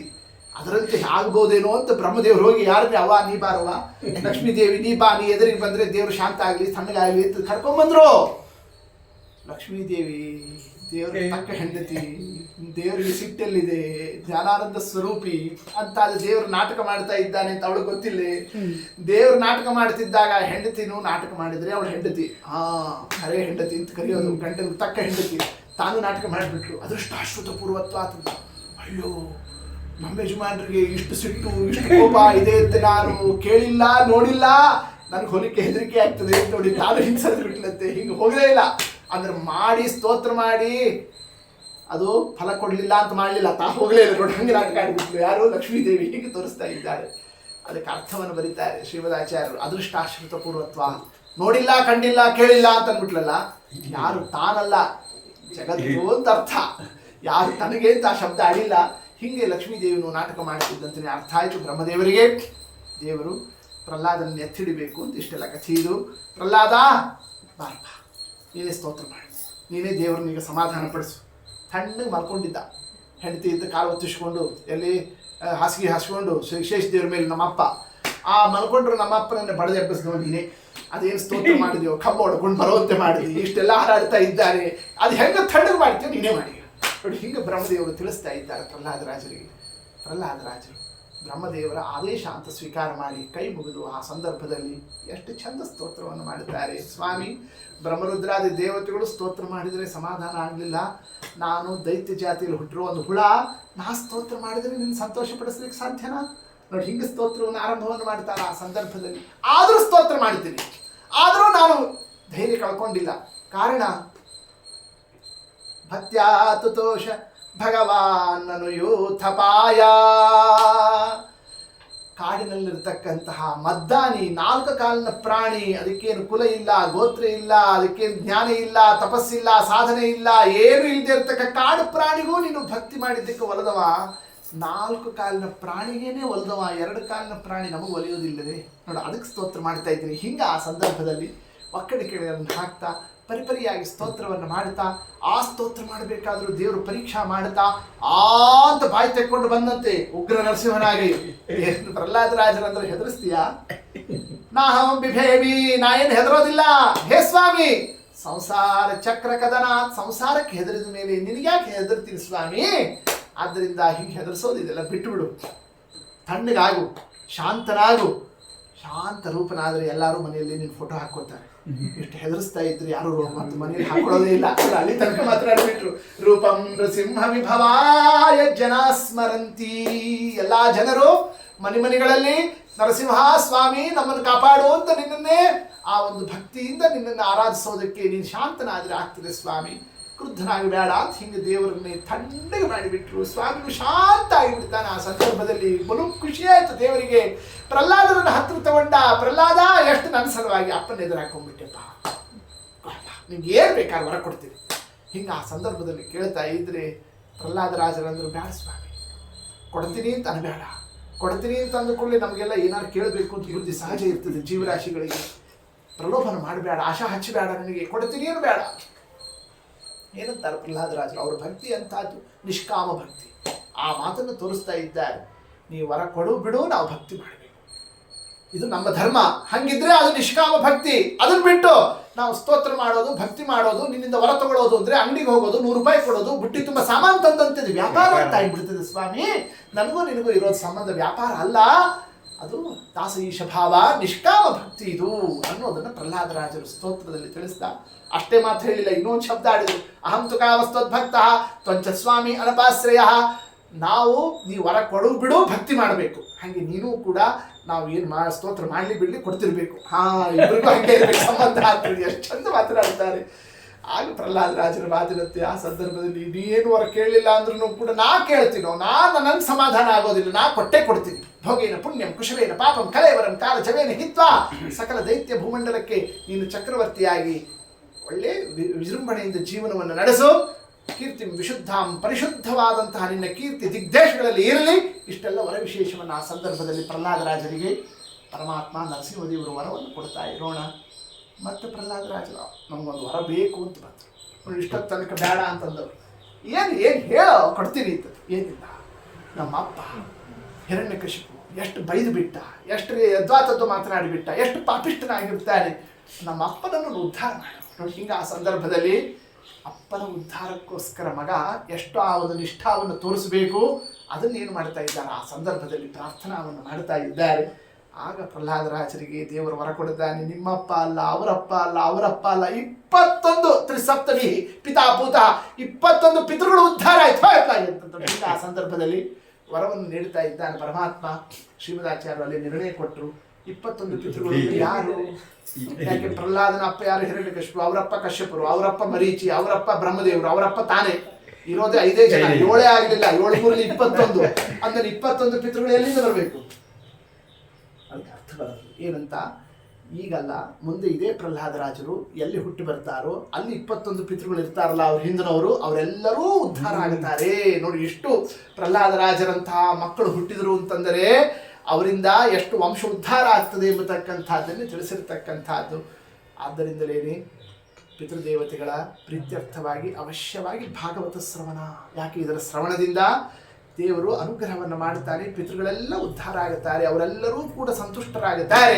ಅಂತಹ ದಿವ್ಯ ಕಥಾ ಏತದ್ಯಾದಿ ಪುರುಷಸ್ಯ ಮೃಗೇಂದ್ರ ಲೀಲಾಂ ದೈತ್ಯೇಂದ್ರ ಕುಂಜರವಧೋ ಪ್ರಯತ ಪಠೇತ. ನಂತರದಲ್ಲಿ ಲಕ್ಷ್ಮೀದೇವಿ ಬಂದು, ದೇವರು ಸಿಟ್ಟು ಮಾಡ್ತಿದ್ದಾಗ ಬಂದಿರಲಿಲ್ಲ, ತಣ್ಣಗಾದ್ಮೇಲೆ ಬಂದು ತೊಡಿ ಮೇಲೆ ಕೂತ್ಕೊಂಡು ಲಕ್ಷ್ಮೀ ನರಸಿಂಹನ ಬ್ರಹ್ಮಾದಿ ದೇವತೆಗಳು ಬಂದರು, ಸ್ತೋತ್ರವನ್ನು ಮಾಡಿದರು, ಅವರಿಗೆಲ್ಲರಿಗೂ ಸ್ವಾಮಿ ವರವನ್ನು ಕೊಟ್ಟ. ಬ್ರಹ್ಮದೇವರಿಗೆ ಅಂದ, ಇದೇ ಫಸ್ಟ್ ಆ್ಯಂಡ್ ಲಾಸ್ಟ್, ಯಾರಿಗೂ ಹಿಂಗೆಲ್ಲ ವರ ಕೊಡೋಂಗಿಲ್ಲ. ನಾವು ಒಂದ್ಸಲ ಮಾತ್ರ ಹಿಂಗೆ ಈ ತಲೆ ಒಂದು ಮೈ ಒಂದು ಫಿಕ್ಸ್ ಮಾಡಿಕೊಂಡು ಹಿಂಗೆಲ್ಲ ಬಂದಿದ್ದು ಮತ್ತೆ ಮಾಡ್ಲಾರೆ, ಅದರಿಂದ ಇನ್ಯಾರಿಗೂ ಹಿಂಗೆಲ್ಲ ವರ ಕೊಡೋಂಗಿಲ್ಲ ಅಂತ ಹಿಂಗೆ ಯಾರಿಗೆ ಅಂತಾನೆ ಆ ಸಂದರ್ಭದಲ್ಲಿ ಬ್ರಹ್ಮದೇವರಿಗೆ ತಿಳಿಸ್ತಾರಂತೆ. ಹೀಗೆ ಬ್ರಹ್ಮರುದ್ರಾದಿ ದೇವತೆಗಳಿಂದ ವಂದಿತನಾಗಿ, ಪ್ರಹ್ಲಾದ ವರದನಾಗಿ, ಲಕ್ಷ್ಮೀ ಲೋಲಿತನಾಗಿ, ಲಕ್ಷ್ಮೀ ಸಹಿತನಾಗಿ, ಲಕ್ಷ್ಮೀ ದೇವಿನೇ ಒಂದು ರೂಪ ಅಲ್ಲ, ಯೋಗಾರೂಪ ಭೋಗಾರೂಪ ಅಂತ. ಅದೇ ಯೋಗ ನರಸಿಂಹ, ಭೋಗ ನರಸಿಂಹ ಅಂತ ಲಕ್ಷ್ಮೀ ದೇವಿ ಹೆಸರು. ಯೋಗ ಭೋಗ ಹೀಗೆ ನಾನಾ ರೂಪನಾಗಿ ನಾನಾ ಸ್ಥಳಗಳಲ್ಲಿ ದಿಗ್ದೇಶಗಳಲ್ಲಿ ತನ್ನ ನರಸಿಂಹದೇವರ ಸನ್ನಿಧಾನವನ್ನಿಟ್ಟ, ಸನ್ನಿಧಾನವನ್ನು ಇಟ್ಟು ಜಗತ್ತಿಗೆಲ್ಲ ಸಕಲ ವಿಘ್ನ ನಿವಾರಣೆ ಆಗುವಂತೆ, ದುರ್ವಾದಗಳು, ದುರ್ಮತಗಳು, ದುರ್ವಿಚಾರಗಳು, ಆಪತ್ತುಗಳು ಎಲ್ಲವೂ ಪರಿಹಾರ ಆಗುವಂತೆ ತನ್ನ ಕಾರುಣ್ಯವನ್ನು ಜಗತ್ತಿಗೆ ತೋರಿಸಿರ್ತಕ್ಕಂತಹ ಈ ಕಥಾ ಯಾರ ಮನಸ್ಸಿನಲ್ಲಿ ಬರ್ತದೋ ಅವರ ಮನಸ್ಸಿನಲ್ಲಿ ದೇವರಲ್ಲಿ ವೈಷಮ್ಯ ಇದೆ, ದೋಷ ಇದೆ ಅನ್ನೋ ಈ ಒಂದು ಆಪತ್ತು, ಈ ಒಂದು ವಿಚಾರಕ್ಕೆ ಅವಕಾಶನೇ ಇಲ್ಲ. ಅಂಥ ಕಥಾ ಯಾವ ಕಥಾ ಇದು? ನರಸಿಂಹದೇವರ ಕಥಾ. ಅದನ್ನೇ ಉಪಸಂಹಾರವನ್ನು ಮಾಡ್ತಾ ಆದಿಪುರುಷಸ್ಯ ಮೃಗೇಂದ್ರ ಲೀಲಾಂ ದೈತ್ಯೇಂದ್ರ ಕುಂಜರವಧಂ ಪ್ರಯತ ಪಠೇತ ದೈತ್ಯಾತ್ಮಜಸ್ಯ ಚ ಸತಾಂ ಅಕುತೋನುಭಾವೋ. ಹಿಂಗೆ ಮೋಕ್ಷಾದಿ ಪುರುಷಾರ್ಥಪ್ರದವಾಗಿರತಕ್ಕ ಭಗವಂತನ ದಿವ್ಯವಾಗಿರತಕ್ಕಂತಹ ಈ ಒಂದು ಕಥಾಭಾಗವನ್ನೇ ನಿರೂಪಣವನ್ನು ಮಾಡಿ ಭಾಗವತದಲ್ಲಿ 12 ಸ್ಕಂದಗಳಲ್ಲಿ ಒಂದು ರತ್ನಮಾಲ, 12 ಮಣಿಗಳ ಮಾಲೆಯಲ್ಲಿ ಮಧ್ಯದಲ್ಲಿ ಇರತಕ್ಕಂತಹ ಒಂದು ನಾಯಕ ಮಣಿಯಂತೆ ಇರತಕ್ಕಂತಹ ಕಥಾ ಯಾವುದಿದು? ಅದ್ಭುತವಾಗಿರತಕ್ಕಂತಹ ನರಸಿಂಹದೇವರ ಕಥಾವನ್ನೇ ನಾರದರು ಧರ್ಮರಾಜರಿಗೆ ಹೇಳಿದ್ದಷ್ಟೇ ಅಲ್ಲ, ಧರ್ಮರಾಜ, ದೇವರು ನರಸಿಂಹದೇವರು ಇಷ್ಟೆಲ್ಲ ಬಂದು ಪ್ರಹ್ಲಾದನಿಗೆ ಅನುಗ್ರಹ ಮಾಡಿದ್ದೆಲ್ಲ ಕಥೆ ಇದೆಯಲ್ಲ, ಎಷ್ಟೊತ್ತು ಇದೆಲ್ಲ ನಡೆದಿದ್ದು? ಎಲ್ಲ ಒಂದು ದಿವಸದ ಕಥೆ ಇದು. ಆದರೆ ಅದೇ ನರಸಿಂಹ, ಅದೇ ಪುರುಷ ಸಿಂಹ, ಅದೇ ಪುರುಷೋತ್ತಮ ಶ್ರೀಕೃಷ್ಣ ಪರಮಾತ್ಮ ನಿಮ್ಮ ಮನೆಯಲ್ಲಿ ಪುಣ್ಯಾವಚನ ಆದರೆ ಸಾಕು ದ್ವಾರಕಾದಿಂದ ಹಾಜರಾಗಿ ಬಿಡ್ತಾನ್ರಪ್ಪ. ನೀವೆಂಥ ಭಾಗ್ಯವಂತರು ನೋಡಿ. ಹಿಂಗೆ ಆ ಸಂದರ್ಭದಲ್ಲಿ ಕೃಷ್ಣ ಪರಮಾತ್ಮನ ಆ ಒಂದು ಅನುಗ್ರಹವನ್ನು ಪಡೆದಿರ್ತಕ್ಕ ಪಾಂಡವರನ್ನು ಶ್ಲಾಘನವನ್ನು ಮಾಡುತ್ತಾ ದೇವರ ಅನುಗ್ರಹಕ್ಕೆ ವರ್ಣಾಶ್ರಮ ಧರ್ಮಗಳು ಹೇಗೆ ಬೇಕು ಅನ್ನೋದನ್ನು ತಿಳಿಸ್ತಾ ಇದನ್ನು ಉಪಸಂಹಾರವನ್ನು ಮಾಡಿದ್ದಾರೆ. ಅದ್ಯ ಯಥಾಮತಿ ಕಥಾಭಿಪ್ರಾಯ ಶ್ರೀಕೃಷ್ಣಾರ್ಪಣಮಸ್ತು.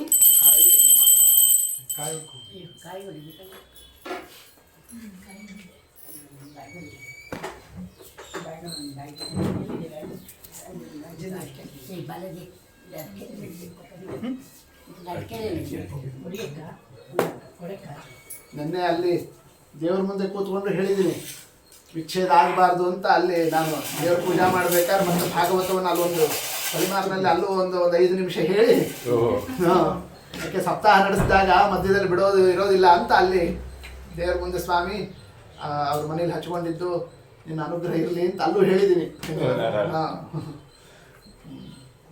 ನಿಮಗೆ ಶ್ರಮ ಆಯಿತು ಅಷ್ಟೇ, ಎಲ್ಲದನ್ನು ನೋಡಬೇಕು, ಬಂದು ಮಾಡಬೇಕು ಅಂದರೆ ಅದು ಕೊಡೋದಲ್ವ ಆಯ್ತು